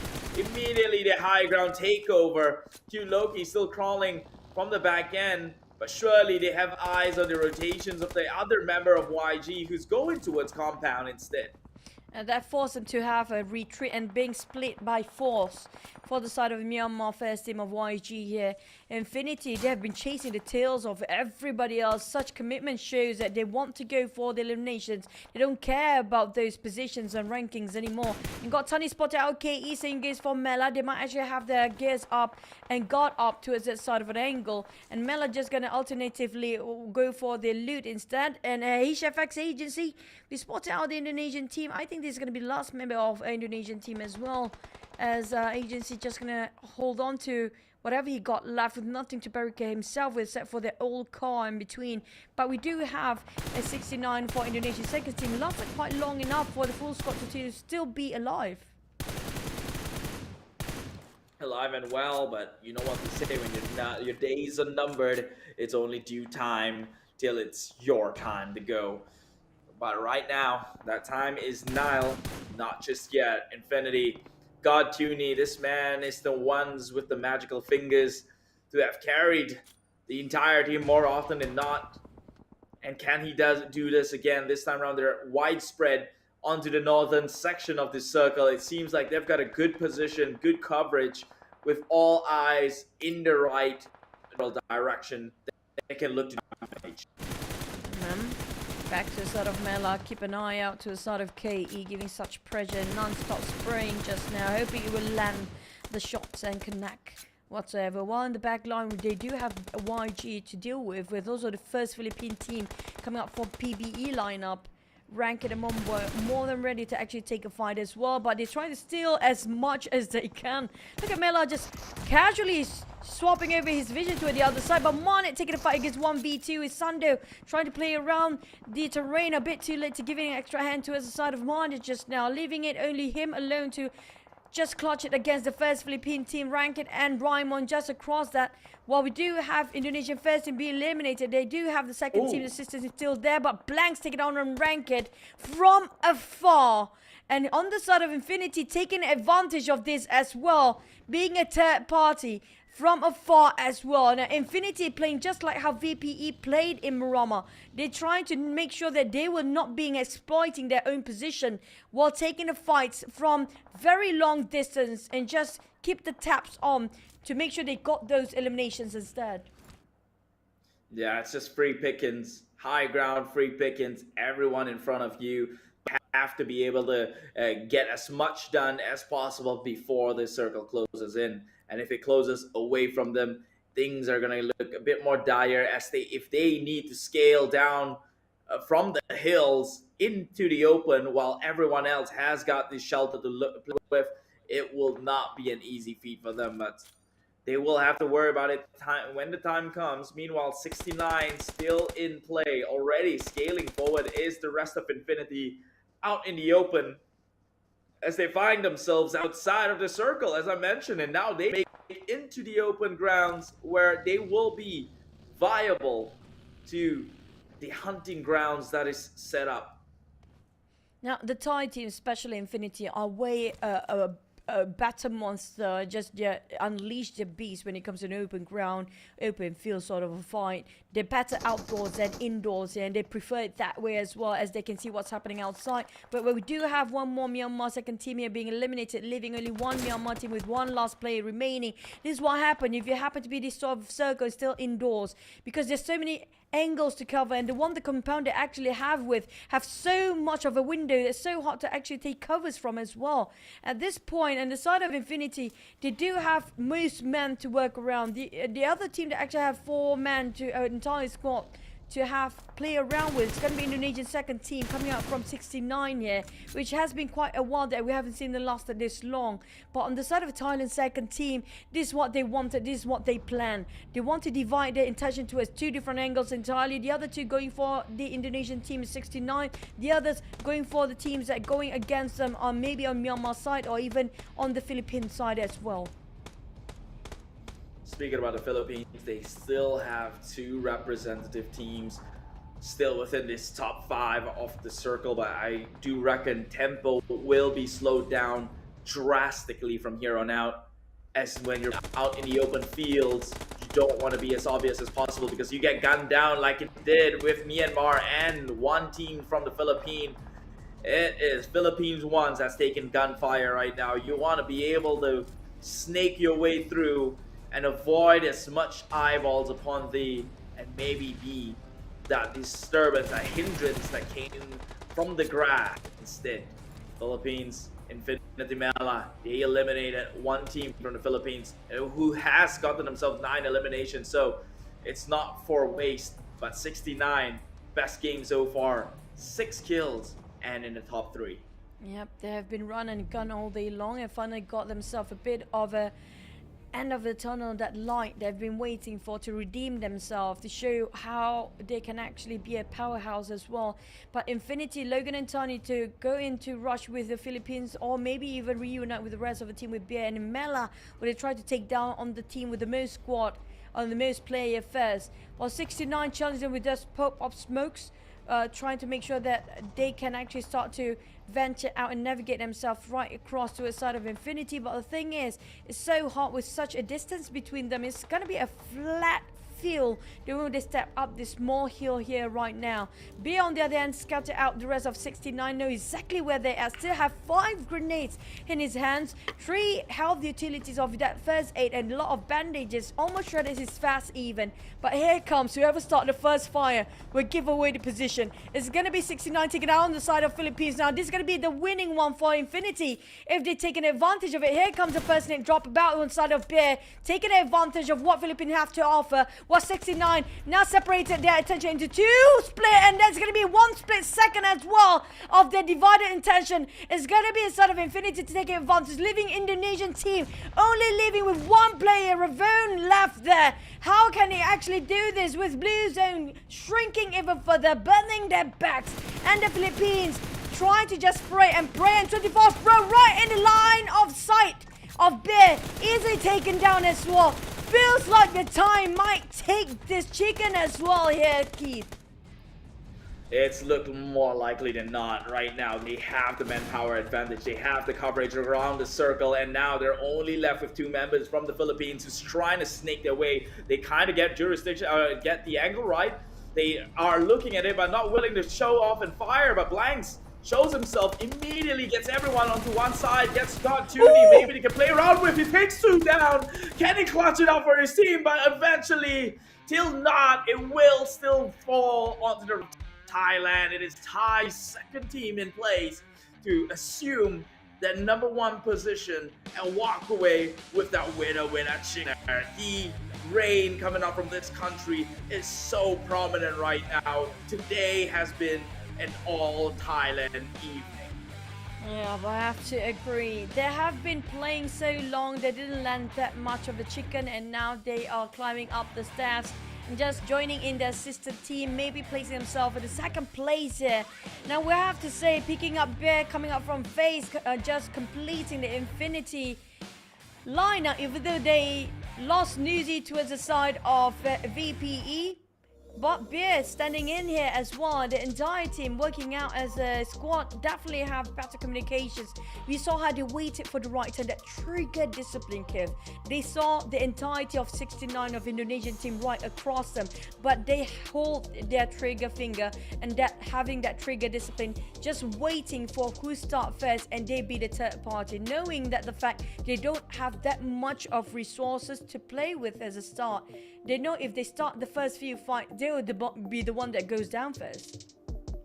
And also goes credit to them that the trigger discipline probably hit their location within the entire circle. It was only 3 teams. If you were to end up shooting, that would immediately alert the Philippines to kind of look your general direction, and that could have put a stop to it. However, they decided to instead throw nades across, and that caught a lot of the members of 69 off guard, leaving Ravone alone, and eventually he dies out, turning the Tides into a 4v2 situation. Although it looked a bit scary earlier on when Philippines could take out 2 members, but eventuality is that the Thailand just reigns supreme today.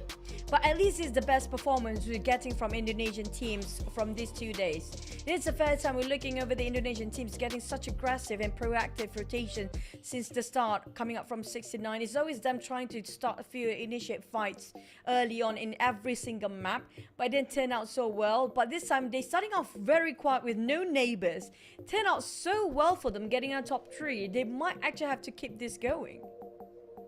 Yeah, like I said yesterday, clearly it's not working out. They're biting more than they can chew. They gotta lift that feet off the gas pedal, let it cruise a little bit. Do whatever Cambodia's doing. Like, that's why they've been performing, right? They let things transpire a little bit and then take the opportunities that you can, and it turned out remarkable. Like, this is the most points 69 has ever gotten in a single day comparatively to yesterday. Yep, I agree, and this is the most point they got themselves for eliminations as well. But still, the Thai flags waving on to the team to focus for our final stage in our second last match of the day, with 11 eliminations coming up from Thai second teams, which is going to be the Infinity with the most damage and the most survival time. When it comes to the grenades though, we have to give it towards the side of Indonesia's second team here.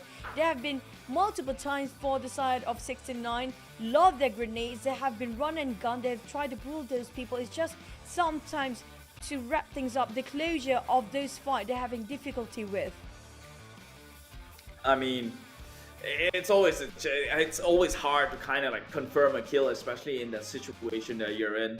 But nonetheless, anyways, they still get decent amount of frag potential that they have outputted, and it is Thailand in the end of the day who did whatever VPE did, shooting from a perched up position, getting 11 eliminations across the board, plus with their rank points bringing the map to a 21 in total.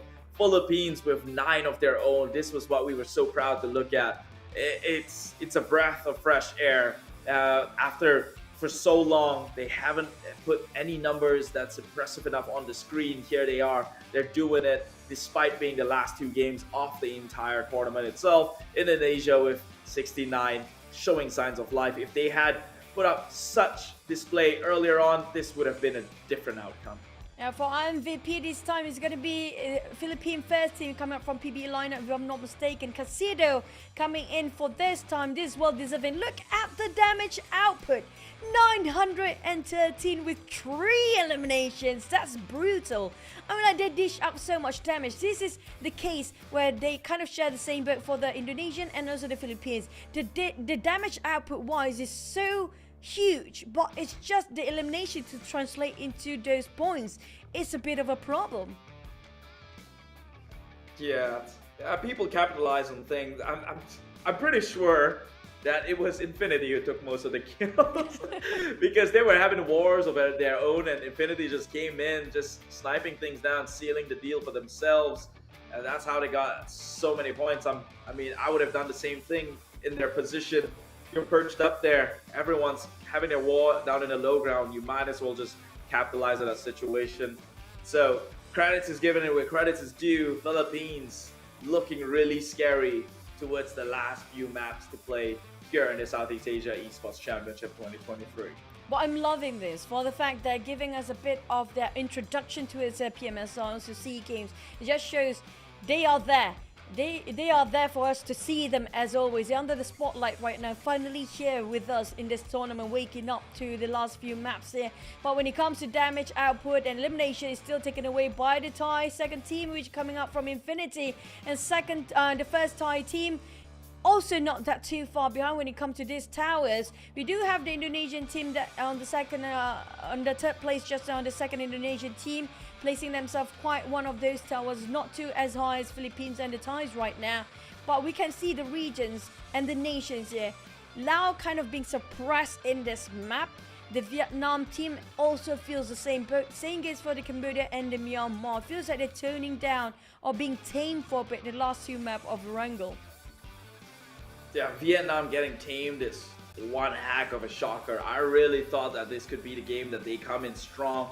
It looked like they had potential and chances earlier, but then the most unspeakable of things happen, and here they are with only 1 and 2 points each respectively, and this is where it gets really, really crazy. What a statement to behold here. Both the Thai teams occupying the first and the second spot respectively. That's saying a lot about the quality of players that come out from this region.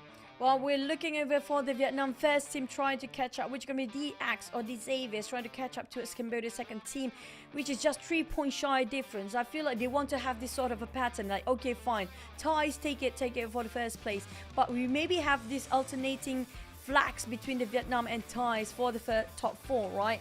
But Cambodia say no to that. They deny that. They try to hold on to their last seat there when it comes to the top 4 with 75 points. They're still holding on, but it's down to the last map, next one of our last Erangel as well. But for the rest of the teams on the second page here, didn't budge as much due to the last minute push coming up from the Philippines just now. Just bumped them quite a tiny bit, but still able to actually squeeze in the top 8 in the last minute. Quite a far-fetched, but they have to get those double digits. But the one that furthest away is going to be Bruneians. We haven't got to see or witness the best of them yet. I don't know what happened to the team, but it just lost from the radar. Yeah, we've seen they tried to square up against Infinity, but unfortunately God 2 was a god, and gods don't bleed like normal men, and they counter wipe that 1v4. So they're probably still devastated over that, because come on, that was your best shot at making things happen for yourself, and even that you failed to execute. And so here we are in quite of a pickle. But I do still wish to see everyone within that roster or within that entire leaderboards give it everything in this last match later on in the final Erangel of the day, which we'll get into in a bit. But first, we're going to take a quick break, and during that time, we'll catch up some of these highlights.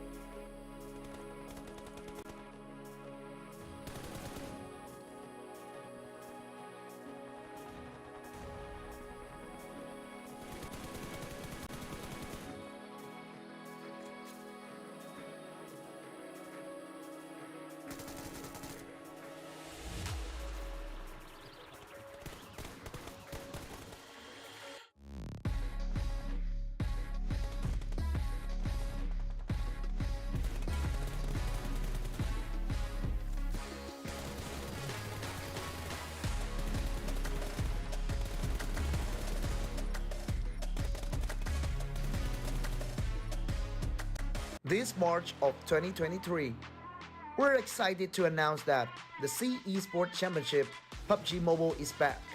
In this comeback, the C Esports Championship PUBG Mobile also plays the role of a friendly tournament for the C regional teams before the 32nd C Games. 20 teams from 10 countries: Vietnam, Brunei, the Philippines, Malaysia, Timor-Leste, Thailand, Myanmar, Laos, Indonesia, and Cambodia will compete to a prize pool up to $30,000. The C Esports Championship 2023 PUBG Mobile is divided into two phases: qualifiers and finals. The qualifiers will have 20 teams divided into 5 groups, competing in 3 days from March 8th to 10th without live streaming. 16 teams with the highest point will be qualified for finals. The finals will kick in from March 11th to 12th, and we're happy to broadcast it for all the fans. Each day of the finals, the teams will compete in 3 maps: Sanhok, Miramar, and Erangel, with the maps order alternated. Totally 6 matches per day. The teams' gain points will be decided based on their ranking and eliminations after each match. Each elimination is counted as 1 point. Winner chicken dinner now grants the team 10 points. Second place gets 6 points, third place gets 5 points, and the points decrease gradually for the lower ranked teams. In this tournament, we will witness the best team fights for the $6,000. Runner-up team will get $4,000 and $1,500 for the second runner-up.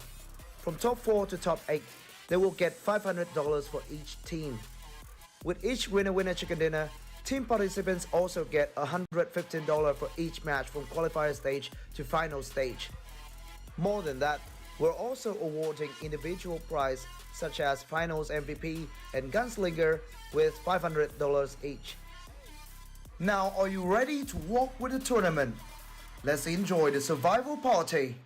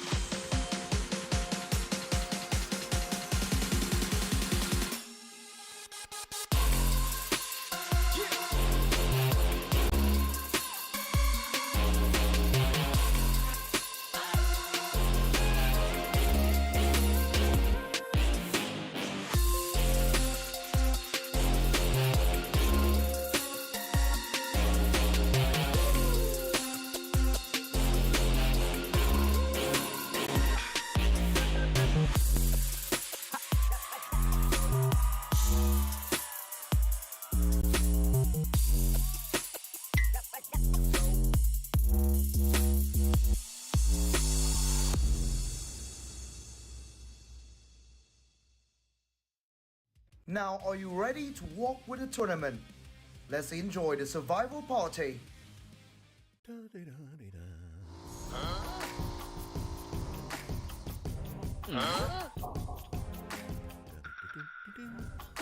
What?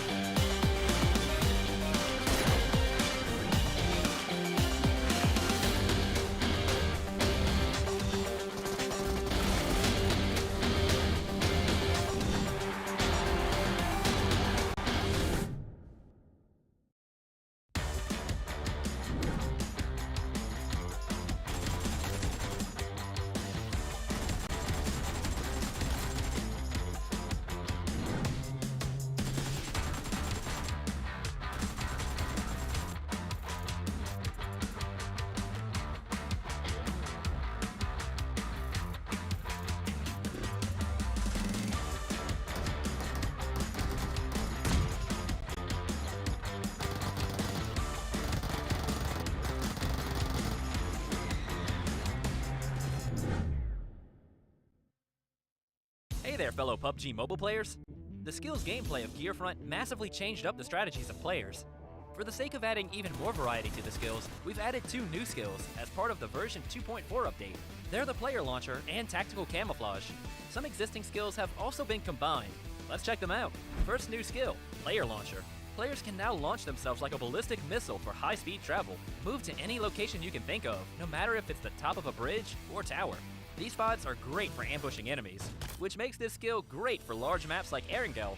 Second new skill, tactical camouflage. Players that choose this skill will be able to put on the special camo suit. It greatly improves stealth, and it also boosts the speed of climbing over obstacles. So, no matter if players prefer a stealthy approach, or if they'd rather go in guns blazing, this skill will come in handy. In the new update, Supply Scan and Lucky Backpack will be combined into one. Lucky Backpack also no longer increases carrying capacity. Players can scan for nearby supplies and convert items. Furthermore, Vehicle Airdrop and Playzone Analysis have also been combined. The new updated Vehicle Airdrop skill now has the secondary passive ability to automatically detect the location of the next Playzone and Airdrop whenever calling for a UAZ.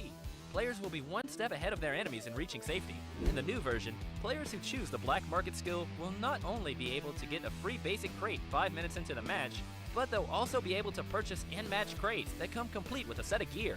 By purchasing these high-quality supply crates, players will get access to airdrop quality supplies. The trace skill could originally only mark the position of enemies that were hit by firearms. It now also shows the remaining health of enemies, and can now also be activated via damage from grenades and Molotov cocktails. Lastly, we'll recommend some new skill combinations. Players can use Player Launcher with Lucky Backpack to quickly loot an area, and then move quickly over to high ground to ambush incoming enemies. If it's a map like Erangel, try using Tactical Camouflage with Trace. Take cover in grass with Tactical Camouflage, and make use of Trace to not lose sight of the enemy. Eliminate enemies quicker than ever. Of course, there are plenty other skill combinations to choose from in-game. See what combinations work best for you.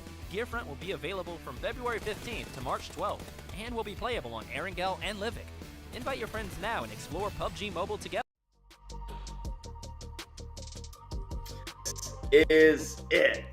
Lightning, fireworks, camera show, action. This is coming. We're going down onto the grand finale, I would say so, but actually this whole thing is accumulative of the finale. We're going down to the grand and final match for the Southeast Asia Esports Championship 2020 through 2022, 2023. See, I'm starting to lose myself, Choo Choo. By the way, this is Choo Choo, myself, Keith, and we're down to finding out who is the first runner-up of the group, because clearly we already know who won. It's the battle of a second place when it comes to SEAEC of 2023. Since I think we should announce the champions by now, right? Come on, let's go, guys. But you know what? We still want to see who will actually secure the second place here. We're thinking about the Vietnam. Can they get back as 1, 2, 3, 4 with the ties? Or will it be still Cambodia holding on to that 4th place till the last minute? We did see the rise of the Philippines in the last 2 maps just now, coming up with first and second team of Philippines. But yesterday we have been waving a lot of different flags. We're talking about Myanmar, Cambodia, even Laos actually waving some of the flags yesterday. But all these World Cup regions disappeared for the entire day here, as the Thai taking the reign over for the chicken dinners. Not just that, even those eliminations are quite amount of numbers. So far the highest elimination is still 18 by far. I think it was taken by the side of VPE, still the Thai first team. But we haven't break off that record just yet. It will be this time for the last map here. We do know there's nothing else to lose for these guys. And if they want to go crazy for it, they just unleash their monsters and the beasts inside of them. This is the best time to do it. Well, I got one thing to say towards the Malaysian fans who's looking for some sort of, you know, feel good. Yeah, the Malaysian fans are watching. If they want to feel good about something, Malaysia is now in the first draft.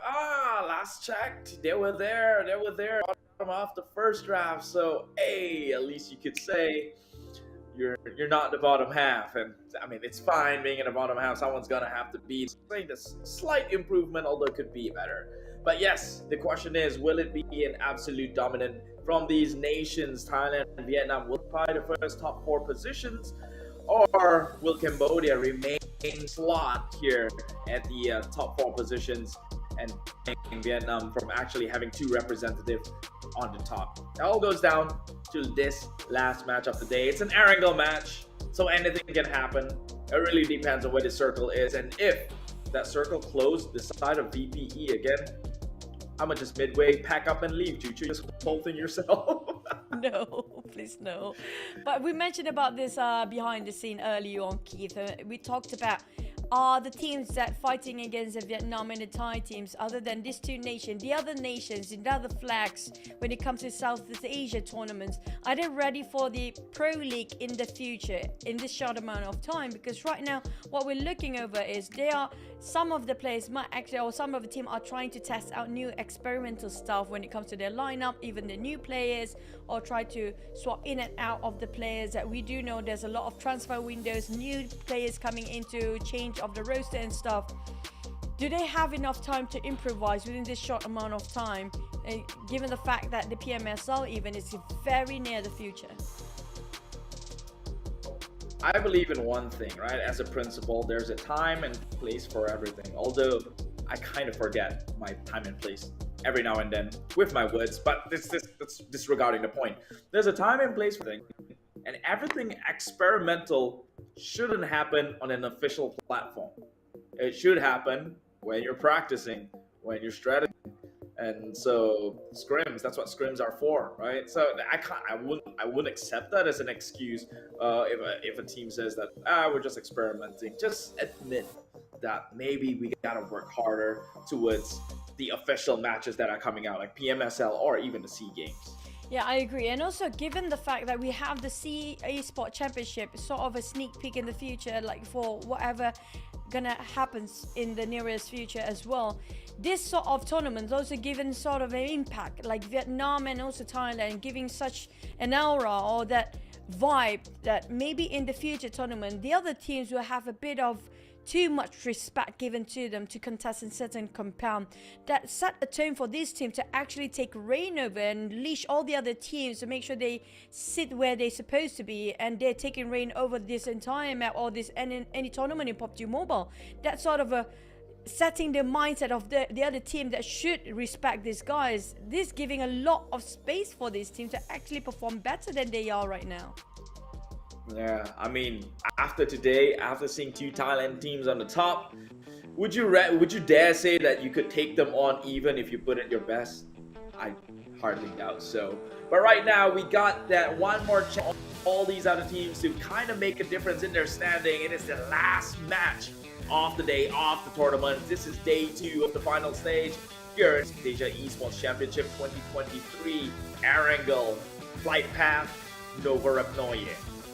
Yep, it feels like it's more towards the southern side, but the circle always tells us the truth, and that's where the players' practice will be in play. Depends on how much they actually really revise on the circle pattern. But back towards our match here for the day, the last one. I'm waiting for the teams on the second page to rise up to the occasion and push themselves upwards, even though it's a bit too late. But hey, it's never too late to start something, right? Just shows that you are unswayed by the prowess showing by the side of the Thai teams, the Vietnam team, and still challenge them till the end of it. Till the end indeed. You know what they say, it's not over if you're still in the game. And so with every last breath, this is one to look out for. And take a look at the drop spots already. VPE taking a new position within Erangel, all thanks to the flight path, of course. Now they'll have Schwepp's position over in Quarry, but look at that circle. Severny Stalber. No one who made their bets down in SMB is going to be happy for all the amount of teams you'd have to travel over. This is going to be rough. This is really giving the players a bit of a toughest challenge in Erangel by far in our tournament here. I feel like we might ended up right on top of Yasnaya Poliana, but it depends on the circle. If it happens to be generous enough, it won't be shifting all the north all the way.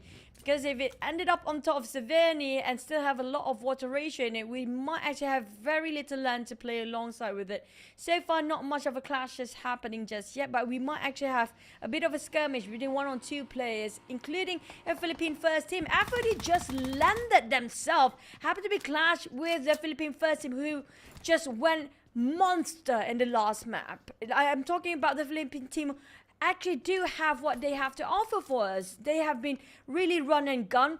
and scout out a lot of the teams and just getting those eliminations. But this time happened to be a bit of a tough challenge. Unfortunate clashing against FOD. Cambodia, one of the teams that really love aggression as well.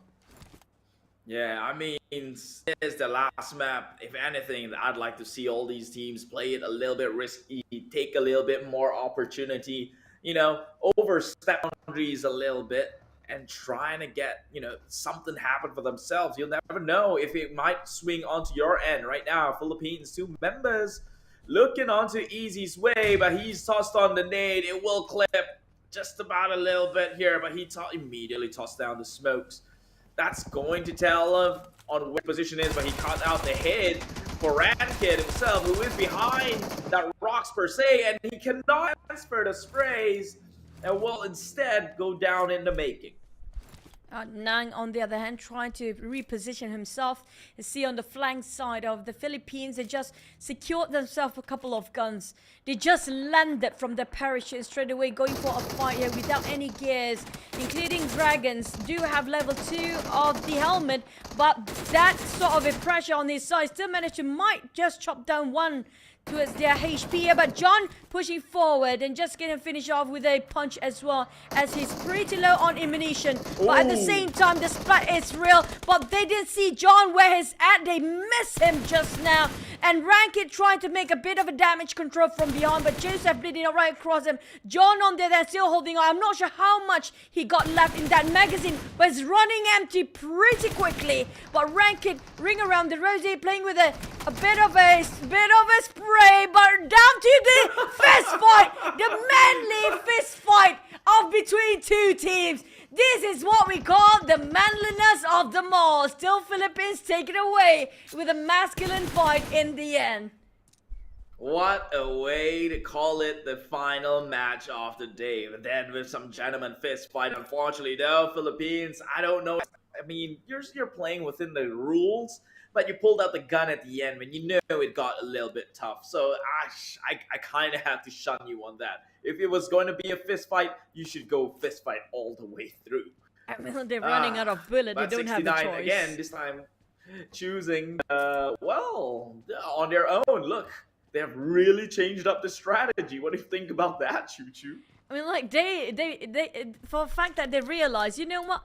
When we get the engagement too early, it's not working out well for them. So why not we just play it like how we did before and just avoid friendly neighbors for now. And they spotted out that's going to be their strength, where in the mid-game, they're pretty aggressive and they can actually take in all these teams by surprise and try to do it once more. But at the same time, we talked about the ties, right? Infinity again stepping himself on top of Starboy with GE right across them, and SLD on top of Yasnaya Poliana. Feels like they want to fight over Yasnaya here and try to mark their territory and widen the spread even further. But I have my eyes on the side of VPE. They realize the circle is just too far off. They might be the bulldozer coming up from behind. As always, they always be the third party, and they can play as slow as they can because they do have the time. And that's what I honestly would want to see. Today itself, the theme of the Thai teams, or especially VPE, it always seems like they had the circle, they had the high ground to play around with. Sure, it closed on them eventually, but what about this time when they have to brace through all the other teams that are going to be in the way and see how fare they're well in that sort of settings. If they do make it in a top spot or come out with a favorable results, then that is set in stone. It's really not the luck of the circle. These guys just undeniably is on a different league. I mean, like, it has shown us, they have shown us when it comes to back-to-back Miramar, they got back-to-back chicken and back-to-back in the center of the circle. Just shows a big statement there already. But when it comes to Erangel, maybe it's quite hard to predict the circle these days in Erangel. The circle can go really far off, and the hardship is really punishing for the players mostly. But back to the Vietnam first team, they were strong in the first day of the league, in the qualifiers, throughout the process of the qualifying into the playoff. They were quite strong in the first day as well, but in the last minute taken over by the side of the Cambodians and Myanmar team, even Laos. But right now it feels like they a bit more settled down with just placing themselves at third and fourth right now, but they might actually squeeze in the second place in the last minute as well. But provided they have to get themselves like what, 20 sort of elimination plus those chicken dinner, that's still a hefty amount of kills if you ask me. So far the highest we got is just 18. It's so hard to, sorry, excuse me, it's so hard to reach the 20-ish these days due to the aim assist being turned off for quite a bit now. Wait, so if they turn aim assist off, and if the Thai teams are shooting this good, then they were never using it in the first place. That's true. How about that? Food for thoughts. That's actually above it. Leagues. Because, I mean, like, if you compare with China, like, people have been asking why China team is so strong. Like, Nova team example, right? They have not used the privilege of this auto assist and aim and whatsoever, and being played in the roughest position, the roughest circle in the first place. So they get used to it. It's their habit. So if you turn off all those stuff, it's not even going to be detrimental for them. It's not even some sort of a handicap for them. They're used to it. They're used to the harsh environment that's been provided to them.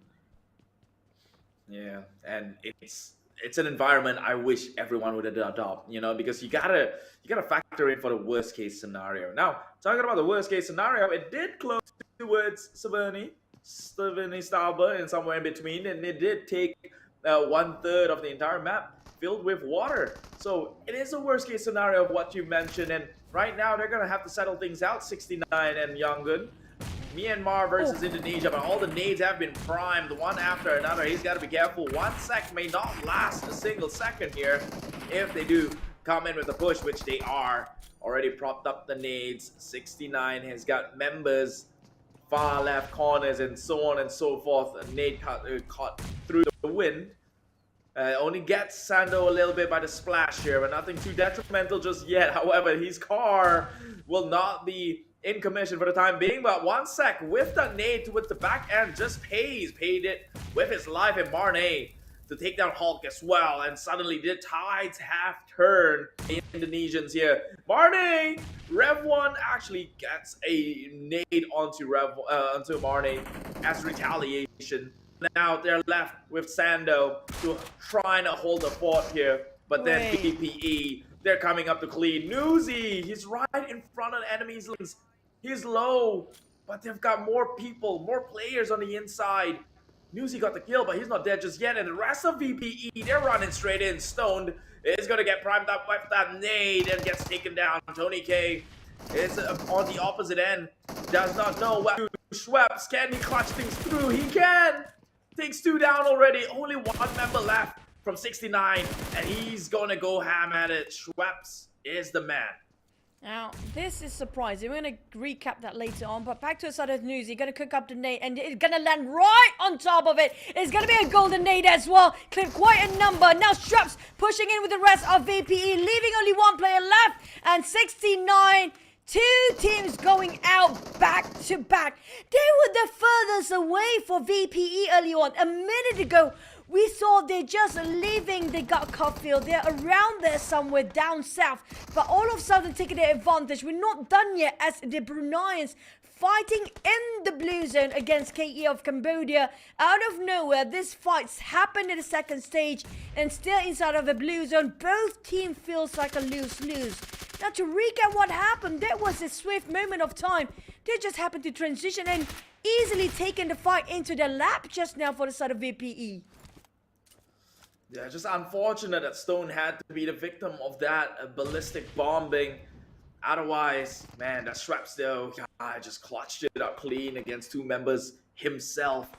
It would have been real sour had Newsy go in to try and help and overcommit and get him on the knees. That would have been fatal. But thankfully so, the Vampires made it work. Right now, KE up against Bruneians up against KE actually. 2 members within compound. This is Chewy trying to make his way through, but he's got to be careful though. KE gets shot down on the exit. Piasao does not give him a chance, and that would be it for KE. The Cambodians, the second team, the best performing team, already out and only have 1 elimination points, which means Vietnam can look to take it over. The top 4, it's going to be back-to-back Vietnam team, provided they are not being eliminated early on. Even though it's up north the circle, but every team there is, most of them actually comprises of the center of it. Infinity especially, with GE coming up from the northern side of Savannah. DX just marching right on top of Savannah as well. Having a look at how Lamborghini is scouting over to the side of Gig Malaysia. SLD come out from the southern part. All the big teams on the top 4 already inside of circle. Provided they actually don't even have to fight anymore, they're still putting their best effort, showcasing what they can offer to us when it comes to the last map of the day, including how VPE come out from down south up to the north within just a minute. And not just that, 69 has tried to negate from any fight, and that's where the fight is actually following up till the last breath. Just now they're being eliminated early on. Try to take matter into their hands and work up, but now this time we have Vietnam first team, Lamborghini and the rest of DX try to march up to the side of the Thai teams. Quite hard for them to actually complete that task, but GE of Myanmar having the Philippines over them. Small taking their elevation at a vintage point, get a quite view up there. But at the same time, the Philippines are burning those houses down, but still have no clue where are the rest of GE players are. GE, they're spread out. They have to be careful though, because Philippines, when you're sticking together, that one nade clips onto 3, although it was a splash damage shared amongst all, but now they kind of got the rough idea in their situation. Rankid takes another hit here. West is falling pretty low. Surely he's healing in that position. The smartest of all ideas, he will get the heal done. But look at the position of GE. They are enclosing this entire compound, and Philippines, they're forcing them to make the next move and getting shot in the process. So West is in position. Master Smile though gets taken out. That's a mistake. A hole in the defense.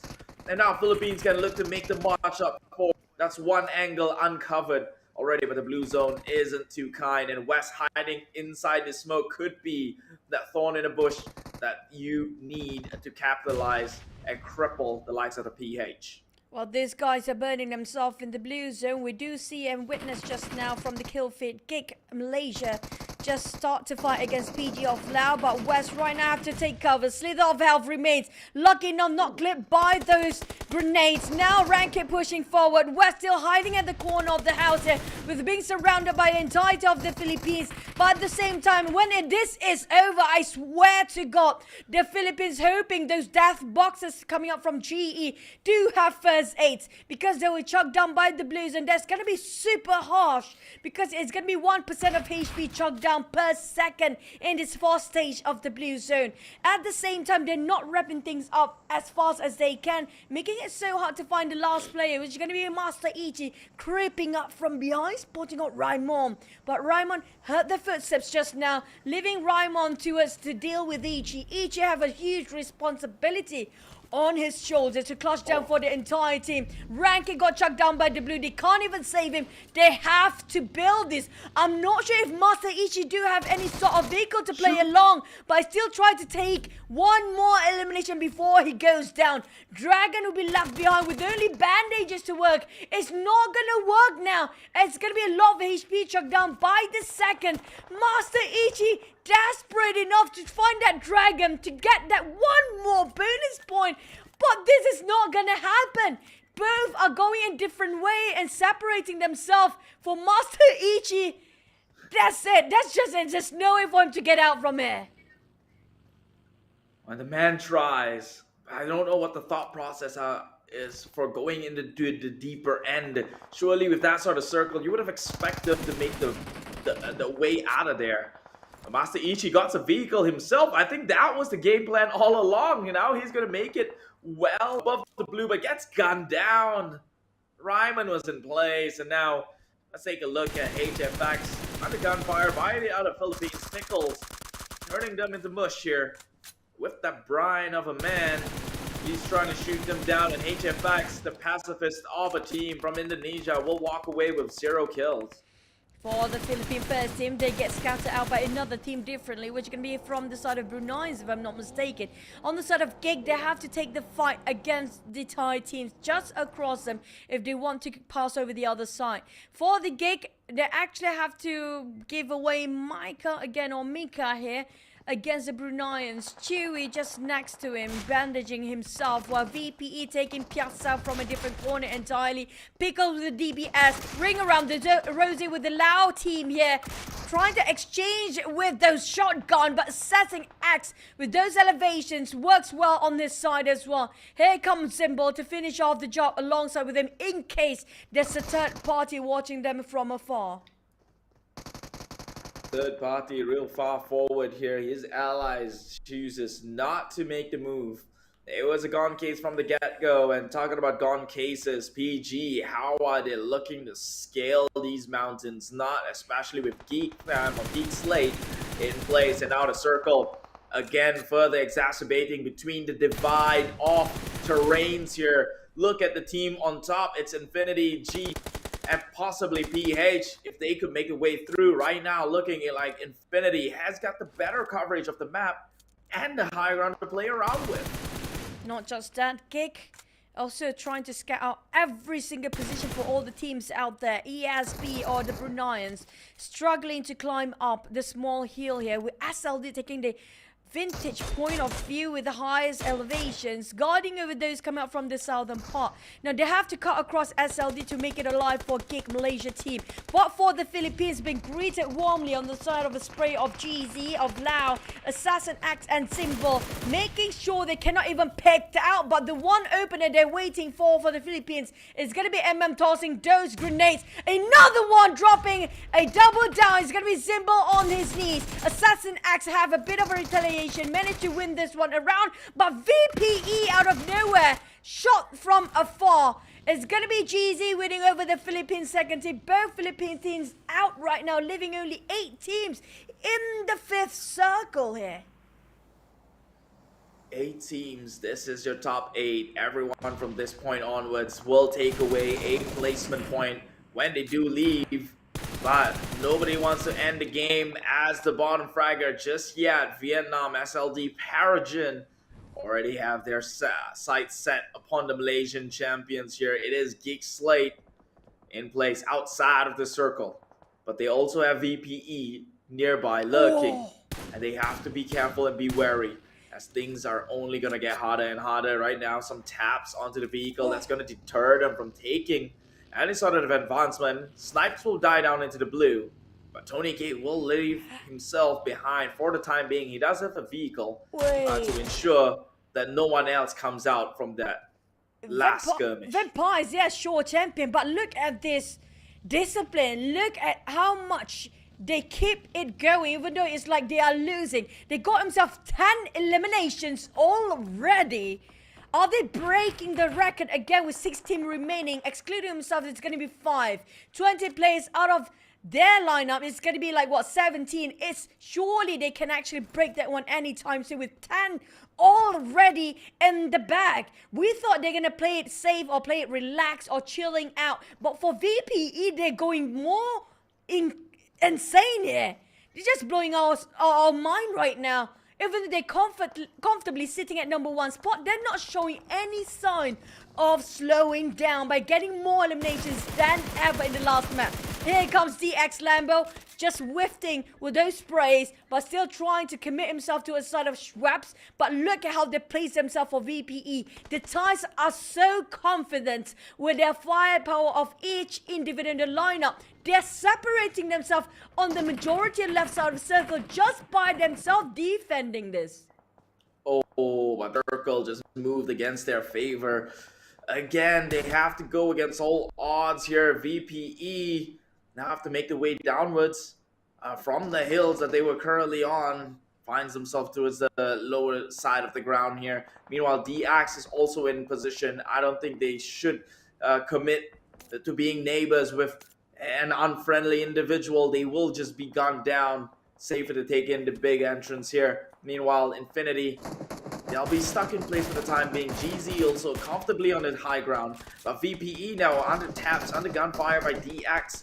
from earlier, but nothing lethal just yet. So these teams will still have towards the last few circles. Already made a rotation in. It is DX well within it, has got the crates for covers and maybe more supplies.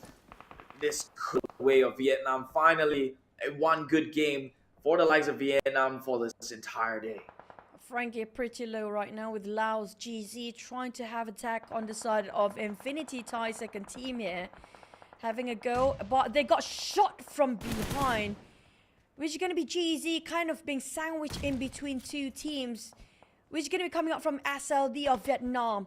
They have to get out. They have to pick the poison here for GZ. Either go against the Thai second team or going against SLD from Vietnam second team. Both second teams of different nations, yes, but both are really powerhouses here. On the side of Nang of GZ, they pop a couple of smoke, making sure they got a bit of a covers. But kick out of nowhere of the Malaysian team, the last player remaining.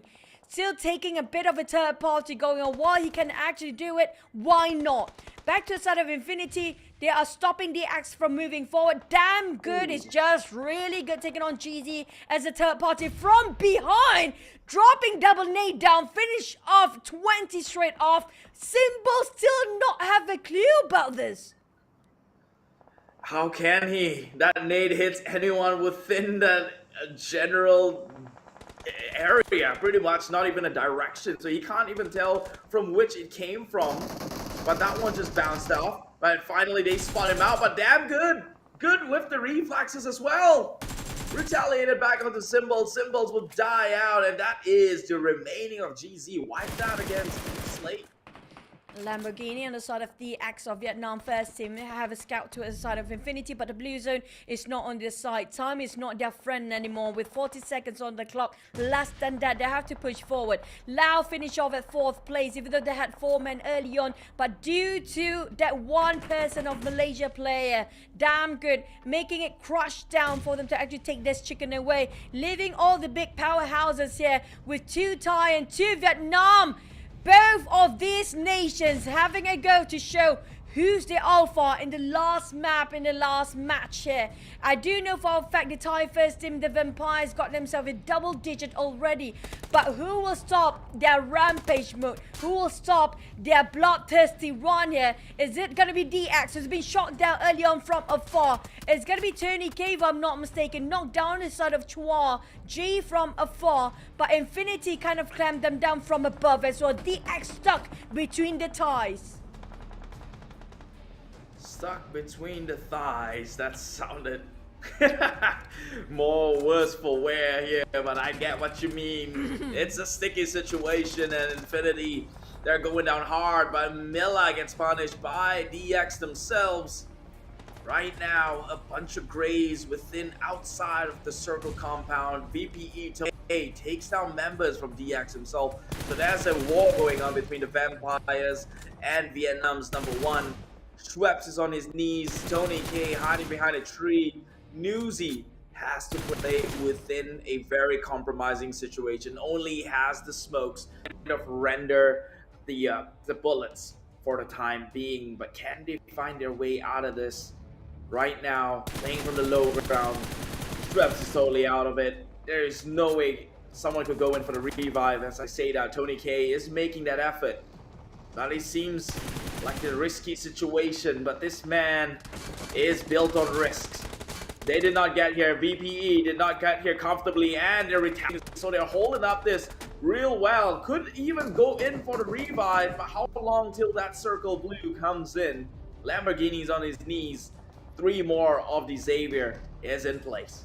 I have to give this guy, Tony K, reaction and response time is just miraculously fast. But Tony K, due to the blue zone as well, not on their side, shrinking on that side first. While Frankie is slowly pushing forward, VPE down to only last player here with both of them bleeding out. While Newsy still make a place from afar. Just next to him, his teammates are just shouting over for this revive, but Ravy stopping them from moving forward thanks to God Tunny from behind, backstabbing, leaving the Thais down to 2 of them, and the last player of Thai still remains there, with Vietnam only have the second team with 3 players of SLD, a bit further away from the Thais down there, but Tran Chi spotted them out. strong team coming out from the flank side with the M416. Spotted out rotations coming out from Infinity, but Newsy will be scouted out and ambush in. The only Thai teams that can stop the Thai teams is gonna be the Thai teams.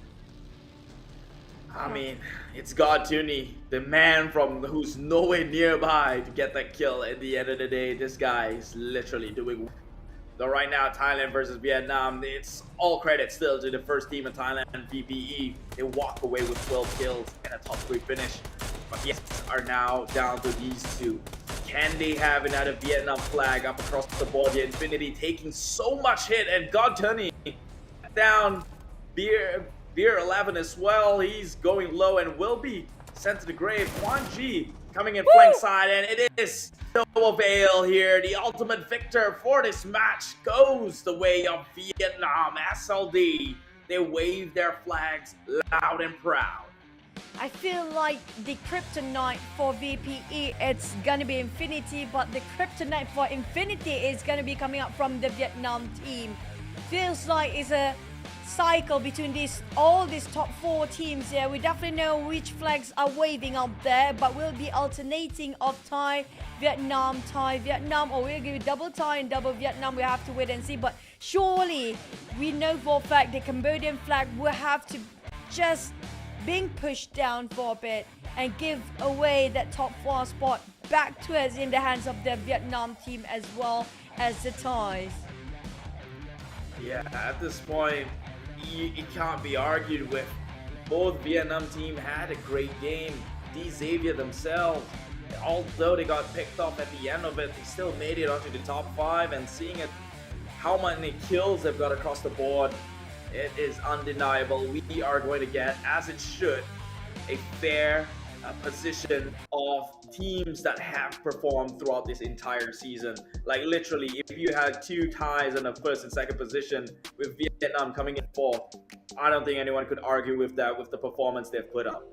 But the fact that they are not complacent about their position, I mean, they got themselves in overall rankings very comfortably in the top spot already for all the teams. The 4 teams that we're talking about, the 2 nations of Vietnam and also Thais. It just shows that they are so diligent, they are so respectful for the other teams and respectful towards all the fans out there to give such a performance down to the last wire. They are playing as though that's going to be their last game for their entire life, every single map. And that's something that all the other teams can actually learn about. They are taking their mistakes in, admit it, and not doing the same thing for the next one. And they are making it better and they're progressing every single map as well. It is very, very impressive, and I have to say, it has been quite a treat to watch these teams, right? Vietnam, they've had their fair share of glory, albeit not today. Yesterday, a lot more action from the Vietnamese squad themselves. There's a reason why we fear the regions, that is Thailand and Vietnam, is that, simply said, they're good and they're actually good, and they don't take things for granted. All the way through, towards the last second, they fought their entire lives out there. Congratulations to that. But we do not know who the winner is yet. Supposedly, at least we're supposed to keep it a suspense. We will then figure out in just about a bit, but I'm sure we have to go through a bit more statistics before we get into the juicy part. Who is the champion? Who is next to the champion, the first runner-up? The first runner-up is going to be interesting though. We want to see the sequence of a 2nd, 3rd and 4th place. I mean, I have no clue who's the first place again, but nonetheless, we have to thank all the nations, all the 20 teams and 10 countries. They're participating in this tournament as well. It has been a privilege and a treat for us to actually witness each team's strength and weaknesses and how they perform in the CEC or C Esport Championship 2023 before we head into the SEA Games in the future. Looking forward for that, and at least we all know whoever the champion may be. I don't know, I don't do math. It's a bit hard to kind of figure out, when you're casting at the same time. Whoever that champion is going to be, that comes to SEA Games, everyone will be looking at them. Everyone has got that expectations. Heck, just from the country alone, they're not looking for VPE, they're looking for Team Thailand. both teams from Thailand, and they're going to be fearful for it, myself included. Fearful but excited, because sometimes excitement comes with a little bit of fear. Yeah, that's true. And also this set a standard for what to expect in the future PMSL and SEA Games as well. So it cannot get lower than this anymore. Everybody set a bar, even their performance, even the fans and viewers watching out there have this sort of standard, this bar set up quite high. Like if the CEC as a pre-hype for SEA Games, as an exhibition show for the of the SEA Games, even for PMSL very near future, what can they push in when it comes to the very big tournaments at stake like the SEA Games and even PMSL here? Like this is already a big stage we're talking about for CEC, but what if things are changing in terms of the format in the future as well, like the long league of a run, not just that, the mental strength, and we're talking about the physical strength and stamina. It's gonna be a long journey for 2023 for them. Yeah, but let's for a second here play ball, right? Let's say maybe some of these teams are taking it easy on the tournament.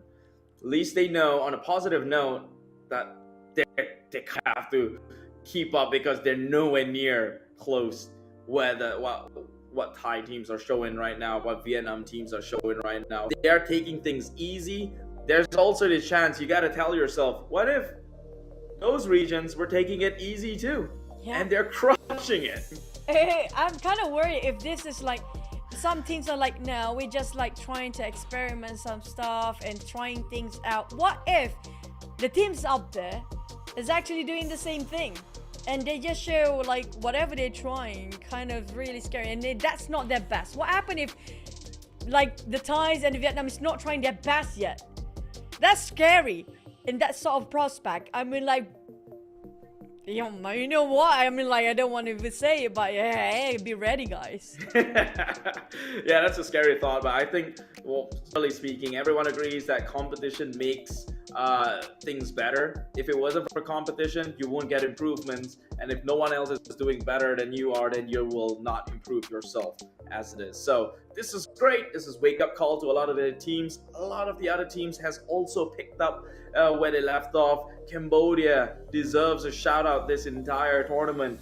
Who are they? They came from the wild card, yet they were holding it within the top 4 for the longest of time. And in fact, they might still be in there, because I don't know. I don't even know who the winner is. So. Yeah, that's kind of true. And I want to give a lot of respect for Lao team as well. I'm loving how such a big difference the last time I casted for them in previous, like even the SEA Games, even the past year's competition, they've been improving in such a progress. I'm talking about tremendous amount of progress they made since the last time I saw them, and this is just a start for the team coming up from Laos, even Cambodia and Myanmar as well. Now Myanmar has not been the best team out there for the longest time, but for this season I feel like this might be it. This is where they start their new beginnings and have more in the future, because it feels like they just break through a barrier they've been stopping them for quite a bit for some time now.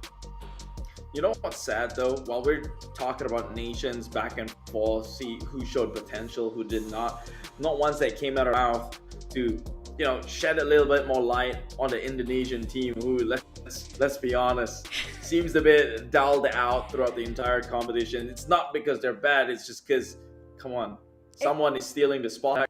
That goes to Thailand and Vietnam. I mean, like, we cannot deny the prowess shown by these two nations, right? But also when it comes from the Indonesian team, they used to be a big powerhouse. But I don't know what happened. It feels like they're in a slump right now. I'm not sure if it's going to be the same for the SEA Games or even PMSL.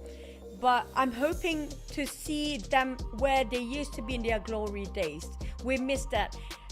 They cannot implement the same sort of strategy back then of how they play, due to the change of the format, due to the change of the patches, due to how the blue zone and the circle itself just changes within the time right now with the heart shift and everything.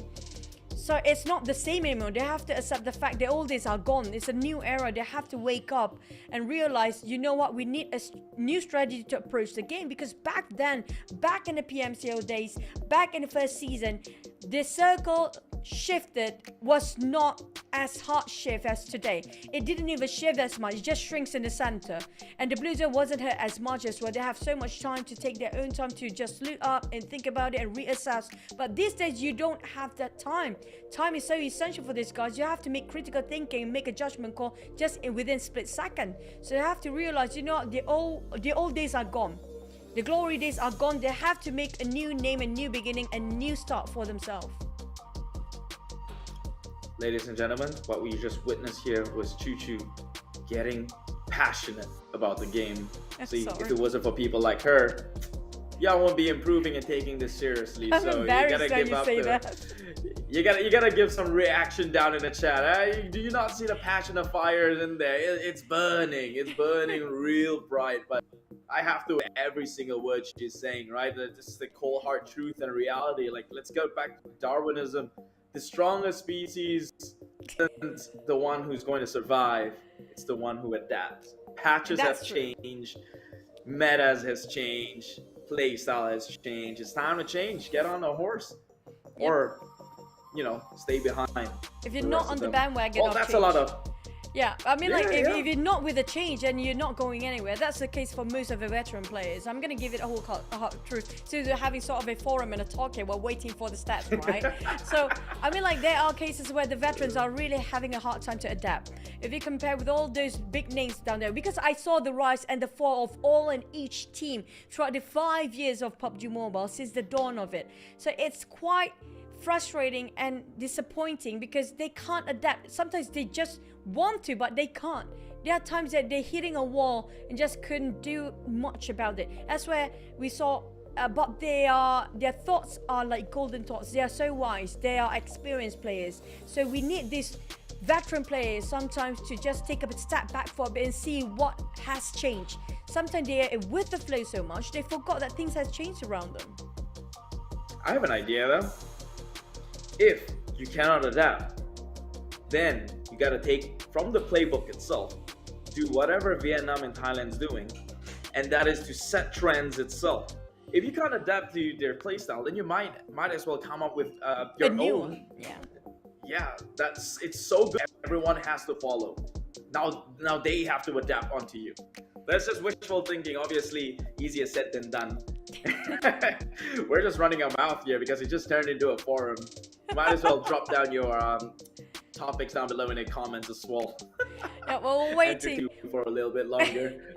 I mean, don't piss me off, that sir. But at the same time, we're waiting for the announcer for our champions, and not just that, who got the MVP. I do want to see who is getting the MVP. We've got so much of a good play. Now, if you get to choose your MVP, right, and the gunslinger, who would you choose?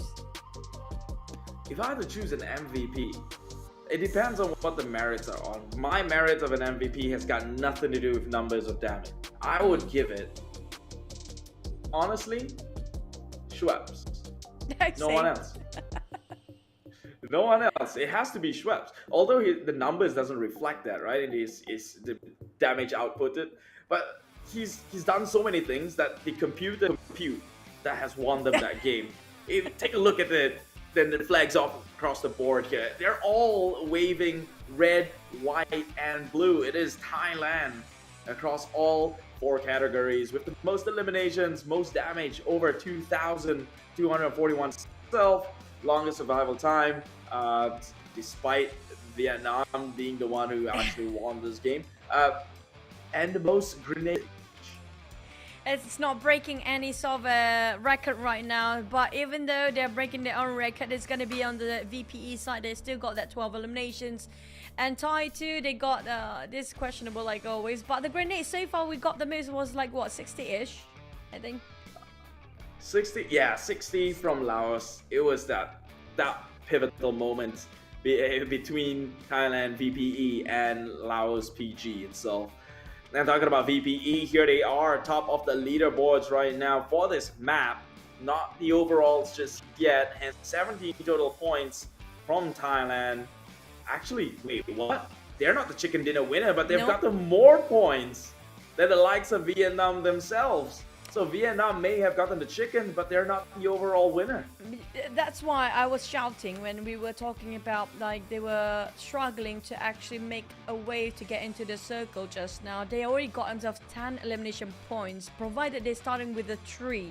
They lost one man early on, but the rest of them keep on shooting whatever that moves. That's what's scary about these guys. The lesser the number they have on their side, the crazier the firepower has been going on. And the lesser games they have to play, the more power they're showing us on across the board as well. We're talking about them sitting at the throne forever and not showing any sign of stopping or slowing down. Well, Vietnam, even though they got the chicken, they got only 4 eliminations. The only team got double digits here is going to be 12 on the side of VPE. But look at Thai and Philippine first team. I'm loving what Philippines first team has been showcasing to us for the past few games of Erangel. They got themselves quite a number of eliminations, even though they're being eliminated early. Yeah, they're pretty respective numbers across the board for the Filipinos here, which begs you to think, right? What is the thought process? How come towards the end that they're showing these numbers when they have nothing to lose? Maybe they're afraid in the beginning, they're playing a little bit too safe. But the guy who never plays it safe, Newsy, always up in front in the lines of fire. Here is going to be Newsy. I mean, clearly, if he became scout, he is going to be the one up front, and he has been doing so till he got that MVP title here for eliminations. But 820 damage from this man alone, a 3.57 MVP points, and of course, 36.6%. It's a decent contribution ratio, but that's because this man is most lethal when he's paired up with the Wonder Kid, Tony K. And not just that, anybody can pair up with Tony K. And speaking of Tony K, I feel like he might actually win the Gunslinger Award. I feel like he's in the run for that. But the player to focus for final day and final map and the final stage here, with Newsy, Tony K coming out from the side of none other than VPE. These two guys are the newcomer for VPE. Tony K coming up from FaZe Clan, Newsy coming up from Infinity back then, now joining in VPE, giving such a buff towards VPE. We have to give it a go. Like, these guys, they're from different teams entirely in the same region, but pushing VPE so much in this season alone. Yeah, as if like VPE needed a buff in the first place anyway.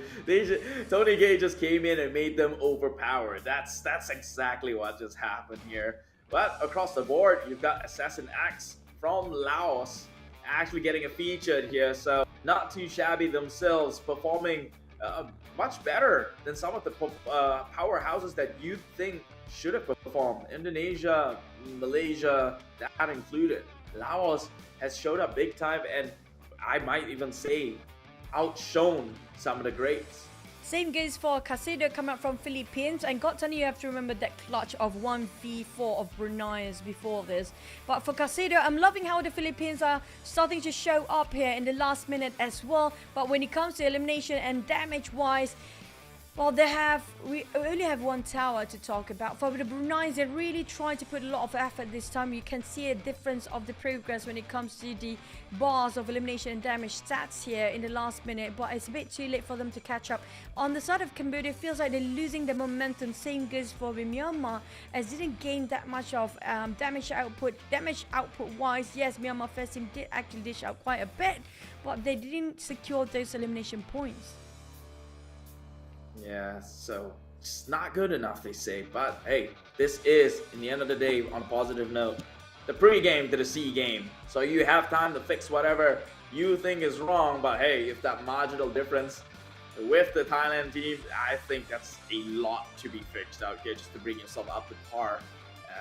It's crazy, but I think it had to happen.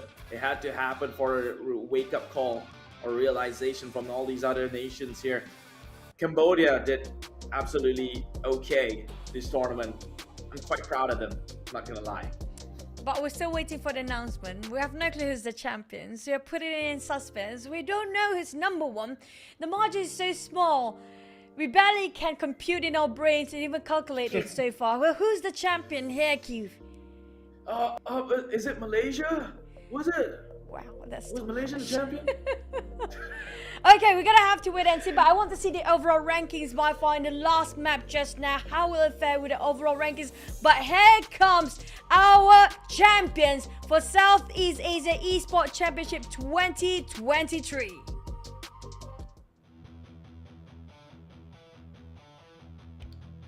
There you have it, coming in at third place. The ones waving in red and with a yellow star to lighten up their path here. Vietnam as the second runner-up or third place on the CEC 2023, $1,500 prize for one, but their end a small token of appreciation, but ultimately they have established themselves as one of the greats in this tournament.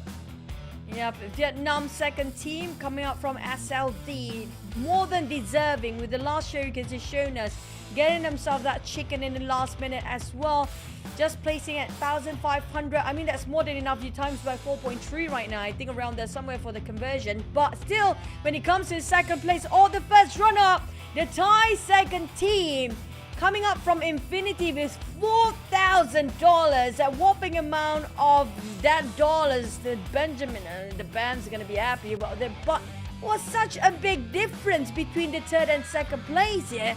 I wonder how much of a difference when it comes to the points later.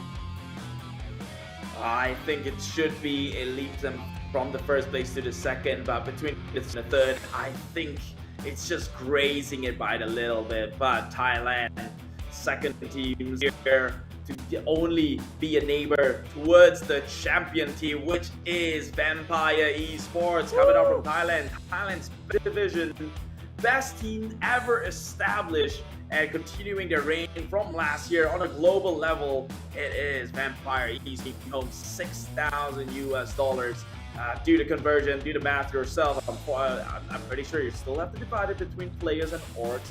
But hey, like I said, this is not meant to be a high-ticket tournament. This is the pre-game to the C-game, and Vampire Esports definitely brought their A-game down to the tables today. A huge margins of difference. I believe they hit over 100 total points last 2 days. The champions this time for Southeast Asia Esports Championship 2023. Thailand first team VPE taking away 6,000, a whopping amount, a lion's share of the prize pool. And not just that, kids, they got the most chicken dinner. Don't forget that chicken dinners do offer prizes as well. We're still waiting for the gunslinger, we're still waiting for the MVP, but additional to that 6,000 is gonna be that 4 chicken dinner, another extra around $600 around there somewhere. But the point is just 7 difference between the third and the second place. We're talking about that 4,000 minus 1,005. That's around how many of a difference for that 7 points? That's a costly 7 points, by the way. Yeah, that's painful. Like, if you duplicate it, if you gave a multiplier to the third place finish, they still would not have made as much as the second person in tournament alone. But I guess that's why it makes sense to kind of battle for the position. All the top tier prizes now going to the side of Thailand. Vietnam gets a little small token from it, and only 7 kills different. If only they didn't have such a 2 bad games, if they could make it closer with 2 games earlier on today, that could have been 7 additional kills onto their end, and they would have won that margin with an extra winner chicken dinner. But alas, should have, could have, would have. We'll now see all the reward segregation. Now up to the 8th place, at least if they're not taking away that number 1, 2 and 3 spot with a whopping amount of prize pool, they get to go back. Nobody going empty-handed for this tournament, by the way. Everybody got 500, but this is going to be additional to the Vietnam first team and the Cambodia second team, Myanmar first team, Cambodia first team, and Laos squeezing in at 8th place, barely make it in as well with extra $500. Congratulations for all the teams that placed themselves in the first page on the top 8. Top 8. Better in than be late here. Can't say the same for the rest of the other teams. Wow. Down in the bottom half, but this is the winner chicken dinner reward.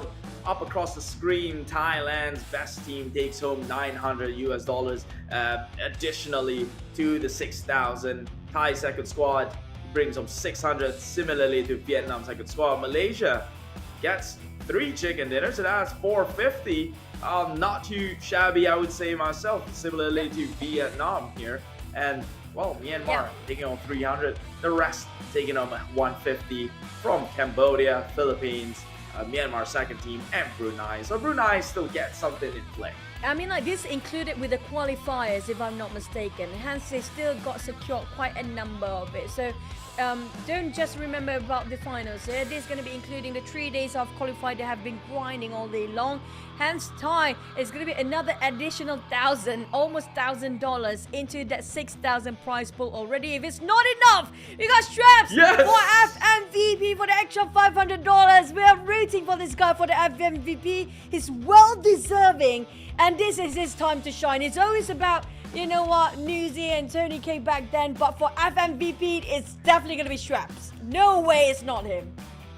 Big smiles, big styles. This man has been showing us the pose in which he breaks his hands time and time again. And this time around, he can be cheerful about it. FMVP, that 500 is his to take home alone without sharing with the squad, because he deserves it. Schweppes, time and time again, making it clutch for his team. Vampire Esports owes this man a lifetime.